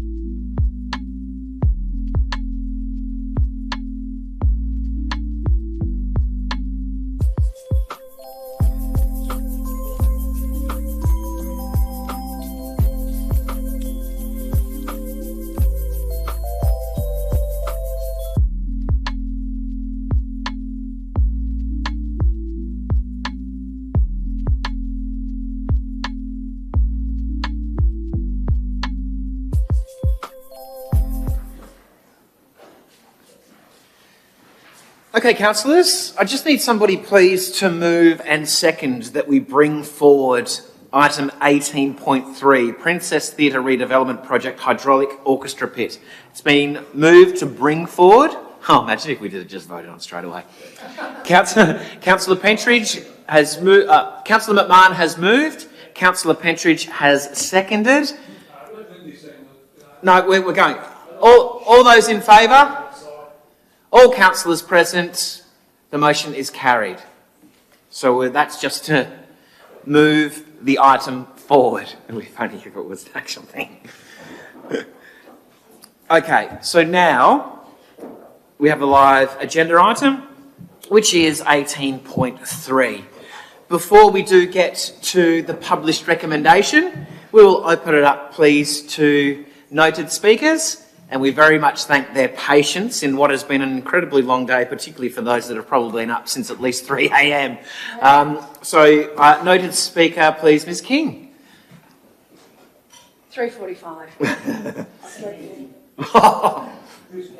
Yeah, I know. Belinda King, Punchbowl, and I did have two other speakers accompany me this afternoon, but they've had to leave, so I'd like to request that I might act as a proxy for them. They've given me their notes. I've cut them back a bit just to try and trim things down a bit for it. That's fine. But if that's possible, great. Yes. Eyes at this end of the day. So first off, I would like to speak on behalf of Melissa Wimmer. She runs the Melissa Wimmer School of Theatrical Dance, and she's given me this to share with you. She's a local hirer, and she's a hirer at this point of time that does not use the orchestra pit. But from the perspective of a local dance school and performance company, the proposed hydraulic orchestra pit and stage lift is not just a technical upgrade. It is the difference between what we currently compromise on and what we could actually achieve on that stage. For us, the most immediate impact is creative space. A hydraulic lift would effectively extend the usable stage area by up to a third. That opens up completely new staging possibilities for large ensemble dance works. Critically, it also solves one of our ongoing frustrations, audience sightlines.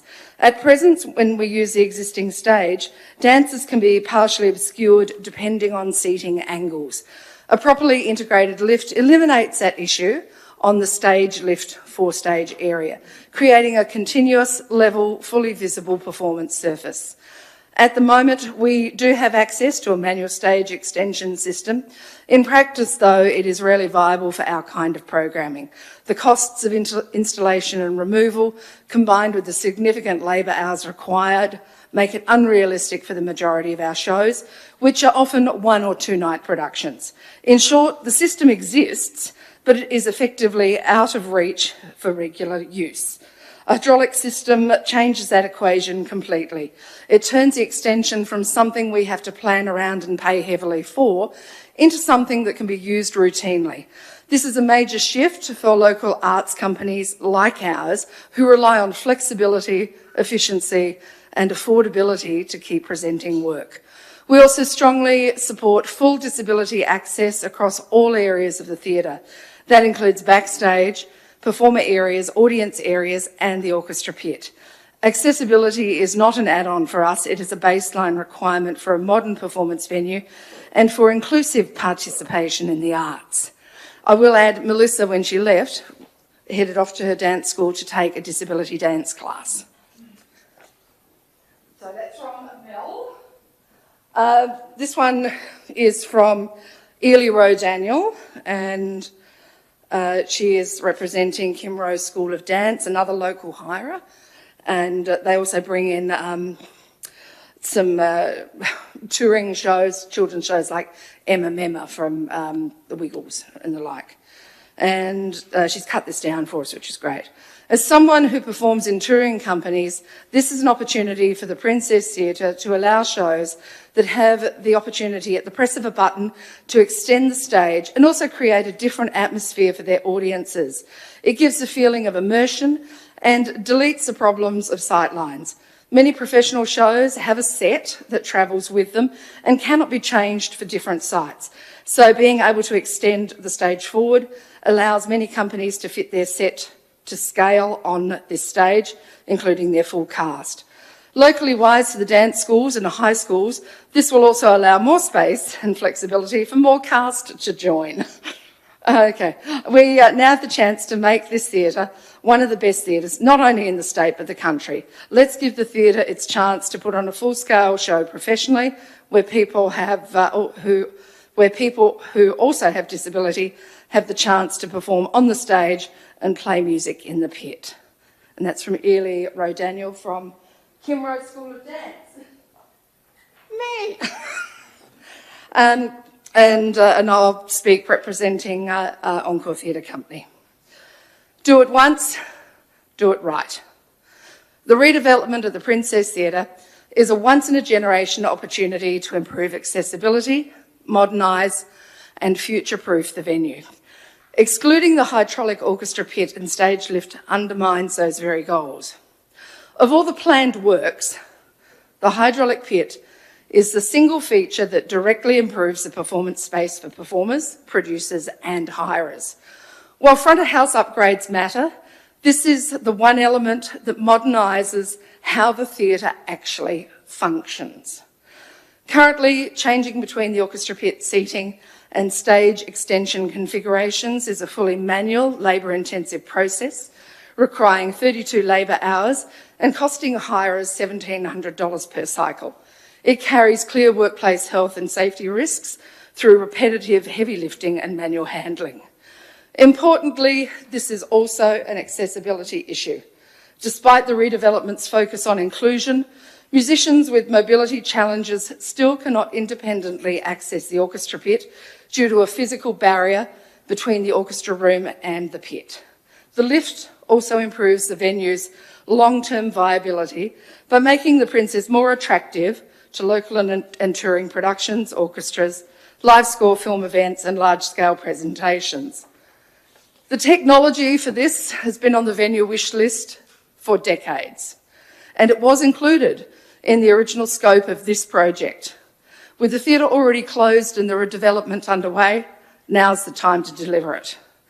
Launceston cannot afford another Albert Hall outcome, where major investments still left critical operational issues unresolved: the unfinished kitchen, load bay access, and the unrepaired balcony.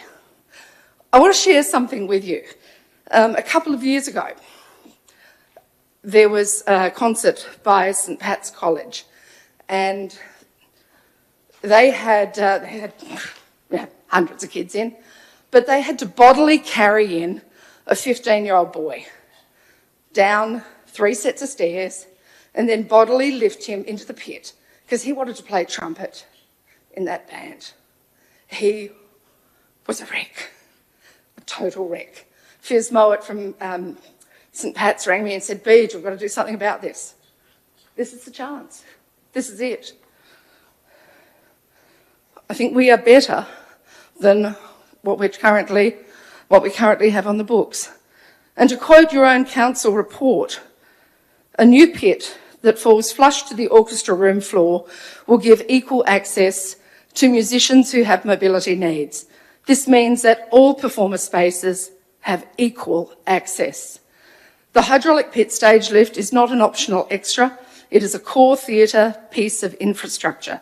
It is a game changer, and it's essential to a modern, inclusive and future-ready venue. Thank you. Excellent. Thank you, Ms King, and thank you again for your patience and your advocacy around what has been a long day. A long day doesn't mean that we rush decisions or that we take any less care, but it's great to still have that ability to have a local voice come and speak to us here today and represent multiple voices, multiple users. No more noted speakers, so we will move to the published recommendation. That published recommendation is that Council notes the report and it rejects the inclusion of the hydraulic orchestra pit and 4-stage upgrade. And 3, requests officers to, at the conclusion of the Princess Theatre redevelopment, undertake further investigative works to address issues by the theatre managers. somebody please to move the recommendation? Deputy Mayor has moved just to facilitate discussion. Seconded? Councillor Pentridge has seconded. Thank you. Questions firstly? Any questions around this current recommendation? So questions around refusal? Councillor Palmer. Thank you, Mayor. Just one question. This was included in the original scope, is that correct? And then taken out, or is that wrong? It's very difficult for me to say definitive whether it was in scope or out. When I joined the project team in January of 25, it was very difficult to ascertain that from the existing documentation. What became clear in the middle of last year was that it was not financially embedded within the scope of works. So the documentation we submitted to the federal government to secure the funding, it did not make reference to nor a financial inclusion for the orchestra pit at the time.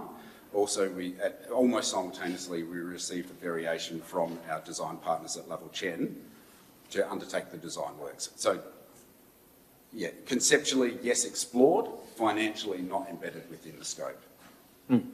Thank you. Further questions? Councillor Marsden.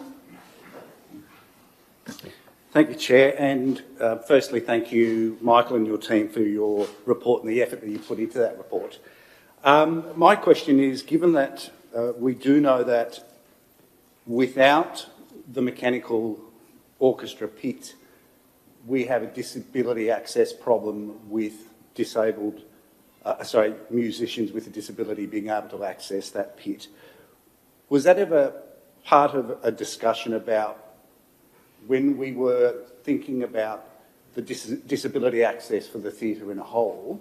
Was it ever talked about the fact that by not putting in the hydraulic pit meant that we were taking away a disability access point from what is essentially a disability refit for the Princess Theatre? Thanks, Councillor Marsden. Again, that's quite difficult to answer because it's like I wasn't privy to every conversation that was occurred prior to my involvement with the project. What I'd say is that, like, obviously disability access is very important and certainly a goal, and one of the largest goals of the Princess Theatre refurbishment. But as the orchestra pit wasn't in scope, it wasn't necessarily discussed as a decision point of, you know, not continuing with the project due to the high financial cost. Thank you. Further questions? Councillor Walker. Yeah, one of the risk implications is that the ground conditions are currently unknown, with space very constrained for excavation works. Is that not true of the entire project? Or is, you know, it is no different, let's say, to put it another way. Is that no different to the entire project? Thanks, Councillor Walker. Yeah, no, you are correct. And when the report was written, we're still at the early stages of the project. And as you guys will see next week, we've progressed further down that track. We've actually found some of the pits that we've opened up in the floor around the Princess that the ground conditions are actually worse than we had anticipated. So the foundations around the outside and some of the early changes in the design with the ECI, with Fairbrothers, to move away from the walls has actually proven prudent. So we've now found that if we're going even lower, as we potentially need to for the hydraulic pit, the ground conditions could potentially be even worse. So we're actually getting to a point now we can confirm that there's not great ground conditions under there. Excellent. And that was my other question. I would have thought that the pit would be no lower, but you're saying the pit would actually have to be lower than the excavations that are planned for the front and back of the building. Yeah, they will be lower because you've got the pit, then you've actually got the hydraulic assembly below it. You've got the foundations we need to install below as well, and the actual the fall on the floor as well. So part of where the basement currently is, it's as far towards the non-stage end of the theatre as you can to keep it from being too deep. So as you get closer, you just have to be deeper and deeper. Thank you. Further questions, Councillor Marsden?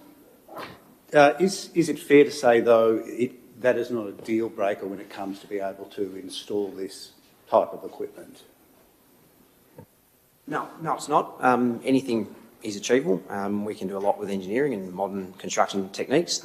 They do get expensive and difficult, and in a in a building like that, potentially unsafe and potentially damaging to the historical nature of the building. The underpinning that we're going to have to do around the theatre already is an interesting technique to try and maintain the structural suitability of the building as we excavate, several metres deep. So no, it's not a constraint, but it does make life a lot more difficult. Excellent, thank you. Councillor Pentridge? You're on. Where I struggle with all this, and let me quote, the option is that we delay the pit to some later date when we finish what we're currently doing. So, Councillor Pentridge, just as a part of the recommendation, it does request officers at the conclusion of the development to undertake further investigations to address issues by the theatre management. So it's not necessarily saying finish this and then put the pit in afterwards. It would be a full process. That's where I was going. But then we're also saying that once we start putting the pit in, we could uncover a bag of worms, correct? Yep. So really, isn't this just more of what I've seen happen? And I'll allow you to shut me up if I have to. But what I've been watching happen in this organisation, this is just another technique to postpone it in the hope that it'll go away. Is that the way it really is? Because really, it doesn't. Most of my friends are in some sort of construction. I probably built more buildings on the swamp than most people. I've also probably had to jack most of them up. Nevertheless, we built them. I can't find anyone to agree that if the pit is going to become a foregone conclusion eventually, it needs to be done now. We won't go into why it wasn't agreed to in the first place, because I've already heard some answers. People that are currently running it weren't here at the time that the decisions were made. But that to me goes into excuses mode. What I've been watching happen for a long, long time, back in my era, if someone either had an accident where a disability came from, that was very unfortunate, and most poor buggers struggled to survive the best they could. Those children that were born with disabilities deserve the right to enjoy everything because they had no say in it. Now, I'm lost for why we didn't explore the opportunity. I mean, we've changed all the footpaths in Launceston for disability wheelchairs and for everything else. We're forcing everybody, regardless of what industry it is, to provide disability toilets, disability ramps. Yet we, the leaders of this city, decide that it's too hard and we've chosen not to do it. Now, I think it's unacceptable, right? I mean, the other issue is, because we've got out of kilter here a bit, I did have some other questions to ask in relationship to this. Did we ever explore, or we keep calling it, I mean, I wish we would stick to one terminology. Is it a disability access or is it an orchestra pit? Or someone going to tell me now it's both? It's a disability access. Right. Well, if it's a disability access, we shouldn't even be talking about this. We should be doing it, and now's the time to do it. And because whatever it costs, it'll cost more if we have to go back in there at some later date. So, and then the other thing that I would have loved to have seen, I mean, right, we're talking about the symphony orchestra. Has anyone made an effort to see whether they would consider, if Launceston led the way and we built it, would they consider making this their home? So, Councillor Pentridge, there's some questions there, and we do know that the Symphony Orchestra are the ones that do use the hydraulic lift in Burnie.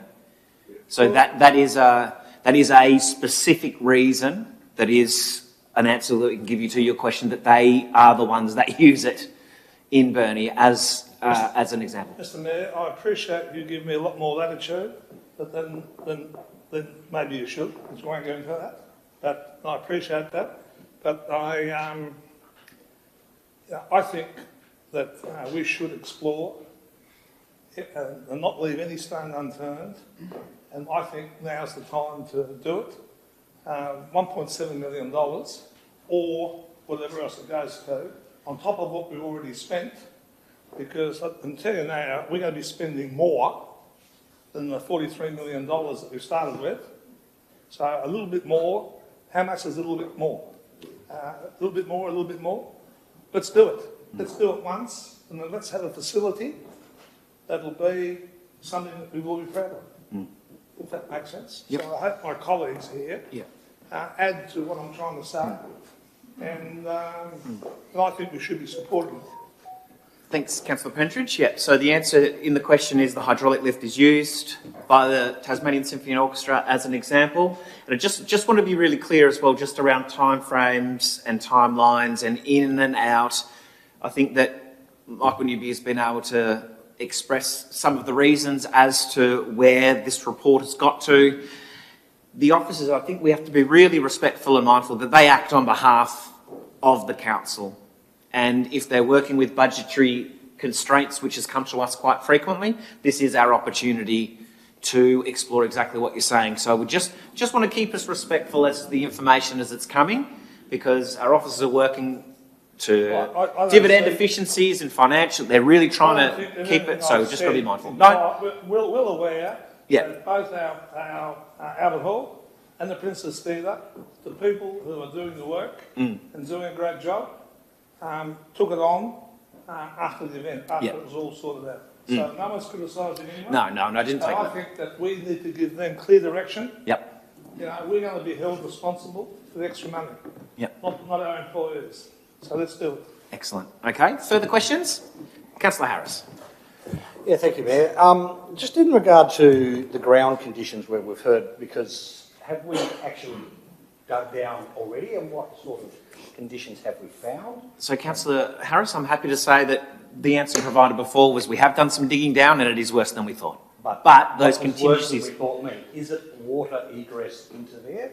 Is it absolutely rock hard, whatever? What is the worse than you thought? Because that doesn't tell me what the problem is. No, that's fine. So there is some water around about the level that we anticipated. So that's okay, and we've confirmed with our designers that the groundwater level is not an issue. At the moment, we're looking at the foundations around the outside, and the actual foundation of what was assumed to be under the walls is worse than what we thought. So there's, the foundations are not as solid as we'd anticipated. And that's not a surprise on a building that was built 100 years ago. No, 100%. And also, which was great to have included, that there were contingencies for whether that was going to happen, so we've moved that in a little bit, which is really good. So it's not necessarily that's good. The other couple of questions, and I do first of all want to thank Michael for the wonderful report he's given us, and all the staff that have worked on that.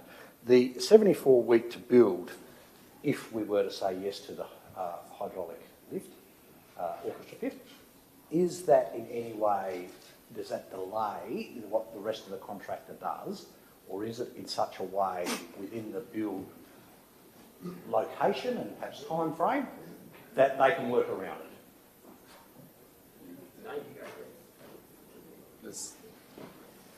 So obviously there's a fair bit to play out. We're very early in terms of the construction sequencing in this project. There'll be latent conditions with the unknowns that we will certainly find. At the moment, the PC date is August 12th of next year, which is, I think, 66 weeks away. So what you'll see is the 70 doesn't fit within the 66. Yep. What that means in terms of program needs to be explored further, however, though. Like we've presented to you, the last thing we wanted to do was a rose-coloured glasses perspective of we'll be, yeah, sure, approve it, we'll get in and get it done 100%, trust us, you know. So we gave you what we would consider a conservative program, but it's not within the realm of possibility and reality. That's good. Thank you. Prudent is probably the word that springs to mind. And I noticed we have a fixed price contract with our contractor of what's required, which requires open books to be displayed. Which is a very good way of building of such a building, because you'll find things you didn't expect and other things won't be as hard as you expect. And certainly that's how a lot of the university has been built also on the swamp. So my question for you is, to date, how are we going? Is it costing us more or is it costing us less? And is there room within that process that if we did add something, would it be considered part of that initial contract or would it be considered totally separate? Therefore, you wouldn't be breaking the total fixed price for that contract. So there's no mechanism under the current contract to allow it to be included other than a variation. So the fixed price, the GMP contract as it is for the scope of works as defined. So any changes to that scope of works is a variation that the contractor will have to price. So there's no way to include it really in the current price of the contract. So it has to be done by a variation. Correct. Thank you. Thank you. Further questions? Okay, to speak then. Deputy Mayor is the mover. Thank you. And I just note I am representative on Theatre North of the council, but I see in this particular instance there's no conflict with Theatre North responsibilities in what I'm about to say. I've been involved in the project a fair bit. I'm a bit like Michael, I'm a bit unsure as to how it got in and got out and how it was discussed in relation to that. I think to me, I'm here as an economic rationalist, and the reality of this, if we go down this track, and again, I appreciate electronic lifts and all those sort of things would be fantastic, hydraulic rather, would be fantastic. Not all theatres in the world have got them, and I think there's one that's been, that looked at the Palais Theatre in St Kilda, looked at it and then decided not to go in that direction and did some other things which may be able to work on the mechanism. I thank Belinda for coming along and speaking and representing the thoughts of others. This is going to cost us 1.75 minimum to put in, but I'm thinking, I'm reading, this would be lovely, we don't have to pay for it, so somebody's got to pay for it. So the return on the investment of it, it's 5 or 6 times a year it's being used. I think we're going to go into financial suicide if we decide to go down this route on the rest of the project. Already told there are some issues with the project as we speak in regards to the water and so forth in there. The moment we open up the door and find an opportunity for the variations to come in, I think they'll flood in like the water's flooding in. So the reality of it is our ability to manage the build that we've got now on the basis that we've got. Now, yes, we may go over budget for whatever reasons. This is only going to force us to go over budget a hell of a lot more, and I don't think our community will thank for it. You keep talking about the relevance of how much it's costing our ratepayers, Councillor Pentridge. It's going to cost a bomb if we keep going with that aspect of it, in my view.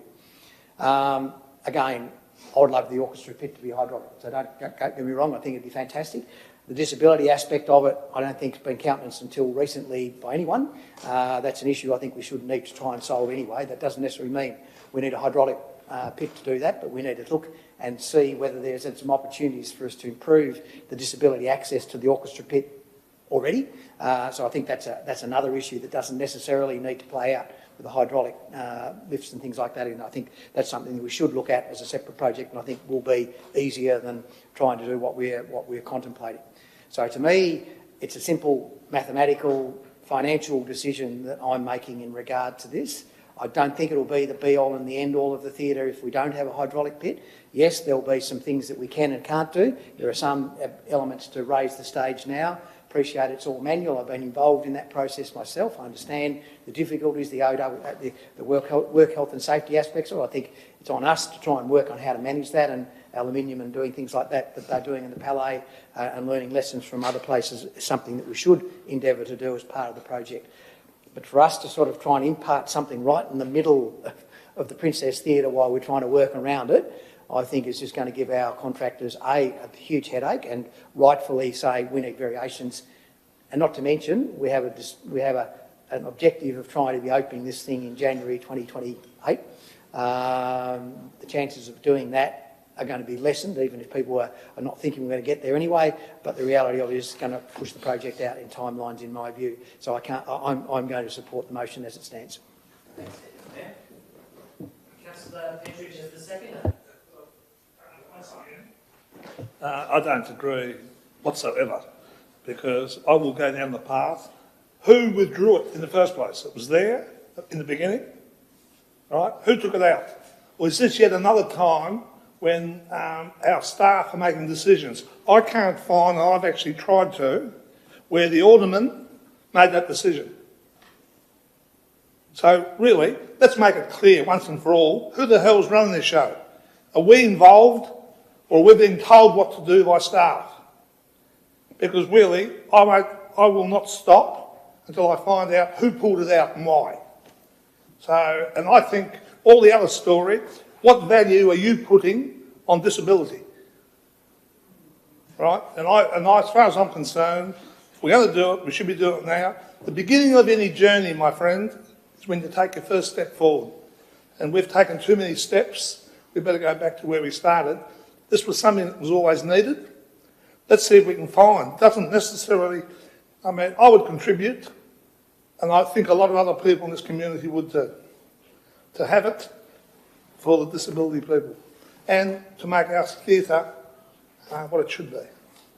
Anyway, I think I said enough. Thanks, Councillor Petridge. I've got Councillor McMahon and Councillor. Thank you. I actually just want to take this opportunity to just peel it back a little bit.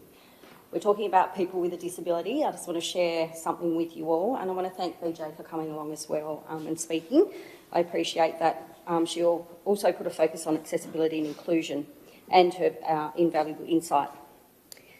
Last week, I attended a meeting with an Inclusive Spaces working group, a group of predominantly parents with children with a disability and learning difficulties, who directly navigate accessibility and inclusion challenges in our local play spaces, along with health professionals, service organisations and others. Our own Ben Clark has been doing some incredible work in this space and has been working on an inclusion policy in the space, and we will see some great initiatives start to roll out soon. The purpose of the group is to identify gaps and barriers in existing park and play space design, advocate for inclusive, accessible and sensory considerate environments, support future planning and funding opportunities through shared community and clinical insight. Hearing the stories of these families and how they navigate a simple task, like taking your child to the park that most of us take for granted. They can't just rock up at the park, they need to know what access is like. Is there any suitable equipment? Is there a fenced area? Are there disabled toilets? Simple outings for us can be impossible for them. So I'm extremely sympathetic to having inclusive and accessible facilities. I also heard from these families who would simply like inclusive and accessible play spaces that there isn't enough funding. So my dilemma is, while I support having a fully inclusive and accessible theatre with an addition of a hydraulic orchestra pit and a potential cost of $2 million, we only have so much money. Where is it coming from? What goes by the wayside? If we are finding $2 million in our budget, my wish is we find it for the families who don't have the basic opportunity of allowing their children to have access to the joy of appropriate play spaces. We have already allocated $43 million to the project, and while that may not be delivering everything on the wish list, we must consider that there are other sections in our community that are fighting for a slice of the budget or continually chasing funding, just to give their family members something as simple as a family outing to an appropriate play space, something I'm sure most of us here take for granted. So I think we all need to just take a step back and have a think about, what are we doing for our community? We have already spent $43 million. It would be amazing if we had that extra $2 million to put this pit in. It would be great. But there are other people with disabilities in our community who are fighting for the simplest things for their families, and they can't get it. So I just want everyone to just take a step back and have a really good think about our community as a whole. Thank you. Councillor Water. It's true to say that, $2 million potentially is a lot of money, and that there are competing interests for that money. It's also true to say that $43 million is a lot of money, and that is our current estimate, and I make that very clear, that it is possibly liable to change for the entire project. Now, I'll make no apologies for the fact that I think we have already spent too much on this project. We've already committed far too deep. And it's not bad to admit when you're wrong. Sometimes you've got a federal government that's just decided that they're no longer going to continue doing the Overland Railway. Sometimes you have to take stock and look at what you've done and what you've achieved and decide whether it's worth pursuing or not. Now, I, for a long time, have said $13 million to destroy Earl Arts Centre, remove a substation and rebuild it is a willful waste of money in these times. These are economically difficult times for our ratepayers, and here we are knocking down a perfectly good building and rebuilding it. Now, I know that's not the purpose for this discussion today, but I'm saying to all of us now, and I agree with our speaker today, that if we're going to do something, we do it once and we do it properly. We don't make the same mistake of overspending on somewhere like Albert Hall and not achieving the outcomes that we desired. That is exactly the position that we're in now with Princess Theatre. And I am sure it will be more than $43 million. We know, and we were warned before this started, that we will find problems underneath this building. It's an old building. You'll find problems under any old building, let alone one that you've decided to put an extra floor underneath that is reputedly, above a small waterway off the side of a hill. So we knew that going into it, and yet we pursued it. We went further.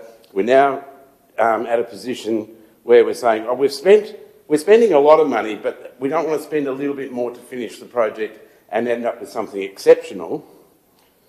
We want to try and constrain how much money we spend, and we'll end up with something maybe acceptable to the community. I feel like that's the position we're at.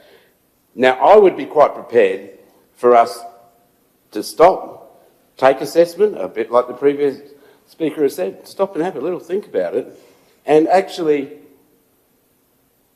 reassess the project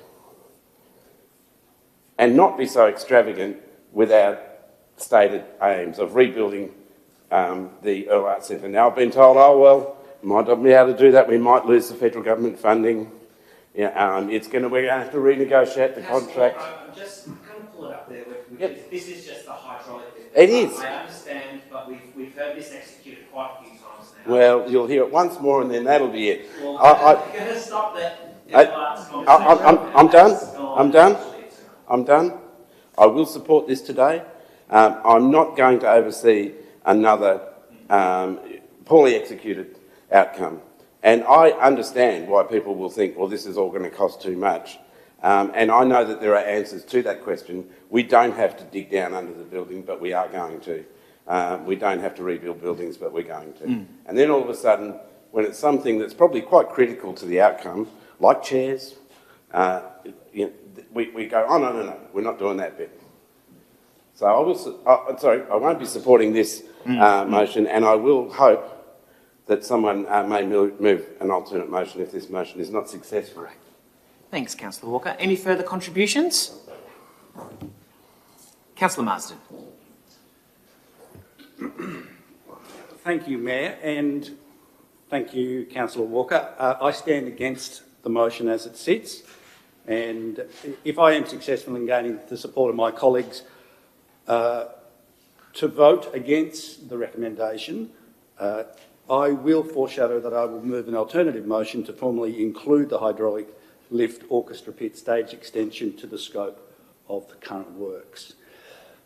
Look, I really appreciate this debate, and I'll address Councillor McMahon's concerns straight up, because what it highlights to me is when it comes to doing disability access correct, we're failing currently as a council. And the importance of the play space for disability access is just as important to disability access anywhere. So that needs to be addressed, but that shouldn't come at the expense of making sure we don't stuff up the Princess Theatre in the process. For me, as much as we, and thank you Belinda King for representing yourself as well as Illy Rodaniel and Michelle and Melissa Wimmer, who are regular hires at this space. There are so many benefits to the hydraulic pit. I appreciate that, and honestly, I do agree that it will be a game changer in providing opportunities that the Princess Theatre doesn't have at the moment, that we won't actually be able to foresee how much improvement we do with the Princess Theatre by giving it this modernisation. I'll talk to that briefly a little bit more in a moment. But for me, it's about disability access. And Deputy, I completely respect your position on finances. I really do. There's nothing about a disability refit which is cheap. But also, what price do we place on disability? Where do we say it's too much money to give members of our community who are disabled access to a public space, a public piece of infrastructure, which is the Princess Theatre? That Princess Theatre is 116 years old. We've changed our mindset about how we view our council-owned buildings when it comes to disability accessibility. And although this refit will take 2 years, potentially more, we have no real understanding of what the cost of the final project will be. But let me talk about what happened with the Albert Hall in the research that I've been able to do. So in 2019, we were looking at works somewhere between $25 million to $30 million for a facility which will have so much to give for that price tag. But throughout that process, and like any council operation, we need to look at times, are we spending too much money? Do we really need this or really need that? What happened in the final process is that we ended up spending $22 million and we didn't get half of the things done to the Albert Hall that would have been done if we spent that little bit more in 2019. So we compromised and we delivered a compromised Albert Hall, which I'm sure all of you have had representation since that building was handed back to the people. We're in a position now that the Princess Theatre is the cultural heart and soul of this city. And if we give it back to the people, where we say, we are giving you back an accessible, disability-equipped, inclusive building for actors who have a disability, for technicians who have a disability, for patrons who have a disability, but not you, musician with a disability, because we're denying that disability access to the pit. Now, it's been identified that by installing the hydraulic pit, it does a couple of things. One thing it does, more than anything else, is it provides the opportunity for that young 15-year-old boy to keep his dignity and to play his instrument in that orchestra pit. Because it gets lower to a level where his wheelchair could wheel straight onto that surface. He's included. He then becomes part of the overall disability access of that facility. We're not at a point where we're saying we need to cut back on the scope to keep the finances in check, and you're the collateral damage. Sorry, young 15-year-old boy, you weren't important enough for us to make sure we got the accessibility, disability access correct. For me, I hate to say it, but I honestly feel as though that's discrimination, that we're picking a price tag and discriminating at the process. And I honestly don't see how that we can do that.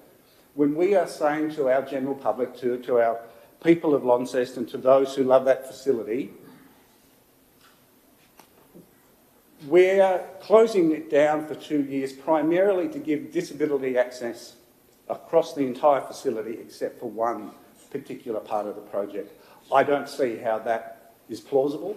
I don't see that sits terribly with me, that we're prepared to hand over a facility that is not completely disability accessible, let alone all the advancements that hydraulic lift, pit and stage extension will have. And we're prepared to modernise the facility except the orchestra pit area, which relies on 65-year-old technology. It's the same system that has been done for 65 years. Are we actually prepared to spend millions and millions of dollars and hand back that theatre to the people of Launceston and say, look how modern the building is, yet don't look at the pit. That's 65 years old, plus let alone the workplace health and safety issues moving forward for the next 20 to 40 years.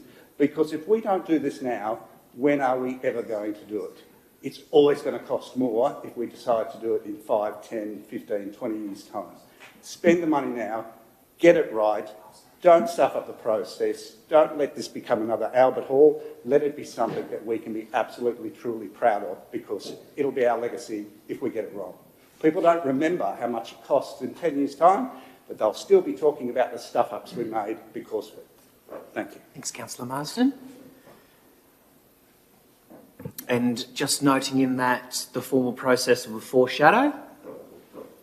So just a point of clarification around the, this report responds specifically to the hydraulic orchestra pit request, as requested by council in the alternate motion.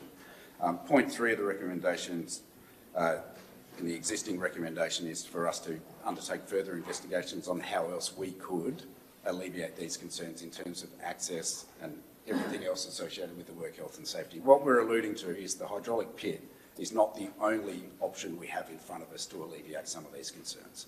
So whilst we're responding specifically to the hydraulic pit request of council, there are other options available to us moving forward, but we don't want to do it right in the midst of this current construction project. That's why the request is at the conclusion of. It's not deferring the hydraulic pit, it's recognising the situation we're in, it's understanding that we can do that work later. Thank you. I've got a couple of questions. Deputy Mayor, then Councillor Harris. Yeah, along the same lines, in relation to everything seems to be honing back to disability access.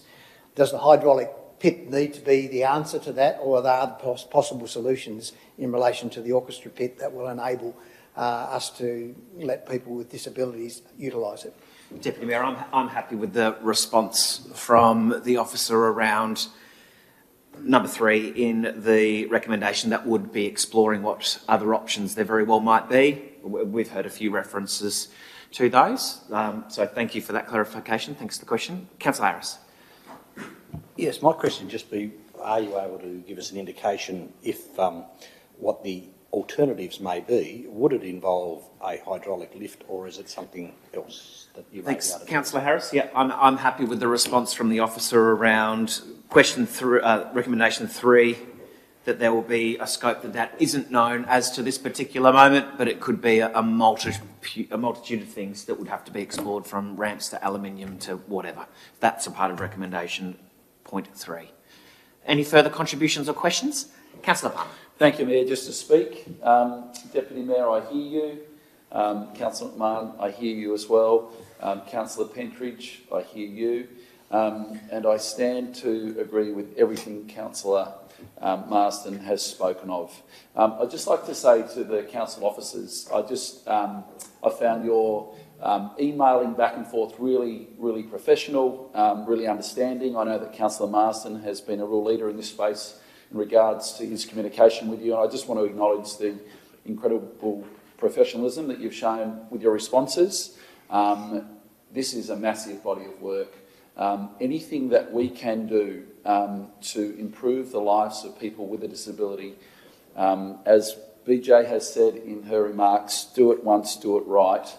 And I really do believe that at the start of this whole process, it was around the accessibility of the Princess Theatre, whether that being from the side of stage, getting onto the stage, that is for, as Councillor Marsden has already said, for absolutely everyone that goes inside the Princess Theatre, whether that's a patron or a performer, someone performing for the first time, for the 10th time, for the 100th time. This isn't just going to fix the now, it's going to be there for decades to come. Yeah, so I think absolutely, I wholeheartedly support your intention when you spoke about this. So I look forward to an alternate motion coming forward that we can really do whatever we can. I know it's a lot of money, I understand that, but in the scheme of things, in relation to the money we're spending, if we add on a little bit more, I think this will really improve the lives of many people out there that get the opportunity, like we do, to follow their passion at the Princess Theatre in years to come, and I wholeheartedly believe that, and I hope that someone brings forward an alternate motion. Thanks, Councillor Palmer. Councillor Harris. Thank you. I didn't realise I left my mic on. Yes, look, I'll also stand to initially vote against this motion and support an alternate motion. Do it once, do it right. I bought this original motion 3 months ago for us to understand the issues and for us to get it clear in our mind what it was that had been taken out. And to me, to put it back in now is time critical, because if you're not, at some future time, if we were to install a hydraulic lift, we would have to again shut the theatre down for a period of time whilst you're excavating. Now is clearly the best time to do it. And as a comment once said to me, that service is remembered long after the price is forgotten. To a degree, the service that our customers, our users, our patrons of the Princess Theatre, once it has been reopened with a hydraulic stage extension, would soon forget the extra $2 million or whatever we are likely to cost here in this particular motion. So from that point of view, I look forward to the alternate motion. Thank you. Thanks, Councillor Harris. Any further contributions? Deputy Mayor Close. Thank you. It looks like I'm sailing on my own ship, but that's okay. That's okay. That's okay. But I will just stand up to remind, and I think that we've managed to divert the conversation away from a hydraulic stage to a disability access conversation, which I believe can be dealt with in other ways. I have no doubt that there would be craft and be able to deal with that in other ways. But and again, so don't take me as being an anti-disability advocate, because I fully understand what Councillor McMahon has said, and I certainly live and deal with these things every day and things that I do. So mine's not about empathy or lack of empathy for that aspect of it, but I believe we've now managed to pull a hydraulic orchestra pit into a disability conversation, which I think is the wrong decision for us to make. I will remind people that it's not just about the orchestra pit, it's actually about the additional works that will actually be that will be incurred by our contractors in relation to other aspects, by the knock-on effect that will come with that. So don't just think $2 million is going to cut it, because it won't. So I'll leave it with you. I'll support the motion. I suspect I'm going to be alone on that, but that's okay. My view, I just needed to get it out there because I think financially we as a council are taking a very dangerous step. Thanks, Deputy Mayor. So putting the published recommendation to the vote then, all those in favour, Councillor McMahon, Councillor Kai and Deputy Mayor. Those against?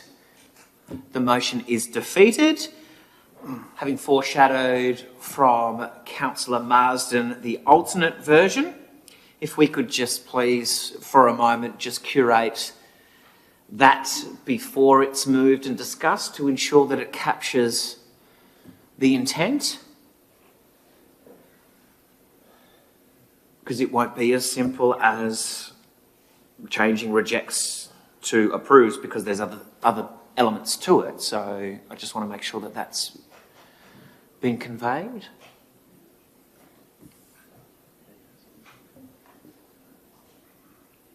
So just checking that that's all good, Councillor Marsden? Captures the intent? You're happy with that? I think just like legally. Yeah. Okay. Thanks, Councillor Marsden. Councillor Marsden has moved the motion, seconded by Councillor Harris. Anything further? Any further contributions as the mover? I just want to thank my fellow councillors for the support. I do appreciate also those who voted for the original recommendation. Now that we've come to a decision, I'm looking forward to working collectively with my fellow councillors and with council members to make sure that at the end of the day we're extremely proud of what we'll be handing back to the people on all aspects, regardless of functionality as well as disability access. So thank you. Excellent. Thanks, Councillor Marsden. Councillor Harris is the seconder. Excellent. Further contributions? Okay, to the vote. All those in favour? Those against? Deputy Mayor Councillor McMahon and Councillor Kaya. The motion is carried. Excellent. Can I just thank the representatives from our consultants, Verto, for attending Yeah, to answer thank questions you. today? Thanks very much. Thank you. Excellent. Thank you. Continental seating next. Okay. Right, so we're going to catch back up to where we are with the agenda, having moved those items forward. Thank you, Councillor Palmer. We're at 12. Announcements by the Mayor, published monthly. Councillor reports at 13. Councillor Kai. Thank you. Wow, okay. So on the 2nd and 3rd of May was the weekend of Brixhibition, Tasmania's premier Lego exhibition held at the Launceston Conference Centre. As always, the event showcased not only impressive Lego creations, but also the creativity, dedication and countless hours of effort invested by participants in producing these remarkable displays. The exhibition provided a fantastic experience for visitors of all ages and was a wonderful opportunity to reconnect with friends and meet members of the wider community. While I unfortunately missed seeing the ever-popular Star Wars stormtroopers, I'm sure many local families were delighted to encounter them throughout the event. So great work and thank you to Brixhibition. Thanks, Councillor Kai. Deputy Mayor. Noting that I had a meeting with the National Emergency Management Agency on Tuesday, noting that AusAlert, there's a community-based trial which will be carried out here in Launceston in the next month, where we'll be testing out new emergency management system. There's a bit of work to be done to let the community know what's going on in relation to it, but just noting there's some planning under things. So when that comes out, do what you can to let people know. It's quite an interesting technology where they can actually drop it to towers within the whole of Launceston, and effectively everybody gets an alert in relation to it, just managing some of the, the unintended consequences by safe phones or something like that, buzzing, in a room where they shouldn't be buzzing and things like that. So there's a number of things that need to be dealt with in relation to it, but getting the message out so people are not surprised when they get this alert on the 12th or 15th of January, 15th of June, I think. So just being aware of that, which is a good constructive conversation, but there's still a fair bit of work to do.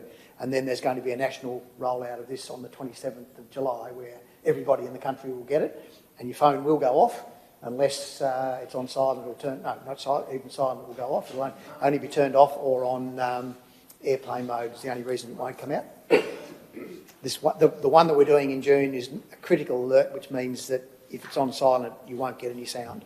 You'll just get the alert. Thank you. Further councillor reports? Okay, we'll move on then. 14, we've got questions by councillors of 14.1. It's the questions on notice by councillors, which are responded to and published as a part of the agenda.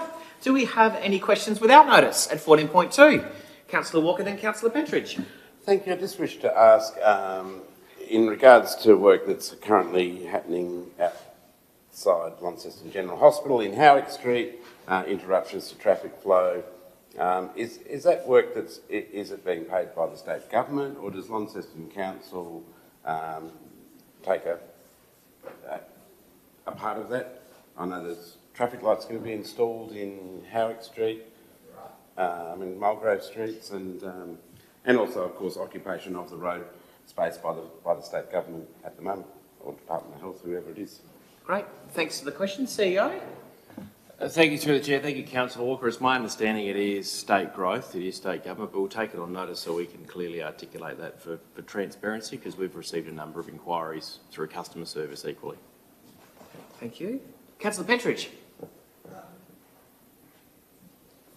There was 3 questions. We've answered some of them. One of the first ones here is there's been a lot said about Hawthorn. And my understanding is the CEO has written. So the question is, has anyone responded to your questions in the letters that you've written? CEO. Thank you, through the Chair. Councillor Pentridge. In short, no. The most recent one, but otherwise... Well, that's only the most recent. There has been correspondence. Disappointing. Look, we shouldn't be taking this too lightly. If I was Hawthorn, I wouldn't put up with this. They've been good friends of ours for 25 years. And yes, we've been good to them, but it's a two-sided event. I am a supporter of the Devils because they're local, but they've got a long way to go before they get the same support that Hawthorn's got. And I think that someone has to chase this up. We can't just sit back and be notified that, that Hawthorn have decided that because they've been left in the dark, that they want to move on, and Launceston misses out. So if that's in agreement with my colleagues, we've got to follow it up, you know, and go from there. And really, I mean, I'm not sure whether the other question I was going to ask.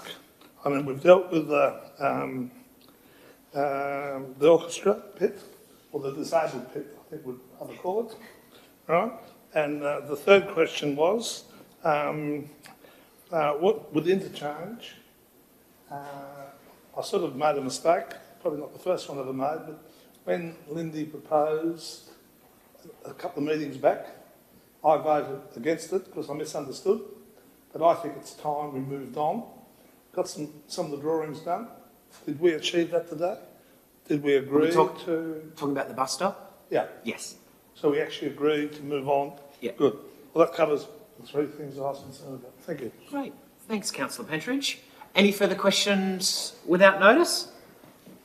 Okay, we'll move through to committee reports. At 16.1, we've got the Heritage Advisory Committee meeting of the 17th of March. And I think it's really great to note that in the recommendation, it comes with recommendations. So just to be aware, we're not super accustomed to this, but I do believe that this is a good way moving forward, that by approving this recommendation, we're ultimately approving other recommendations and actions. So just to be aware of that as we go forward, I think these recommendations are good and a good example of that. So recommendation being that the council receives the report and also the unconfirmed minutes and considers for endorsement the recommendations of the Heritage Advisory Committee, which are the Heritage Advisory Committee recommend that St John's Church Water Damage Reduction Project, surely that's going to have an acronym, be recognised as an important heritage project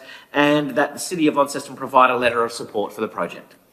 At B, number 2, the Heritage Advisory Committee recommends that funding be sourced for the restoration of the Dolphin Fountain.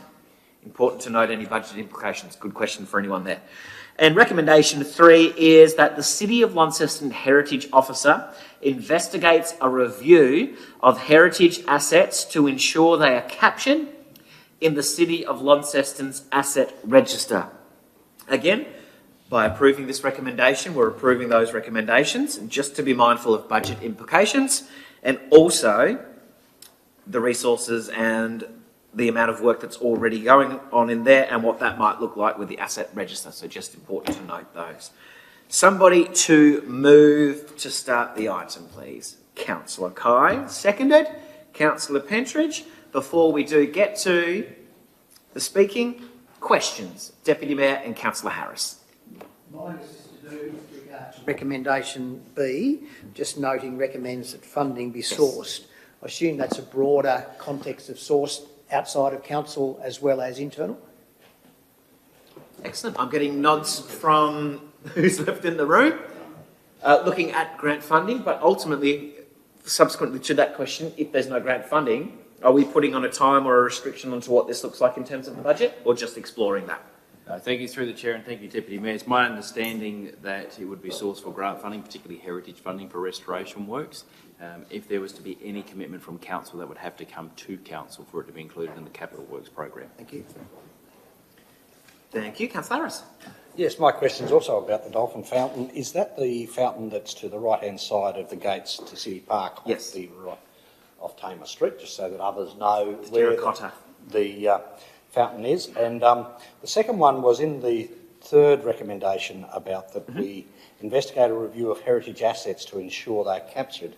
Have we any indication before we proceed with this, of how much work might be involved. Great question. For how long, and what sort of cost that we could be signing ourselves up to.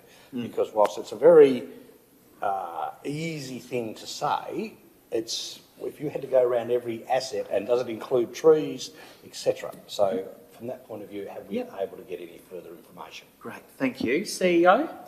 Thank you through the chair. Thank you, Councillor Harris. I'd have to take that on notice, but if we were ever going to do it, now is probably the better time to do it, given all the work we're doing through asset management processes, capturing all of council's assets. So yes, there would be a cost involved. Yes, there would be resources involved, but I do believe it could be broadly captured within the work already being undertaken. Excellent. Thank you. Further questions? Councillor Walker. Yeah, look, this is quite clearly to receive this report. I can't reconcile the idea that by receiving this report that we are agreeing with these recommendations. We are noting these recommendations. But, you know, my concern would be that a recommendation might come from any particular council committee that we may or may not agree with, and we shouldn't have to delve into this at this stage and go, well, I don't like recommendation 2, and I think we should change that and all that sort of thing. I think these recommendations, I'm quite happy to receive this report, and I thank the Heritage Committee for the report, but I would say that any of these recommendations need to come as a notice of motion if we are to endorse them as a council. Thanks, Councillor Walker. And no, that's okay. You know, in accepting these reports, I would be concerned if you think that we are endorsing the recommendations. Sure. Well, that's all in the wording, and we look to those members of the committee around the expectations of the committee and putting forward these recommendations. Is it, I think for clarity, I think it would be worth asking those members their expectations as a group. Well, as a group, I think we were told that we were to make recommendations for council so that council can look into it. So it's there for you to look into whether to follow it or not. I didn't think it was to be accepted today. So I actually thought that today we were going to simply accept this report and that hope that council will soon approve and action the 3 recommendations. So I didn't think we were going to be accepting the report and actioning it by accepting the report that we are going to approve and action the 3 recommendations. So that was my understanding. So that's good to get that clarification. Because as a committee, we can come up with a lot of recommendations, but it doesn't mean that every single recommendation is going to be suitable and that council is going to accept all of them. So my understanding was that we were to bring the recommendation and then we were to consider it later or close. You know, not in this meeting with it. Yeah, we'll have to.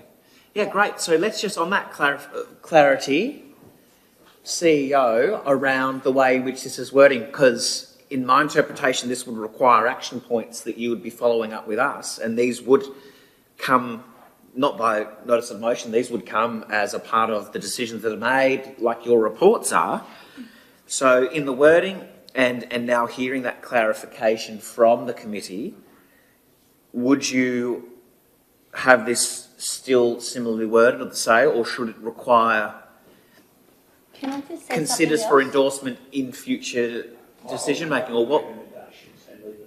Yeah. So, but I'll just wait. I'll just go through the CEO first around, because see, at the end of the day, we are going to make a decision on this, which becomes a resolution that will be acted by the staff, directed by the CEO. So if the CEO interprets this in a way and sends the officers to do it, that's at the direction of the CEO.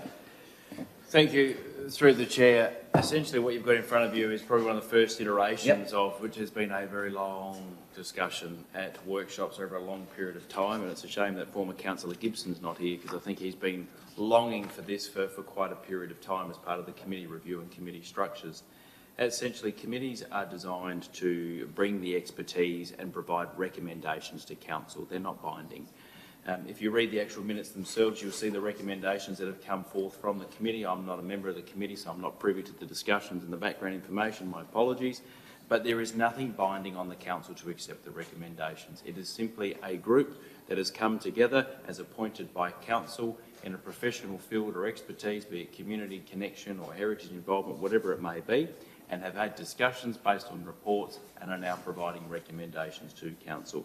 There is no obligation to accept these recommendations. You may choose to debate these recommendations and you may choose to alter these recommendations. It is purely a group of committee endorsed by council who have come to you with their views of the world and what they believe you should do as the governing body. But you could just accept recommendation 1, which is purely to receive their minutes, and therefore there is no binding action on any of the recommendations contained within their minutes. Questions? Yeah, mine's similar. I mean, my recollection, I mean, I've been advocating that committees need to have some teeth and therefore to be able to put something on the board. But I would have thought before it came, there's a step in between, and it maybe there comes to a workshop, and then the workshop says this is what it's about, and then it comes as a recommendation to council if we agree that comes, or the elements of those recommendations come to council, because otherwise there's no point. Because this, if we agree with them, then we should be moving on, and council should be giving implications. The thing that I don't understand is the financial implications to some of the things that we might be doing, which we should get some briefing from officers in relation to before we commit to things. Councillor Harris? My suggestion would be that I would propose to amend the motion to note the recommendations of the advisory committee and for them to be brought to a future workshop, so that then they can be, some might be quick, others may require, such as the first one, which is just a letter of support, and that should be very quick. But the other 2 probably need to have a little bit more background on them, and they can be a future workshop item. So I would foreshadow an amendment to the motion to that effect. Thanks, Councillor Harris. Councillor Kai? Yeah, well, so pretty much when we sort of asked the CEO what he expected from our committee, our understanding was that we were to bring recommendations and advice to the council. So bringing recommendations and advice to the council, I'm assuming it's just bringing it in and then to be discussed afterwards, because I don't, just because we disagree with, let's say, B, I don't want our report not to be accepted because of B up there. So like I said earlier, today we were just to simply accept this report, and that we hope that council will approve eventually and action those 3 items that is in the recommendation. So I think it might be a misunderstanding that in our committee we feel that this is what the CEO is requesting from our committee, so we are trying to fulfil that, where it sort of comes across as differently. So yes, so if we could somehow word it so that we would be accepting this report, and then sometime soon, council will action this and approve to action this. Yeah. Yep. Thank you. Yep, I agree. Similarly to what Councillor Harris was saying, that receive the report and the unconfirmed minutes and note the recommendations for future discussion or something. It doesn't even have to be that binding, it doesn't have to say. Because then I think by coming to the public, it gives the committee a reason to be meeting and gives them a public-facing thing, gives us some accountability without having to make that decision there and then on the spot. And then that will just become action points for the CEO to put through, whether it's into workshop or whether it's through into emails or whatever. It doesn't necessarily even have to be that.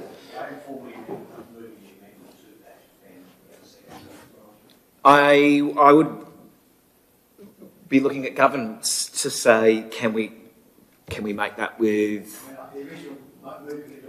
Yes, exactly. If we can just get permission from the mover and the seconder, if that's okay with governance. Susie and Joe. So we'll just amend my suggestions in the original motion. Thus to move with the amendments now. Okay.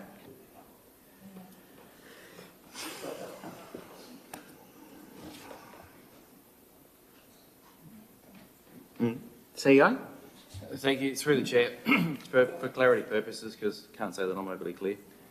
Are we, with the permission of the mover and the seconder, are you happy to just accept recommendation 1, noting that that's just the minutes? We don't need to specify any particular recommendations because the recommendations are listed within those minutes anyway, so then there's no binding decision of the council to do any of those those things listed within the report. I'd also add, I think there's some work on the reports that can be done, picking up the Deputy Mayor's point of view. But as per the discussions at workshop and the committee review report, this structure, which was as a result out of the committee review that Council undertook and wanted enhanced committees that could actually provide more recommendations and become the workhorses of Council, this is that first step in becoming that. There will become greater onus on committee members. So if you are a Council member who chairs a committee or is on a committee, then there is responsibility on you to own these minutes when they come into this chamber. And then equally, there is responsibility on all of us to read these reports and ask questions when the agendas are published as well.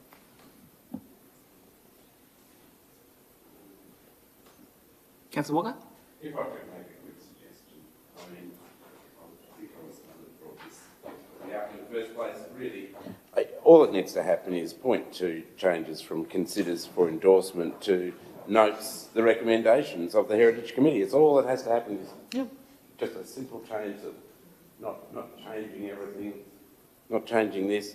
It means that a council officer or the CEO could take any of these recommendations and go, that's a good idea, I'm going to put that as a notice of motion, we want to do that. A councillor, a member of the committee could also likewise go, this one is really important, I'm going to put it up as a notice of motion. That is the mechanism for getting action on council, and it just needs to be that we note the recommendations of the Heritage Committee. Thank you very much. Consensus of that, CEO? Yeah, but is that going to achieve? Thank you, through the chair. If the move and the second are fine with that, that is literally accepting the minutes. There will be no action of the recommendations because there is no decision of the recommendations. Okay, so Councillor Pentridge and Councillor Kai.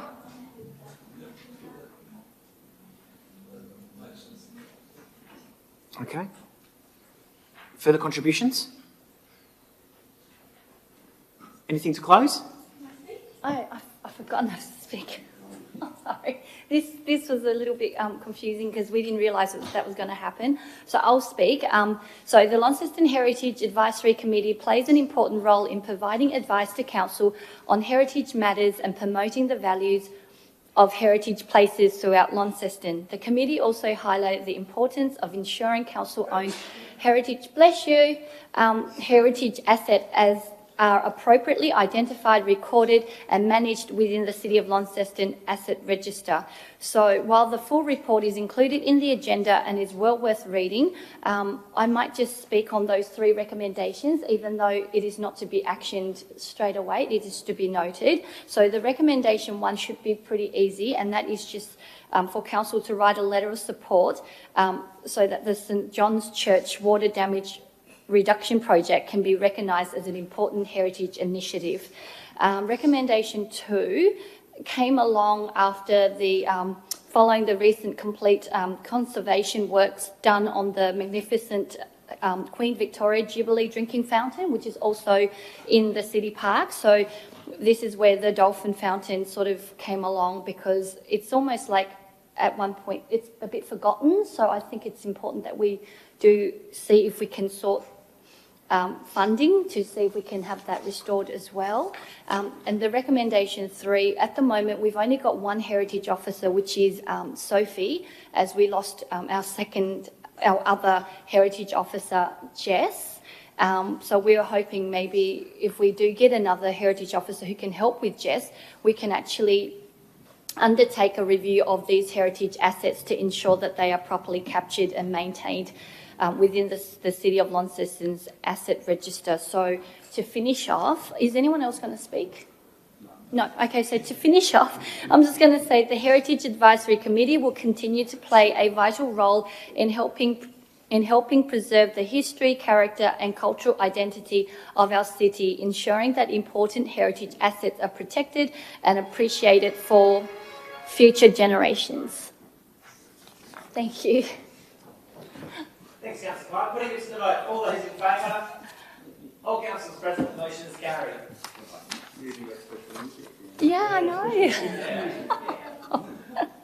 Connections and livability at 7 17 items have been identified. Community assets and design, 18.1 is the Launceston Flat Authority report. Recommendation being that council receives the report. Been moved by the Deputy Mayor, seconded by Councillor Walker. Contributions? I think it's all in the report. Questions? All in the second. Just all in the report, though. I do note that I think it was their grant funding was below expectations. Some income there, which wasn't fully explained, but nonetheless, a fairly comprehensive report of all the work they're doing. Awesome, thank you. Further contributions? Councillor Petrich. See the report. There's a report. Attached. Attached. Yeah, in your papers. Must have slept through that one. Yeah. Okay. To the vote then. All those in favour? All councillors present, the motion is carried. Can we do 18.2 again? Not today. 18.4, not for 2 years now. 18.4, Launceston Flood Mitigation Disaster Ready Fund Grant 3D. Recommendation being that council notes the success of the grant application and approves acceptance of the Australian Government funding for the Launceston Flood Mitigation Plan and authorises the CEO to exercise council's rights not to negotiate the finalisation. Being moved by Councillor Harris, seconded by Councillor Walker. Contributions? Just hope instalment falls not $108. There is a mistake there. Yes. Okay. In the green. Yeah, there is a. In the report or the recommendation? Oh, just the report. In the report, yeah. Noting that for the report. Yep. Okay. So this is necessary for us to take up the grant that we were successful in getting from federal government. So I think it's a great outcome for us to get to this point, and it's a pity that Councillor Britton isn't here to see us get it across the line. Thank you. Thank you. Councillor Walker is the seconder. Yeah, and I imagine Erica Deegan has been doing a fair bit of work in that area. And I note that this is a federal government grant, but it's administered by the state government. Is that how that works with these types of arrangements? Usually money from the federal government flows through the state and is paid to council. Yeah. And considering that by and large the land that we're talking about, the areas that we're talking about are state crown land, there'll be a definite sort of symbiotic relationship there, but we will be reporting to the state and to the minister in regards to this. There is a mountain of work to be done. I do recall that we had employed someone in that position. That is still the case. He is the author of the report, Councillor Walker. That's right, yep. And just checking, things do change around here. Yes, apart from that small anomaly on the numbers, my only other question would be, I suppose, do we think that what we are seeking aligns with the grant deed? Is there any areas that we, I suppose, would have to work in that we otherwise may not have, based off the initial notice of motion that brought all this about from Councillor Britton, and I certainly do congratulate him on the work there. Is there any work that I suppose in the deed is at variance with that? Any requirements or, so forth? No, the grant funding that we bid for is exactly what we got. So the work that we will be doing is exactly what we outlined in the original bid as endorsed by Council in its decision to make this a key priority in the annual plan. Awesome. Thank you. Further contributions? Anything to close? Okay, to the vote. All those in favour? All councillors present, the motion is carried. Delivery and performance. 19.1. Hi, Nathan. That certificate was such a long time ago. Delegation under the Land Use Planning and Approvals Act. The recommendation here is that Council revokes any previous delegation made by Council in respect of the Land Use Planning Act of 93 and the Land Use Planning and Approvals Act of 2024. Delegates to the holders of the position in the published agendas and columns. We did have some questions around this, that it's not just title movements, there are a couple of other initiations through this. So looking for a mover and seconder, please. The Deputy Mayor has moved, Councillor Harris seconded. Questions for clarification? Deputy Mayor, are you going to start? Any questions? Or just to outline? Yeah. It seems to me, other than just the changing of titles, there are 3 changes to that. Maybe just a quick explanation of what they are. Sure. So under section 40, capital T, that relates to a combined permit application. So that's when a person comes to the council and asks for their land to be rezoned. But, for example, it relies on council's land to a degree. So, for example, a road going over to council's land to adjacent land. So that would be covered by section 40T. The other one is a slight expansion of section 57.6, which authorises the CEO to refuse a permit where the law requires the refusal of the permit.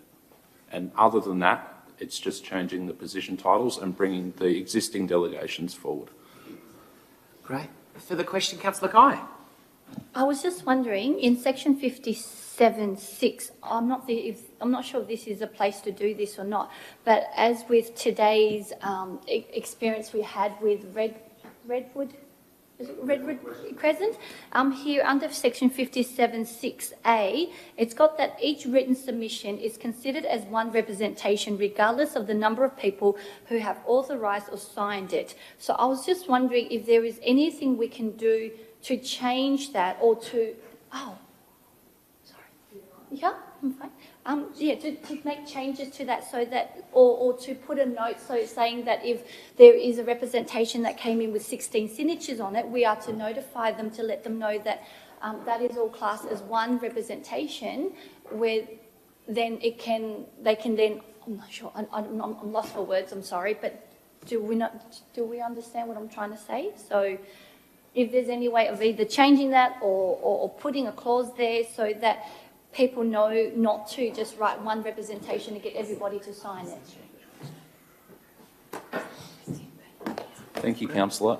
The answer to that question is yes, it's possible. So that would come by amending the motion. I just note that the current delegation is being brought forward in the same way that it currently exists, and that existing position was workshopped with councillors last year or at the end of 2024. So it's a fairly recent change. So does that mean that there's no chance of changing that again? Or can we make an exemption, especially after today's experience? Might be worth understanding that when Councillor Britton requested to call in this development, which is always open to you as councillors, when community make you aware that they're unhappy or want to have their say about it, that I will review the documentation on our website to make it clearer to the community that if you sign one document and you get 16 signatures like a petition like they did for Redwood, that won't count as multiple representations, it will count as one. So I will review the website content so that's clearer. What I would say is anything's possible to be changed, but I would counsel against doing that on the fly given it has been to workshop previously and it is a new policy. It's also important for us to be able to have parameters around assessing what does or doesn't constitute a submission or a representation, so we're crystal clear when we're counting them, so we know what is above or below the threshold for deciding something under delegation. Right, cool. So I for one is not good online. So by changing something online, not everyone's going to be looking online to see exactly what they can do, what they can't do, or what it means, for example, finding this.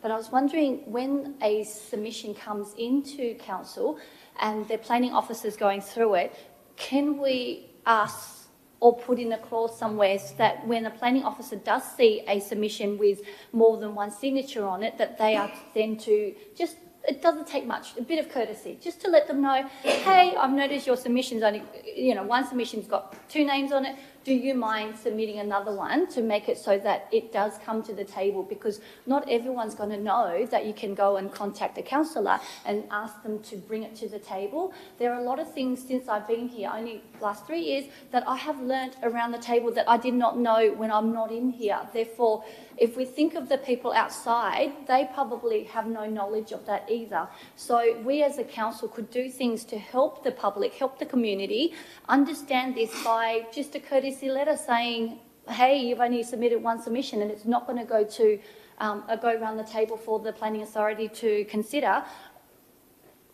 And I'm sure it's been done before. You just ask them to each write their own submission or somehow, you know, just a note to let them know that the council is not deliberately doing this against them because we've got all these plans behind their back to get things through that they don't know about. So just wondering if we could do anything to help that. Thank you. Thanks, Councillor Kai. Anything's possible, Councillor Kai.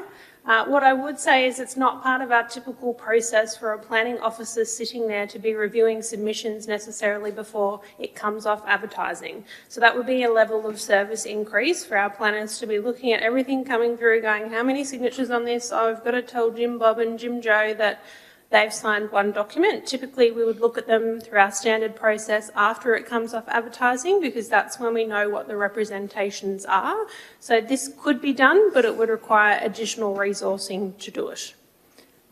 I can understand, but the planning officer's already going to be reading that representation. It's not like they're going to look at it and go, yep, put it aside. Correct, but So not until they're it comes already off working on it. advertising, at which case there's no more time left for someone to make a representation. So we'd be coming too late in the process to ring and say, you've got 15 minutes to get a representation in because we've just noted that you've co-signed one submission.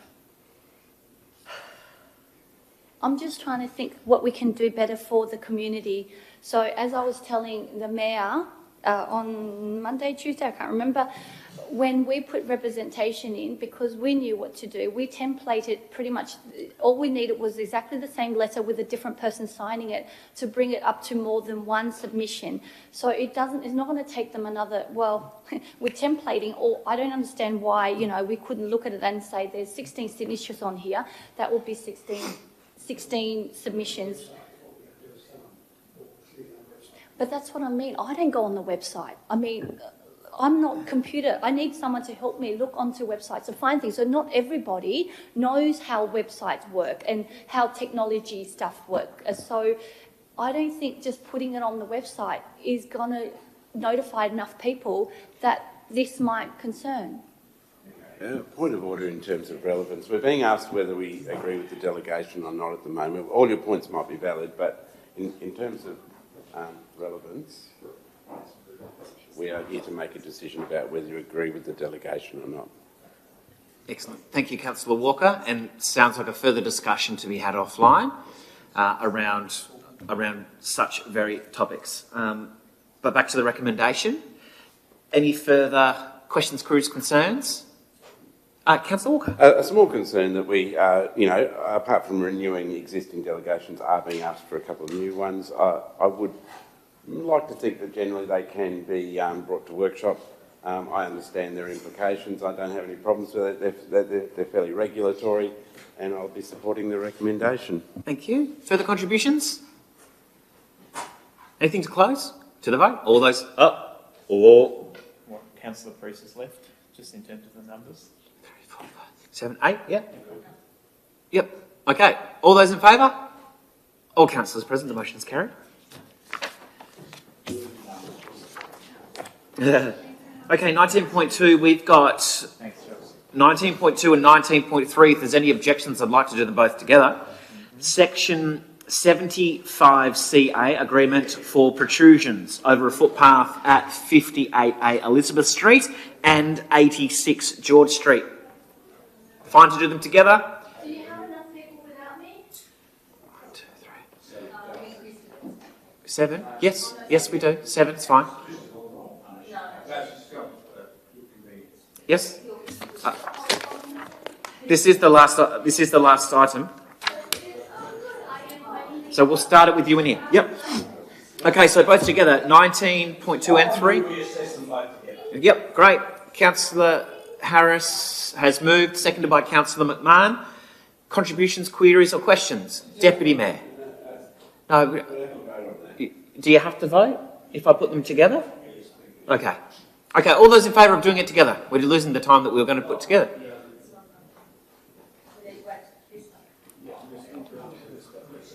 There's 7 still. We've got 7. All those in favour of doing them together? I'm very forgettable, it's fine. Even if we do, we've still got 7. Okay, thank you. All councillors present, we'll deal with these together. We've just got... You can still discuss both of them at the same time.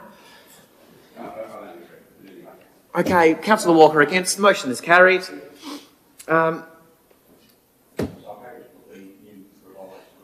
Yep, Councillor Harris has moved. Deputy Mayor seconded.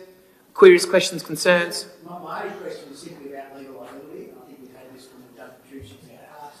If something happens with that protrusion, as a member of the public, who's responsible for it? Thanks, Deputy Mayor. Executive Leader to Duncan. Yeah, so responsibility is going to rest with the landowner. Thank you. And the owner of the protrusion. Further question, Councillor Harris. Yes, my question was just in regard to these. They are similar to ones we've assessed before, and whilst they currently have to come to council, is there a need for us to have a policy in this area that would allow protrusions of up to 30 centimetres or something to be approved by an officer, so that we don't have to go down this way? Yeah. Question: but what do you, is it possible? Is asking how to do that? Yeah. Is it possible to be done? Yeah. And the mechanism for that? Just Yeah, we can bring a report back and then set out a delegation to approve within certain limits. Cool. Excellent. Further contributions, questions, queries? Councillor Walker. Speak, if I may. Thank you, Chair. This is not something that we deal with very often, but we have dealt with it before. We do need policy in this area. We have a few awnings that are now being registered on people's titles. The majority of awnings are not registered on people's titles. It seems to only happen when there's a strata title involved, because they're dividing up a building and they go, who owns that bit? It's not mine, it must be yours, and it needs to go on your title, but it's not on their land. So there's dilemmas within this. So all I'm saying is I do foreshadow that we need to do some work in the area. There are other parts of the country where awnings are getting inspected now because they are a liability. People are being killed by these things. And so there's a lot of work to do in that area, and I'm just, foreshadowing that needs to happen, I think, so that potentially when these things come along, we have a policy and we can look at it and go, yeah, that's fine, moving on. Great. Question, Deputy Mayor. Yeah, close off nicely off Councillor Walker's, just in relation to the ones that we actually haven't approved to be attached and become property. What's the legal liability in relation to those that are sitting above our streets now? Exactly. Yeah. Thank you. It's largely the same. There is potential liability in either situation, but primary responsibility sits with the owner of the awning. Okay, thank you. Further contributions? Okay. Putting it to the vote. All those in favour? All councillors present, the motion is carried. We move through to item 20, Strategy and Innovation, and 21, Chief Executive Officer Network, and 22 has been dealt with in late items. So 23, there is also no items identified. We close the council meeting at 24, looking at 5 to 7. We're going to be... What's... Oh, have I? We've done that. Yeah, the flood grant? No, not the flood grant. There was a subsequent one that also had other grant applications we've made for road safety users. Is that money points? No, that was unfortunately included in an attachment to something else. That was when we applied for the grant for the flood mitigation. There was also another grant in there. That's the one we That's okay. Okay, closing the meeting at 6:57 with the next meeting to be held here at 1 o'clock on the 28th of May.